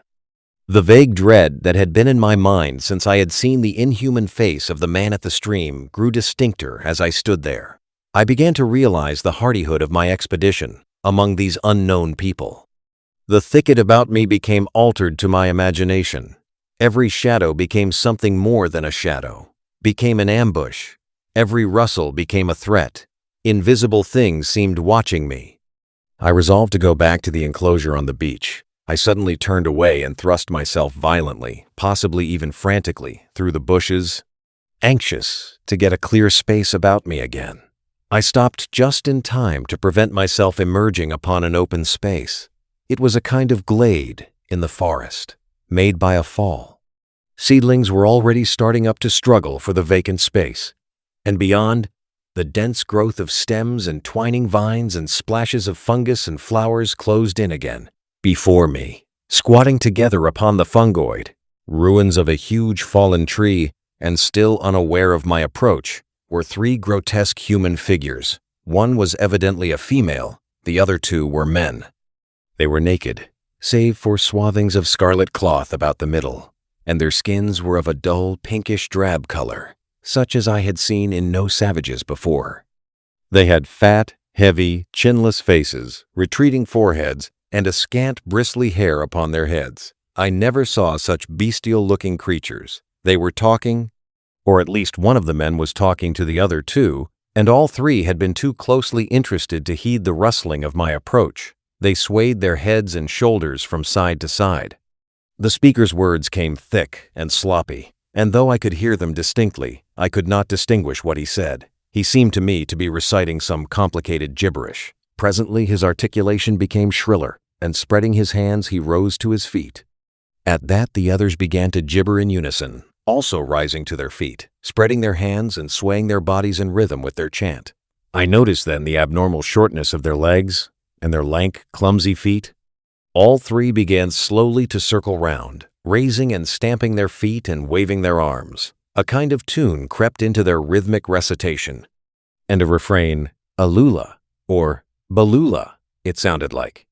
Their eyes began to sparkle, and their ugly faces to brighten, with an expression of strange pleasure. Saliva dripped from their lipless mouths. Suddenly, as I watched their grotesque and unaccountable gestures, I perceived clearly for the first time what it was that had offended me, what had given me the two inconsistent and conflicting impressions of utter strangeness and yet of the strangest familiarity.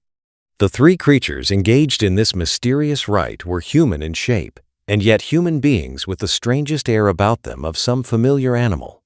Each of these creatures, despite its human form, its rag of clothing, and the rough humanity of its bodily form, had woven into it, into its movements, into the expression of its countenance, into its whole presence, some now irresistible suggestion of a hog, a swinish taint, the unmistakable mark of the beast. I stood overcome by this amazing realization, and then the most horrible questionings came rushing into my mind. They began leaping in the air, first one and then the other, whooping and grunting. Then one slipped, and for a moment was on all fours, to recover, indeed, forthwith. But that transitory gleam of the true animalism of these monsters was enough. I turned as noiselessly as possible, and becoming every now and then rigid with the fear of being discovered, as a branch cracked or a leaf rustled, I pushed back into the bushes. It was long before I grew bolder and dared to move freely. My only idea for the moment was to get away from these foul beings, and I scarcely noticed that I had emerged upon a faint pathway amidst the trees. Then suddenly traversing a little glade, I saw with an unpleasant start two clumsy legs among the trees, walking with noiseless footsteps parallel with my course, and perhaps 30 yards away from me. The head and upper part of the body were hidden by a tangle of creeper. I stopped abruptly, hoping the creature did not see me. The feet stopped as I did. So nervous was I that I controlled an impulse to headlong flight with the utmost difficulty. Then, looking hard, I distinguished through the interlacing network the head and body of the brute I had seen drinking. He moved his head. There was an emerald flash in his eyes as he glanced at me from the shadow of the trees, a half-luminous color that vanished as he turned his head again. He was motionless for a moment, and then with a noiseless tread began running through the green confusion. In another moment, he had vanished behind some bushes. I could not see him, but I felt that he had stopped and was watching me again. What on earth was he? Man or beast? What did he want with me? I had no weapon, not even a stick. Flight would be madness. At any rate, the thing, whatever it was, lacked the courage to attack me. Setting my teeth hard, I walked straight towards him. I was anxious not to show the fear that seemed chilling my backbone. I pushed through a tangle of tall white-flowered bushes and saw him 20 paces beyond, looking over his shoulder at me and hesitating. I advanced a step or two, looking steadfastly into his eyes. "Who are you?" said I. He tried to meet my gaze. "No," he said suddenly, and turning went bounding away from me through the undergrowth. Then he turned and stared at me again. His eyes shone brightly out of the dusk under the trees. My heart was in my mouth, but I felt my only chance was bluff, and walked steadily towards him. He turned again and vanished into the dusk. Once more, I thought I caught the glint of his eyes, and that was all. For the first time, I realized how the lateness of the hour might affect me. The sun had set some minutes since. The swift dusk of the tropics was already fading out of the eastern sky, and a pioneer moth fluttered silently by my head. Unless I would spend the night among the unknown dangers of the mysterious forest, I must hasten back to the enclosure. The thought of a return to that pain-haunted refuge was extremely disagreeable, but still more so was the idea of being overtaken in the open by darkness and all that darkness might conceal. I gave one more look into the blue shadows that had swallowed up this odd creature, and then retraced my way down the slope towards the stream, going as I judged in the direction from which I had come. I walked eagerly, my mind confused with many things, and presently found myself in a level place among scattered trees. The colorless clearness that comes after the sunset flush was darkling. The blue sky above grew momentarily deeper, and the little stars one by one pierced the attenuated light. The interspaces of the trees, the gaps in the further vegetation, that had been hazy blue in the daylight, grew black and mysterious. I pushed on. The color vanished from the world. The treetops rose against the luminous blue sky in inky silhouette, and all below that outline melted into one formless blackness. Presently, the trees grew thinner and the shrubby undergrowth more abundant. Then, there was a desolate space covered with a white sand, and then another expanse of tangled bushes. I did not remember crossing the sand opening before.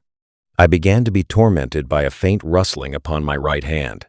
I thought at first it was fancy, for whenever I stopped there was silence, save for the evening breeze in the treetops. Then, when I turned to hurry on again, there was an echo to my footsteps.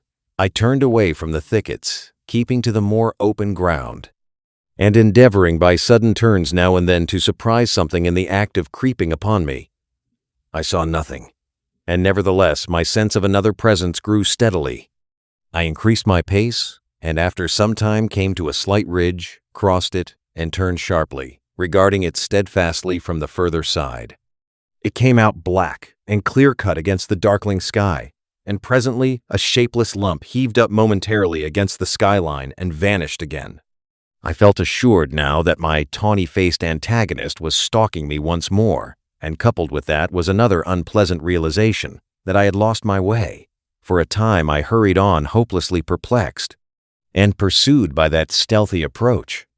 Whatever it was, the thing either lacked the courage to attack me, or it was waiting to take me at some disadvantage. I kept studiously to the open. At times I would turn and listen, and presently I had half persuaded myself that my pursuer had abandoned the chase, or was a mere creation of my disordered imagination. Then I heard the sound of the sea. I quickened my footsteps almost into a run, and immediately there was a stumble in my rear. I turned suddenly and stared at the uncertain trees behind me. One black shadow seemed to leap into another. I listened, rigid, and heard nothing but the creep of the blood in my ears. I thought that my nerves were unstrung, and that my imagination was tricking me, and turned resolutely towards the sound of the sea again. In a minute or so, the trees grew thinner, and I emerged upon a bare, low headland running out into the somber water. The night was calm and clear, and the reflection of the growing multitude of the stars shivered in the tranquil heaving of the sea. Some way out, the wash upon an irregular band of reef shone with a pallid light of its own. Westward I saw the zodiacal light mingling with the yellow brilliance of the evening star. The coast fell away from me to the east, and westward it was hidden by the shoulder of the cape. Then I recalled the fact that Moreau's beach lay to the west. A twig snapped behind me, and there was a rustle. I turned and stood facing the dark trees. I could see nothing, or else I could see too much. Every dark form in the dimness had its ominous quality, its peculiar suggestion of alert watchfulness. So I stood for perhaps a minute, and then, with an eye to the trees still, turned westward to cross the headland, and as I moved, one among the lurking shadows moved to follow me. My heart beat quickly. Presently the broad sweep of a bay to the westward became visible, and I halted again. The noiseless shadow halted a dozen yards from me. A little point of light shone on the further bend of the curve, and the gray sweep of the sandy beach lay faint under the starlight. Perhaps 2 miles away, was that little point of light. To get to the beach, I should have to go through the trees where the shadows lurked, and down a bushy slope. I could see the thing rather more distinctly now. It was no animal, for it stood erect. At that, I opened my mouth to speak, and found a hoarse phlegm choked my voice. I tried again, and shouted, "Who is there?" There was no answer. I advanced a step. The thing did not move, only gathered itself together. My foot struck a stone. That gave me an idea. Without taking my eyes off the black form before me, I stooped and picked up this lump of rock. But at my motion, the thing turned abruptly as a dog might have done, and slunk obliquely into the further darkness. Then I recalled a schoolboy expedient against big dogs, and twisted the rock into my handkerchief, and gave this a turn round my wrist. I heard a movement further off among the shadows, as if the thing was in retreat. Then, suddenly, my tense excitement gave way. I broke into a profuse perspiration and fell a-trembling, with my adversary routed, and this weapon in my hand. It was some time before I could summon resolution to go down through the trees and bushes upon the flank of the headland to the beach. At last I did it at a run, and as I emerged from the thicket upon the sand, I heard some other body come crashing after me. At that I completely lost my head with fear, and began running along the sand. Forthwith there came the swift patter of soft feet in pursuit. I gave a wild cry, and redoubled my pace. Some dim, black things about 3 or 4 times the size of rabbits went running or hopping up from the beach towards the bushes as I passed. So long as I live, I shall remember the terror of that chase. I ran near the water's edge, and heard every now and then the splash of the feet that gained upon me. Far away, hopelessly far, was the yellow light. All the night about us was black and still. Splash, splash, came the pursuing feet, nearer and nearer. I felt my breath going, for I was quite out of training. It whooped as I drew it, and I felt a pain like a knife at my side. I perceived the thing would come up with me long before I reached the enclosure, and, desperate and sobbing for my breath, I wheeled round upon it and struck at it as it came up to me, struck with all my strength. The stone came out of the sling of the handkerchief as I did so. As I turned, the thing, which had been running on all fours, rose to its feet, and the missile fell fair on its left temple. The skull rang loud, and the animal man blundered into me, thrust me back with its hands, and went staggering past me to fall headlong upon the sand with its face in the water. And there it lay still. I could not bring myself to approach that black heap. I left it there, with the water rippling round it, under the still stars, and giving it a wide berth, pursued my way towards the yellow glow of the house, and presently, with a positive effect of relief, came the pitiful moaning of the puma, the sound that had originally driven me out to explore this mysterious island. At that, though I was faint and horribly fatigued, I gathered together all my strength and began running again towards the light. I thought I heard a voice calling me, X, the crying of the man. As I drew near the house, I saw that the light shone from the open door of my room. And then I heard, coming from out of the darkness at the side of that orange oblong of light, the voice of Montgomery shouting, "Prendick!" I continued running. Presently I heard him again. I replied by a feeble, "Hello," and in another moment had staggered up to him. "Where have you been?" said he, holding me at arm's length, so that the light from the door fell on my face. "We have both been so busy that we forgot you until about half an hour ago." He led me into the room and sat me down in the deck chair. "For a while I was blinded by the light. We did not think you would start to explore this island of ours without telling us," he said. "And then I was afraid. But what hullo!" My last remaining strength slipped from me, and my head fell forward on my chest. I think he found a certain satisfaction in giving me brandy. "For God's sake," said I, "fasten that door." "You've been meeting some of our curiosities, eh?" said he. He locked the door and turned to me again. He asked me no questions, but gave me some more brandy and water and pressed me to eat. I was in a state of collapse. He said something vague about his forgetting to warn me, and asked me briefly when I left the house and what I had seen. I answered him, as briefly, in fragmentary sentences. "Tell me what it all means," said I, in a state bordering on hysterics. "It's nothing so very dreadful," said he. but I think you have had about enough for one day." The puma suddenly gave a sharp yell of pain. At that he swore under his breath. "I'm damned," said he, "if this place is not as bad as Gower Street, with its cats." "Montgomery," said I, "what was that thing that came after me? Was it a beast or was it a man?" "If you don't sleep tonight," he said, "you'll be off your head tomorrow." I stood up in front of him. "What was that thing that came after me?" I asked. He looked me squarely in the eyes and twisted his mouth askew. His eyes, which had seemed animated a minute before, went dull.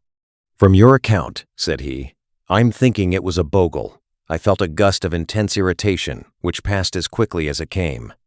I flung myself into the chair again and pressed my hands on my forehead. The puma began once more. Montgomery came round behind me and put his hand on my shoulder.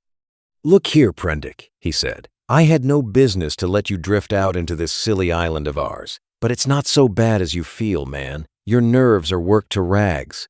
Let me give you something that will make you sleep. That will keep on for hours yet. You must simply get to sleep, or I won't answer for it." I did not reply. I bowed forward and covered my face with my hands. Presently he returned with a small measure containing a dark liquid. This he gave me. I took it unresistingly, and he helped me into the hammock. When I awoke, it was broad day. For a little while I lay flat, staring at the roof above me. The rafters, I observed, were made out of the timbers of a ship. Then I turned my head and saw a meal prepared for me on the table. I perceived that I was hungry and prepared to clamber out of the hammock, which, very politely anticipating my intention, twisted round and deposited me upon all fours on the floor. I got up and sat down before the food. I had a heavy feeling in my head, and only the vaguest memory at first of the things that had happened overnight. The morning breeze blew very pleasantly through the unglazed window, and that, and the food, contributed to the sense of animal comfort which I experienced. Presently the door behind me, the door inward towards the yard of the enclosure, opened. I turned and saw Montgomery's face. "All right," said he. "I'm frightfully busy," and he shut the door. Afterwards I discovered that he forgot to relock it. Then I recalled the expression of his face the previous night, and with that, the memory of all I had experienced reconstructed itself before me. Even as that fear came back to me came a cry from within, but this time it was not the cry of a puma. I put down the mouthful that hesitated upon my lips and listened. Silence, save for the whisper of the morning breeze. I began to think my ears had deceived me. After a long pause, I resumed my meal, but with my ears still vigilant. Presently I heard something else, very faint and low. I sat as if frozen in my attitude. Though it was faint and low, it moved me more profoundly than all that I had hitherto heard of the abominations behind the wall. There was no mistake this time in the quality of the dim, broken sounds, no doubt at all of their source, for it was groaning, broken by sobs and gasps of anguish. It was no brute this time. It was a human being, in torment. As I realized this, I rose, and in 3 steps had crossed the room, seized the handle of the door into the yard, and flung it open before me. "Prendick, man, stop!" cried Montgomery, intervening. A startled deerhound yelped and snarled. There was blood, I saw, in the sink, brown, and some scarlet, and I smelt the peculiar smell of carbolic acid. Then through an open doorway beyond, in the dim light of the shadow, I saw something bound painfully upon a framework, scarred, red, and bandaged, and then blotting this out, appeared the face of old Moreau, white and terrible. In a moment he had gripped me by the shoulder with a hand that was smeared red, had twisted me off my feet, and flung me headlong back into my own room. He lifted me, as though I was a little child. I fell at full length upon the floor, and the door slammed and shut out the passionate intensity of his face. Then I heard the key turn in the lock, and Montgomery's voice in expostulation. "Ruin the work of a lifetime," I heard Moreau say. "He does not understand," said Montgomery, and other things that were inaudible. "I can't spare the time yet," said Moreau. The rest I did not hear.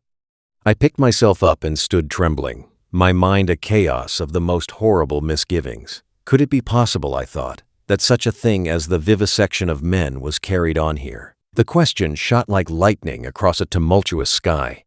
And suddenly the clouded horror of my mind condensed into a vivid realization of my own danger. Ixai, the hunting of the man. It came before my mind with an unreasonable hope of escape that the outer door of my room was still open to me. I was convinced now, absolutely assured, that Moreau had been vivisecting a human being. All the time since I had heard his name, I had been trying to link in my mind in some way the grotesque animalism of the islanders with his abominations, and now I thought I saw it all. The memory of his work on the transfusion of blood recurred to me. These creatures I had seen were the victims of some hideous experiment. These sickening scoundrels had merely intended to keep me back, to fool me with their display of confidence, and presently to fall upon me with a fate more horrible than death, with torture. And after torture, the most hideous degradation it is possible to conceive, to send me off a lost soul, a beast, to the rest of their comus route. I looked round for some weapon. Nothing. Then, with an inspiration, I turned over the deck chair, put my foot on the side of it, and tore away the side rail. It happened that a nail came away with the wood, and projecting, gave a touch of danger to an otherwise petty weapon. I heard a step outside, and incontinently flung open the door, and found Montgomery within a yard of it. He meant to lock the outer door. I raised this nailed stick of mine and cut at his face, but he sprang back. I hesitated a moment, then turned and fled, round the corner of the house. "Prendick, man!" I heard his astonished cry. "Don't be a silly ass, man!" Another minute, thought I, and he would have had me locked in, and as ready as a hospital rabbit for my fate. He emerged behind the corner, for I heard him shout, "Prendick!"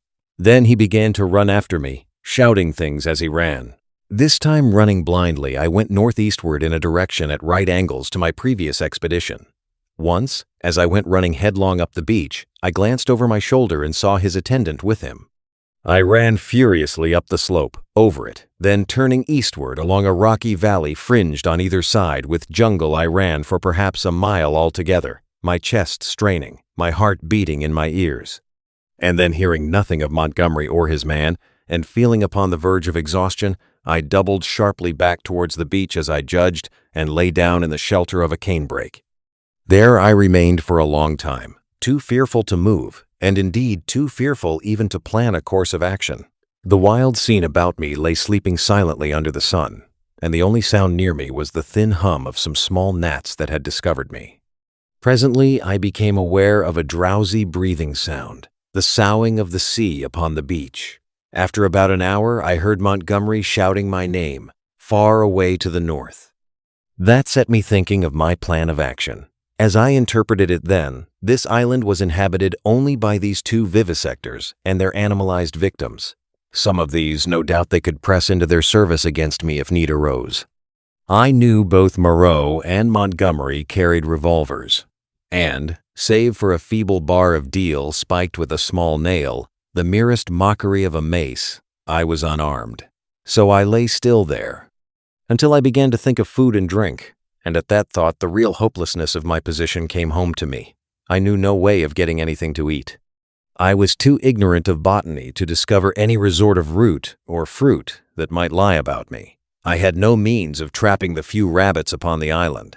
It grew blanker the more I turned the prospect over. At last, in the desperation of my position, my mind turned to the animal men I had encountered. I tried to find some hope in what I remembered of them. In turn, I recalled each one I had seen, and tried to draw some augury of assistance from my memory. Then suddenly, I heard a staghound bay, and at that realized a new danger. I took little time to think, or they would have caught me then, but snatching up my nailed stick, rushed headlong from my hiding place towards the sound of the sea. I remember a growth of thorny plants, with spines that stabbed like penknives. I emerged bleeding, and with torn clothes upon the lip of a long creek opening northward. I went straight into the water without a minute's hesitation, wading up the creek, and presently finding myself knee-deep in a little stream. I scrambled out at last on the westward bank, and with my heart beating loudly in my ears, crept into a tangle of ferns to await the issue. I heard the dog. There was only one draw nearer, and yelp when it came to the thorns. Then I heard no more, and presently began to think I had escaped. The minutes passed. The silence lengthened out, and at last, after an hour of security, my courage began to return to me. By this time I was no longer very much terrified or very miserable. I had, as it were, passed the limit of terror and despair. I felt now that my life was practically lost, and that persuasion made me capable of daring anything. I had even a certain wish to encounter Moreau face to face, and as I had waded into the water, I remembered that if I were too hard-pressed, at least one path of escape from torment still lay open to me. They could not very well prevent my drowning myself. I had half a mind to drown myself then, but an odd wish to see the whole adventure out, a queer, impersonal, spectacular interest in myself, restrained me. I stretched my limbs, sore and painful from the pricks of the spiny plants, and stared around me at the trees, and so suddenly that it seemed to jump out of the green tracery about it. My eyes lit upon a black face watching me. I saw that it was the simian creature who had met the launch upon the beach. He was clinging to the oblique stem of a palm tree. I gripped my stick and stood up facing him. He began chattering. You, was all I could distinguish at first. Suddenly he dropped from the tree, and in another moment was holding the fronds apart and staring curiously at me. I did not feel the same repugnance towards this creature which I had experienced in my encounters with the other beast men. You, he said, in the boat. He was a man then, at least as much of a man as Montgomery's attendant, for he could talk. Yes, I said. I came in the boat, from the ship.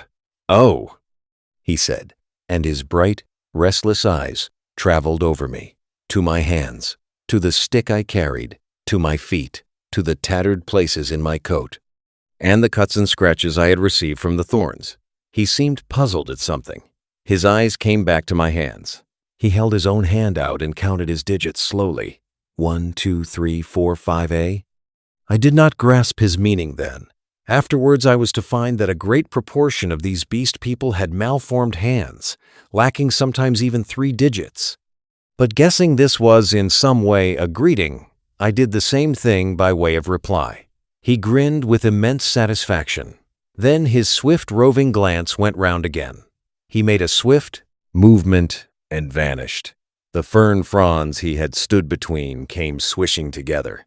I pushed out of the break after him, and was astonished to find him swinging cheerfully by one lank arm from a rope of creepers that looped down from the foliage overhead. His back was to me. "Hullo," said I. He came down with a twisting jump and stood facing me.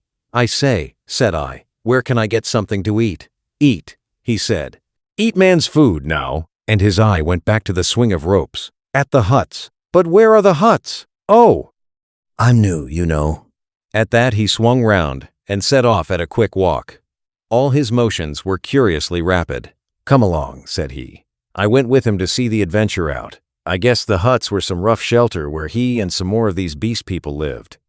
I might perhaps find them friendly, find some handle in their minds to take hold of. I did not know how far they had forgotten their human heritage. My ape-like companion trotted along by my side, with his hands hanging down and his jaw thrust forward. I wondered what memory he might have in him. "How long have you been on this island?" said I. "How long?"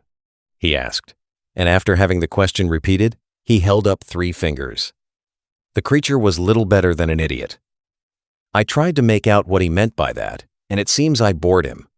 After another question or two, he suddenly left my side and went leaping at some fruit that hung from a tree. He pulled down a handful of prickly husks and went on eating the contents. I noted this with satisfaction, for here at least was a hint for feeding. I tried him with some other questions, but his chattering, prompt responses were as often as not quite at cross purposes with my question. Some few were appropriate, others quite parrot-like. I was so intent upon these peculiarities that I scarcely noticed the path we followed. Presently we came to trees, all charred and brown, and so to a bare place covered with a yellow-white incrustation, across which a drifting smoke, pungent in whiffs to nose and eyes, went drifting. On our right, Over a shoulder of bare rock, I saw the level blue of the sea. The path coiled down abruptly into a narrow ravine between two tumbled and knotty masses of blackish scoriae. Into this we plunged. It was extremely dark, this passage. After the blinding sunlight reflected from the sulphurous ground, its walls grew steep and approached each other. Blotches of green and crimson drifted across my eyes. My conductor stopped suddenly. "Home," said he, and I stood in a floor of a chasm that was at first absolutely dark to me. I heard some strange noises and thrust the knuckles of my left hand into my eyes. I became aware of a disagreeable odor, like that of a monkey's cage ill-cleaned. Beyond, the rock opened again upon a gradual slope of sunlit greenery, and on either hand the light smote down through narrow ways into the central gloom. XX, alone with the beast folk. I faced these people, facing my fate in them. Single-handed now, literally single-handed, for I had a broken arm. In my pocket was a revolver with 2 empty chambers. Among the chips scattered about the beach lay the 2 axes that had been used to chop up the boats. The tide was creeping in behind me. There was nothing for it but courage. I looked squarely into the faces of the advancing monsters. They avoided my eyes, and their quivering nostrils investigated the bodies that lay beyond me on the beach. I took 6 steps, picked up the blood-stained whip that lay beneath the body of the wolfman, and cracked it. They stopped and stared at me. "Salute," said I. "Bow down." They hesitated. One bent his knees. I repeated my command, with my heart in my mouth, and advanced upon them. One knelt, then the other 2. I turned and walked towards the dead bodies, keeping my face towards the 3 kneeling beastmen, very much as an actor passing up the stage faces the audience. "They broke the law," said I, putting my foot on the sayer of the law. "They have been slain, even the sayer of the law." "Even the other with the whip. Great is the law. Come and see. None escape," said one of them, advancing and peering. "None escape," said I. "Therefore hear and do as I command." They stood up, looking questioningly at one another. "Stand there," said I. I picked up the hatchets and swung them by their heads from the sling of my arm, turned Montgomery over, picked up his revolver still loaded in 2 chambers, and bending down to rummage, found 6 cartridges in his pocket. "Take him," said I. Standing up again and pointing with the whip, "Take him, and carry him out, and cast him into the sea." They came forward, evidently still afraid of Montgomery, but still more afraid of my cracking red whiplash. And after some fumbling and hesitation, some whip cracking and shouting, they lifted him gingerly, carried him down to the beach, and went splashing into the dazzling welter of the sea. "On," said I, "on, carry him far." They went in up to their armpits and stood regarding me. "Let go," said I, and the body of Montgomery vanished with a splash. Something seemed to tighten across my chest. "Good," said I, with a break in my voice, and they came back, hurrying and fearful, to the margin of the water, leaving long wakes of black in the silver. At the water's edge they stopped, turning and glaring into the sea as though they presently expected Montgomery to arise therefrom and exact vengeance. "Now these," said I, pointing to the other bodies. They took care not to approach the place where they had thrown Montgomery into the water, but instead carried the 4 dead beast people slantingly along the beach for perhaps 100 yards before they waded out and cast them away. As I watched them disposing of the mangled remains of Mling, I heard a light footfall behind me, and turning quickly, saw the big hyena swine, perhaps 12 yards away. His head was bent down, his bright eyes were fixed upon me, his stumpy hands clenched and held close by his side. He stopped in this crouching attitude when I turned, his eyes a little averted. For a moment we stood eye to eye. I dropped the whip and snatched at the pistol in my pocket, for I meant to kill this brute, the most formidable of any left now upon the island, at the first excuse. It may seem treacherous, but so I was resolved. I was far more afraid of him than of any other 2 of the beast folk. His continued life was, I knew, a threat against mine. I was perhaps 12 seconds collecting myself. Then cried I, "Salute! Bow down!" His teeth flashed upon me in a snarl. Who are you that I should? Perhaps a little too spasmodically, I drew my revolver, aimed quickly, and fired. I heard him yelp, saw him run sideways and turn, knew I had missed, and clicked back the cock with my thumb for the next shot. But he was already running headlong, jumping from side to side, and I dared not risk another miss. Every now and then he looked back at me over his shoulder. He went slanting along the beach and vanished beneath the driving masses of dense smoke that were still pouring out from the burning enclosure. For some time I stood staring after him. I turned to my 3 obedient beast folk again and signaled them to drop the body they still carried. Then I went back to the place by the fire where the bodies had fallen and kicked the sand until all the brown bloodstains were absorbed and hidden. I dismissed my 3 serfs with a wave of the hand and went up the beach into the thickets. I carried my pistol in my hand, my whip thrust with the hatchets in the sling of my arm. I was anxious to be alone, to think out the position in which I was now placed.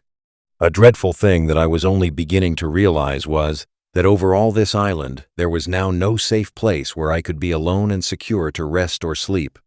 I had recovered strength amazingly since my landing, but I was still inclined to be nervous and to break down under any great stress. I felt that I ought to cross the island and establish myself with the beast people and make myself secure in their confidence. But my heart failed me. I went back to the beach and, turning eastward past the burning enclosure, made for a point where a shallow spit of coral sand ran out towards the reef. Here I could sit down and think, my back to the sea and my face against any surprise. And there I sat, chin on knees, the sun beating down upon my head and unspeakable dread in my mind, plotting how I could live on against the hour of my rescue, if ever rescue came. I tried to review the whole situation as calmly as I could, but it was difficult to clear the thing of emotion. I began turning over in my mind the reason of Montgomery's despair. "They will change," he said. "They are sure to change." And Moreau, what was it that Moreau had said? The stubborn beast flesh grows day by day back again. Then I came round to the hyena swine. I felt sure that if I did not kill that brute, he would kill me. The sayer of the law was dead. Worse luck. They knew now that we of the whips could be killed even as they themselves were killed. Were they peering at me already out of the green masses of ferns and palms over yonder, watching until I came within their spring? Were they plotting against me? What was the hyena swine telling them? My imagination was running away with me into a morass of unsubstantial fears. My thoughts were disturbed by a crying of seabirds hurrying toward some black object that had been stranded by the waves on the beach near the enclosure. I knew what that object was, but I had not the heart to go back and drive them off. I began walking along the beach in the opposite direction, designing to come round the eastward corner of the island and so approach the ravine of the huts, without traversing the possible ambuscades of the thickets. Perhaps half a mile along the beach, I became aware of one of my 3 beast folk advancing out of the landward bushes towards me. I was now so nervous with my own imaginings that I immediately drew my revolver. Even the propitiatory gestures of the creature failed to disarm me. He hesitated as he approached. "Go away!" cried I. There was something very suggestive of a dog in the cringing attitude of the creature. It retreated a little way, very like a dog being sent home, and stopped, looking at me imploringly with canine brown eyes. "Go away," said I. "Do not come near me." "May I not come near you?" it said. "No, go away," I insisted, and snapped my whip. Then, putting my whip in my teeth, I stooped for a stone, and with that threat drove the creature away. So in solitude I came round by the ravine of the beast people, and hiding among the weeds and reeds that separated this crevice from the sea, I watched such of them as appeared, trying to judge from their gestures and appearance how the death of Moreau and Montgomery and the destruction of the House of Pain had affected them. I know now the folly of my cowardice. Had I kept my courage up to the level of the dawn, had I not allowed it to ebb away in solitary thought, I might have grasped the vacant scepter of Moreau and ruled over the beast people. As it was, I lost the opportunity and sank to the position of a mere leader among my fellows. Towards noon, certain of them came and squatted basking in the hot sand. The imperious voices of hunger and thirst prevailed over my dread. I came out of the bushes and, revolver in hand, walked down towards these seated figures. One, a wolf woman, turned her head and stared at me, and then the others. None attempted to rise or salute me. I felt too faint and weary to insist, and I let the moment pass. "I want food," said I, almost apologetically, and drawing near. "There is food in the huts," said an Oxbow man, drowsily, and looking away from me. I passed them, and went down into the shadow and odors of the almost deserted ravine. In an empty hut, I feasted on some specked and half-decayed fruit, and then, after I had propped some branches and sticks about the opening and placed myself with my face towards it and my hand upon my revolver, the exhaustion of the last 30 hours claimed its own, and I fell into a light slumber, hoping that the flimsy barricade I had erected would cause sufficient noise in its removal to save me from surprise. XXI, the reversion of the beast folk. In this way I became one among the beast people in the island. Of Dr. Moreau. When I awoke, it was dark about me. My arm ached in its bandages. I sat up, wondering at first where I might be. I heard coarse voices talking outside. Then I saw that my barricade had gone, and that the opening of the hut stood clear. My revolver was still in my hand. I heard something breathing, saw something crouched together close beside me. I held my breath, trying to see what it was. It began to move slowly, interminably. Then something soft and warm and moist passed across my hand.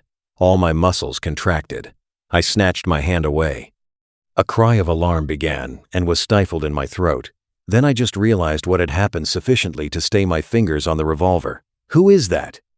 I said in a hoarse whisper, the revolver still pointed. "I, master." "Who are you?" "They say there is no master now, but I know. I carried the bodies into the sea, O walker in the sea, the bodies of those you slew. I am your slave, master." "Are you the one I met on the beach?" I asked. "The same, master." The thing was evidently faithful enough, for it might have fallen upon me as I slept. "It is well," I said, extending my hand for another licking kiss. I began to realize what its presence meant, and the tide of my courage flowed. "Where are the others?" I asked. "They are mad. They are fools," said the dogman. "Even now they talk together beyond there. They say, 'The master is dead. The other with the whip is dead. That other who walked in the sea is as we are. We have no master, no whips, no house of pain any more. There is an end. We love the law and will keep it, but there is no pain, no master, no whips, forever again.' So they say. But I know, master. I know." I felt in the darkness and patted the dogman's head. "It is well," I said again. "Presently you will slay them all," said the dogman. "Presently," I answered. "I will slay them all, after certain days and certain things have come to pass. Every one of them, save those you spare, every one of them shall be slain. What the master wishes to kill, the master kills," said the dogman with a certain satisfaction in his voice. "And that their sins may grow," I said, "let them live in their folly until their time is ripe. Let them not know that I am the master." "The master's will is sweet," said the dogman, with the ready tact of his canine blood. "But one has sinned," said I. "Him I will kill whenever I may meet him. When I say to you, 'That is he,' see that you fall upon him. And now I will go to the men and women who are assembled together." For a moment, the opening of the hut was blackened by the exit of the dogman. Then I followed and stood up, almost in the exact spot where I had been when I had heard Moreau and his staghound pursuing me. But now it was night, and all the miasmatic ravine about me was black, and beyond, instead of a green, sunlit slope, I saw a red fire, before which, hunched, grotesque figures moved to and fro. Farther were the thick trees, a bank of darkness, fringed above with the black lace of the upper branches. The moon was just riding up on the edge of the ravine, and like a bar across its face drove the spire of vapor that was forever streaming from the fumaroles of the island. "Walk by me," said I, nerving myself. And side by side we walked down the narrow way, taking little heed of the dim things that peered at us out of the huts. None about the fire attempted to salute me, Most of them disregarded me, ostentatiously. I looked round for the hyena swine, but he was not there. Altogether, perhaps 20 of the beast folk squatted, staring into the fire or talking to one another. "He is dead! He is dead!" "The master is dead," said the voice of the ape-man to the right of me. "The house of pain. There is no house of pain." "He is not dead," said I, in a loud voice. "Even now he watches us." This startled them. 20 pairs of eyes regarded me. "The house of pain is gone," said I. "It will come again. The master you cannot see, yet even now he listens among you." "True, true," said the dogman. They were staggered at my assurance. An animal may be ferocious and cunning enough, but it takes a real man to tell a lie. "The man with the bandaged arm speaks a strange thing," said one of the beast folk. "I tell you it is so," I said. "The master and the house of pain will come again. Woe be to him who breaks the law." They looked curiously at one another. With an affectation of indifference, I began to chop idly at the ground in front of me with my hatchet. They looked, I noticed, at the deep cuts I made in the turf. Then the satyr raised a doubt. I answered him. Then one of the dappled things objected, and an animated discussion sprang up round the fire. Every moment, I began to feel more convinced of my present security. I talked now without the catching in my breath, due to the intensity of my excitement that had troubled me at first. In the course of about an hour, I had really convinced several of the beast folk of the truth of my assertions, and talked most of the others into a dubious state.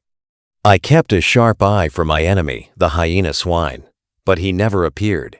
Every now and then, a suspicious movement would startle me, but my confidence grew rapidly. Then, as the moon crept down from the zenith, one by one the listeners began to yawn, showing the oddest teeth in the light of the sinking fire. And first one, and then another, retired towards the dens in the ravine, and I, dreading the silence and darkness, went with them, knowing I was safer with several of them than with one alone. In this manner began the longer part of my sojourn upon this island of Dr. Moreau.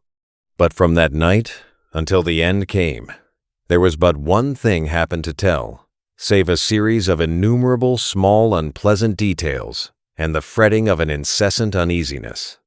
So that I prefer to make no chronicle for that gap of time, to tell only one cardinal incident of the 10 months I spent as an intimate of these half-humanized brutes.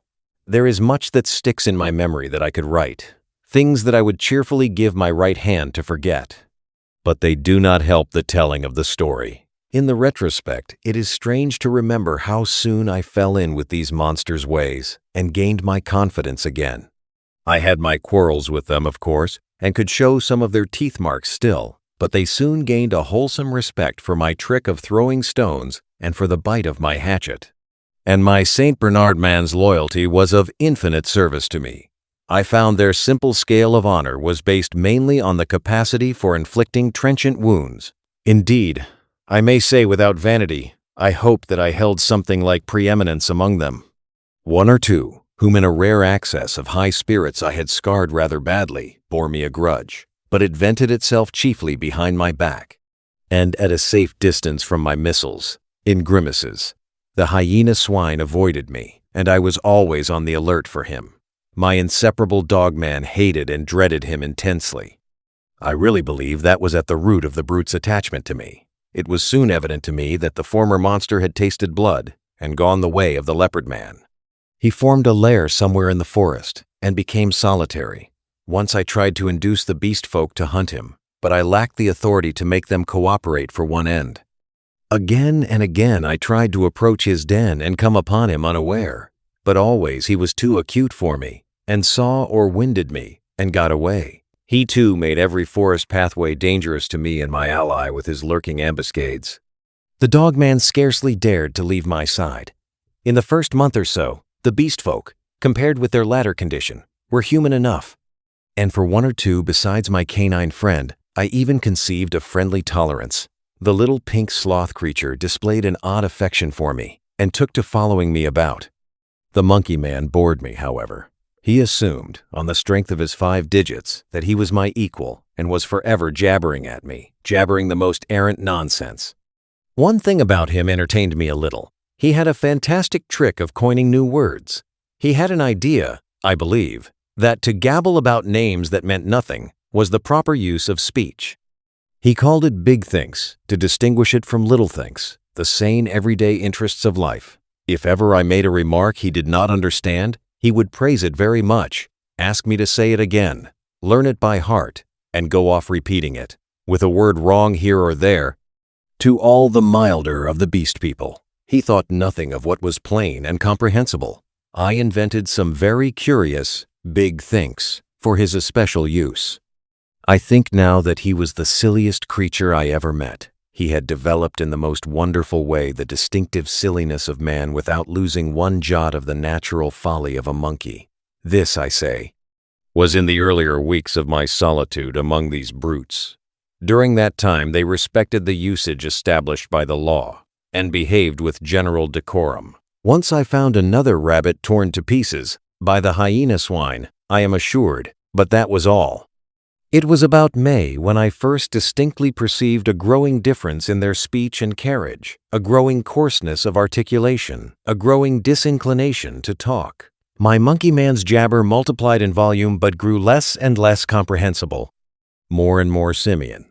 Some of the others seemed altogether slipping their hold upon speech, though they still understood what I said to them at that time. Can you imagine language, once clear-cut and exact, softening and guttering, losing shape and import, becoming mere lumps of sound again? And they walked erect with an increasing difficulty. Though they evidently felt ashamed of themselves, every now and then I would come upon one or another running on toes and fingertips, and quite unable to recover the vertical attitude. They held things more clumsily. Drinking by suction, feeding by gnawing, grew commoner every day.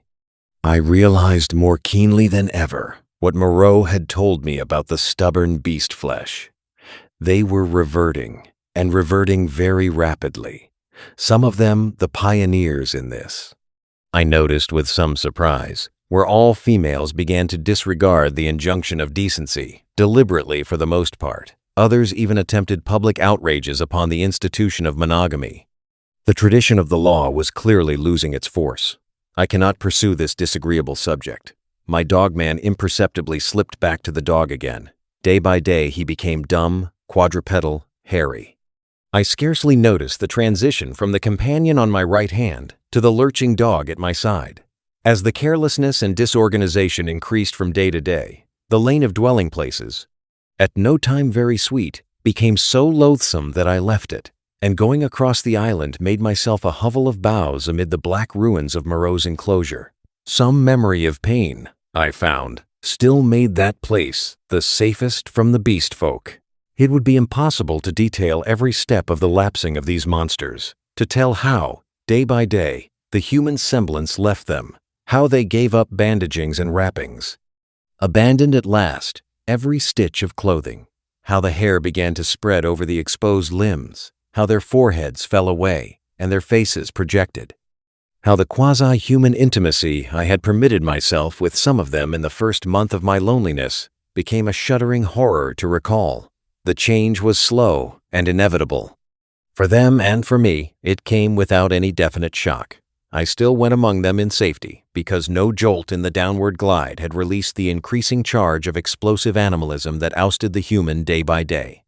But I began to fear that soon now that shock must come. My Saint Bernard brute followed me to the enclosure every night, and his vigilance enabled me to sleep at times in something like peace. The little pink sloth thing became shy and left me, to crawl back to its natural life once more among the tree branches. We were in just the state of equilibrium that would remain in one of those happy family cages which animal tamers exhibit, if the tamer were to leave it forever. Of course, these creatures did not decline into such beasts as the reader has seen in zoological gardens, into ordinary bears, wolves, tigers, oxen, swine, and apes. There was still something strange about each. In each, Moreau had blended this animal with that. One perhaps was ursine chiefly, another feline chiefly, another bovine chiefly, but each was tainted with other creatures, a kind of generalized animalism appearing through the specific dispositions. And the dwindling shreds of the humanity still startled me every now and then, a momentary recrudescence of speech perhaps, an unexpected dexterity of the forefeet, a pitiful attempt to walk erect. I too must have undergone strange changes. My clothes hung about me as yellow rags, through whose rents showed the tanned skin. My hair grew long and became matted together. I am told that even now, my eyes have a strange brightness, a swift alertness of movement. At first I spent the daylight hours on the southward beach, watching for a ship, hoping and praying for a ship. I counted on the Ipecacuanha, returning as the year wore on, but she never came. 5 times I saw sails and thrice smoke, but nothing ever touched the island. I always had a bonfire ready, but no doubt the volcanic reputation of the island was taken to account for that. It was only about September or October that I began to think of making a raft. By that time my arm had healed, and both my hands were at my service again. At first, I found my helplessness appalling. I had never done any carpentry or such-like work in my life, and I spent day after day in experimental chopping and binding among the trees. I had no ropes, and could hit on nothing wherewith to make ropes. None of the abundant creepers seemed limber or strong enough, and with all my litter of scientific education, I could not devise any way of making them so. I spent more than a fortnight grubbing among the black ruins of the enclosure, and on the beach where the boats had been burnt, looking for nails and other stray pieces of metal that might prove of service. Now and then some beast creature would watch me and go leaping off when I called to it. There came a season of thunderstorms and heavy rain, which greatly retarded my work, but at last the raft was completed. I was delighted with it. But with a certain lack of practical sense, which has always been my bane, I had made it a mile or more from the sea, and before I had dragged it down to the beach, the thing had fallen to pieces.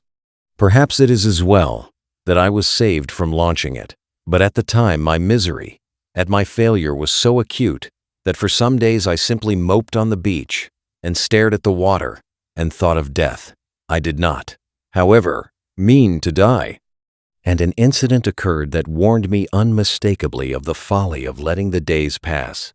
So, for each fresh day was fraught with increasing danger from the beast people. I was lying in the shade of the enclosure wall, staring out to sea, when I was startled by something cold touching the skin of my heel, and starting round found the little pink sloth creature blinking into my face. He had long since lost speech and active movement, and the lank hair of the little brute grew thicker every day, and his stumpy claws more askew. He made a moaning noise when he saw he had attracted my attention, went a little way towards the bushes, and looked back at me. At first I did not understand, but presently it occurred to me that he wished me to follow him, and this I did at last, slowly, for the day was hot. When we reached the trees, he clambered into them, for he could travel better among their swinging creepers than on the ground, and suddenly, in a trampled space, I came upon a ghastly group.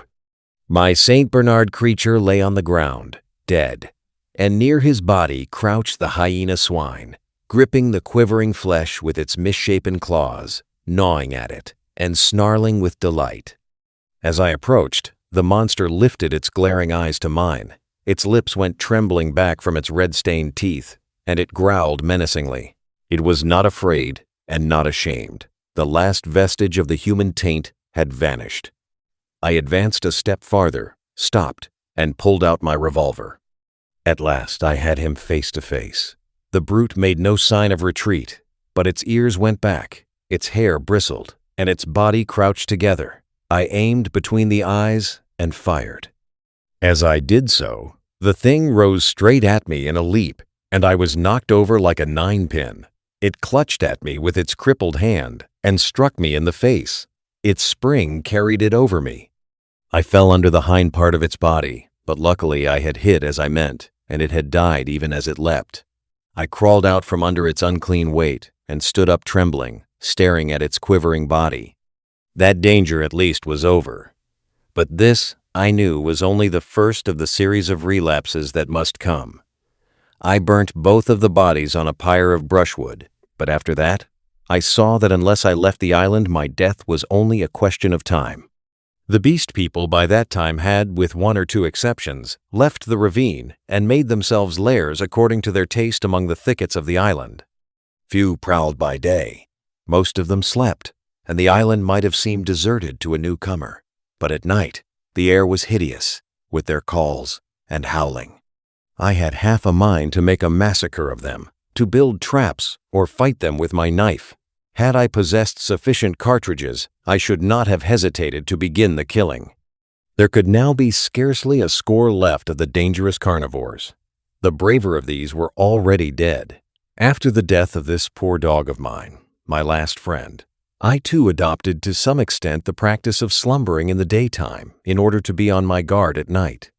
I rebuilt my den in the walls of the enclosure, with such a narrow opening that anything attempting to enter must necessarily make a considerable noise. The creatures had lost the art of fire too, and recovered their fear of it. I turned once more, almost passionately now, to hammering together stakes and branches to form a raft for my escape. I found 1,000 difficulties. I am an extremely unhandy man. My schooling was over before the days of Slode, but most of the requirements of a raft I met at last in some clumsy, circuitous way or other. And this time, I took care of the strength. The only insurmountable obstacle was that I had no vessel to contain the water I should need if I floated forth upon these untraveled seas. I would have even tried pottery, but the island contained no clay. I used to go moping about the island, trying with all my might to solve this one last difficulty. Sometimes I would give way to wild outbursts of rage and hack and splinter some unlucky tree in my intolerable vexation, but I could think of nothing. And then came a wonderful day which I spent in ecstasy. I saw a sail to the southwest, a small sail like that of a little schooner, and forthwith I lit a great pile of brushwood and stood by it in the heat of it and the heat of the midday sun, watching. All day I watched that sail, eating or drinking nothing, so that my head reeled, and the beasts came and glared at me, and seemed to wonder, and went away. It was still distant when night came and swallowed it up, and all night I toiled to keep my blaze bright and high, and the eyes of the beasts shone out of the darkness, marveling. In the dawn the sail was nearer, and I saw it was the dirty lug sail of a small boat, but it sailed strangely. My eyes were weary with watching, and I peered and could not believe them. 2 men were in the boat, sitting low down, one by the bows, the other at the rudder. The head was not kept to the wind. It yawed and fell away. As the day grew brighter, I began waving the last rag of my jacket to them, but they did not notice me, and sat still, facing each other. I went to the lowest point of the low headland, and gesticulated and shouted. There was no response, and the boat kept on her aimless course, making slowly, very slowly, for the bay. Suddenly, a great white bird flew up out of the boat, and neither of the men stirred nor noticed it. It circled round, and then came sweeping overhead with its strong wings outspread. Then I stopped shouting, and sat down on the headland, and rested my chin on my hands, and stared. Slowly, slowly, the boat drove past, towards the west. I would have swum out to it, but something a cold, vague fear kept me back. In the afternoon, the tide stranded the boat and left it 100 yards or so to the westward of the ruins of the enclosure. The men in it were dead, had been dead so long that they fell to pieces when I tilted the boat on its side and dragged them out. One had a shock of red hair, like the captain of the Ipecacuanha, and a dirty white cap lay in the bottom of the boat. As I stood beside the boat, 3 of the beasts came slinking out of the bushes and sniffing towards me. One of my spasms of disgust came upon me. I thrust the little boat down the beach and clambered on board her. 2 of the brutes were wolf beasts, and came forward with quivering nostrils and glittering eyes. The third was the horrible nondescript of bear and bull. When I saw them approaching those wretched remains, heard them snarling at one another, and caught the gleam of their teeth, a frantic horror succeeded my repulsion. I turned my back upon them, struck the lug, and began paddling out to sea. I could not bring myself to look behind me. I lay, however, between the reef and the island that night, and the next morning went round to the stream and filled the empty keg aboard with water. Then, with such patience as I could command, I collected a quantity of fruit and waylaid and killed 2 rabbits with my last 3 cartridges. While I was doing this, I left the boat moored to an inward projection of the reef, for fear of the beast people. XXS, the man alone. In the evening I started, and drove out to sea before a gentle wind from the southwest, slowly, steadily, and the island grew smaller and smaller, and the lank spire of smoke dwindled to a finer and finer line against the hot sunset. The ocean rose up around me, hiding that low, dark patch from my eyes. The daylight, the trailing glory of the sun, went streaming out of the sky, was drawn aside like some luminous curtain, and at last I looked into the blue gulf of immensity which the sunshine hides, and saw the floating hosts of the stars. The sea was silent, the sky was silent. I was alone with the night and silence, so I drifted for 3 days, eating and drinking sparingly, and meditating upon all that had happened to me, not desiring very greatly then to see men again. One unclean rag was about me, my hair a black tangle. No doubt my discoverers thought me a madman. It is strange, but I felt no desire to return to mankind. I was only glad to be quit of the foulness of the beast people, and on the 3rd day I was picked up by a brig from Apia to San Francisco. Neither the captain nor the mate would believe my story, judging that solitude and danger had made me mad, and fearing their opinion might be that of others. I refrained from telling my adventure further, and professed to recall nothing that had happened to me between the loss of the Lady Vane and the time when I was picked up again, the space of a year. I had to act with the utmost circumspection to save myself from the suspicion of insanity. My memory of the law, of the 2 dead sailors, of the ambuscades of the darkness, of the body in the canebrake, haunted me, and, unnatural as it seems, with my return to mankind came, instead of that confidence and sympathy I had expected, a strange enhancement of the uncertainty and dread I had experienced during my stay upon the island.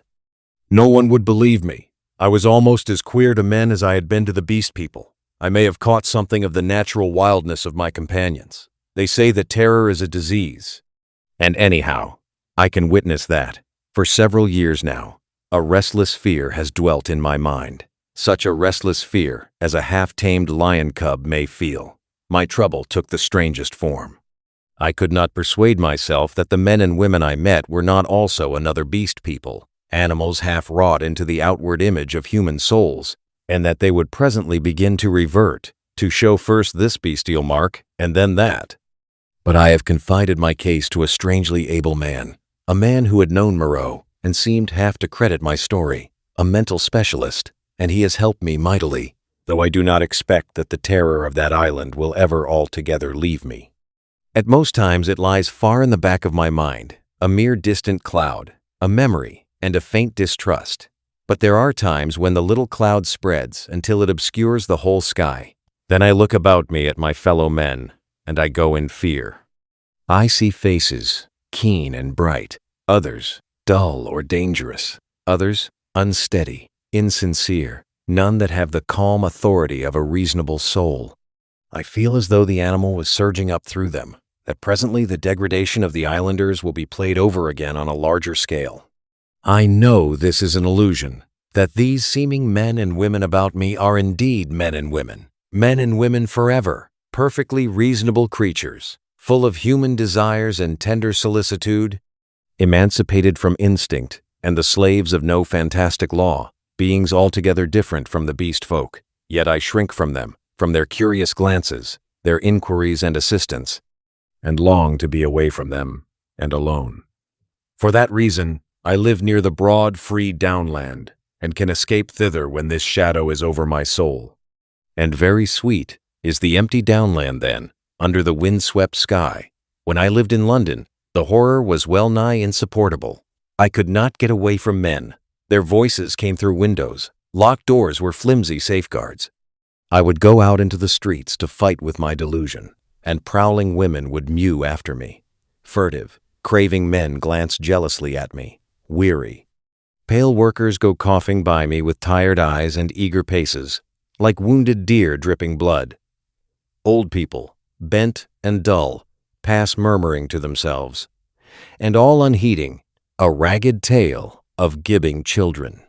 Then I would turn aside into some chapel, and even there, such was my disturbance, it seemed that the preacher gibbered big thinks, even as the ape-man had done, or into some library, and there the intent faces over the books seemed but patient creatures waiting for prey. Particularly nauseous were the blank, expressionless faces of people in trains and omnibuses. They seemed no more my fellow creatures than dead bodies would be, so that I did not dare to travel unless I was assured of being alone. And even it seemed that I too was not a reasonable creature, but only an animal tormented with some strange disorder in its brain which sent it to wander alone, like a sheep stricken with gid.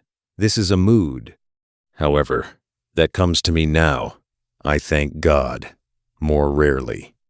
I have withdrawn myself from the confusion of cities and multitudes and spend my days surrounded by wise books, bright windows in this life of ours, lit by the shining souls of men. I see few strangers and have but a small household. My days I devote to reading and to experiments in chemistry, and I spend many of the clear nights in the study of astronomy. There is, though I do not know how there is, or why there is, a sense of infinite peace and protection in the glittering hosts of heaven. There it must be, I think, in the vast and eternal laws of matter, and not in the daily cares and sins and troubles of men, that whatever is more than animal within us must find its solace and its hope. I hope, or I could not live, and so, in hope and solitude, my story ends. Edward Prendick.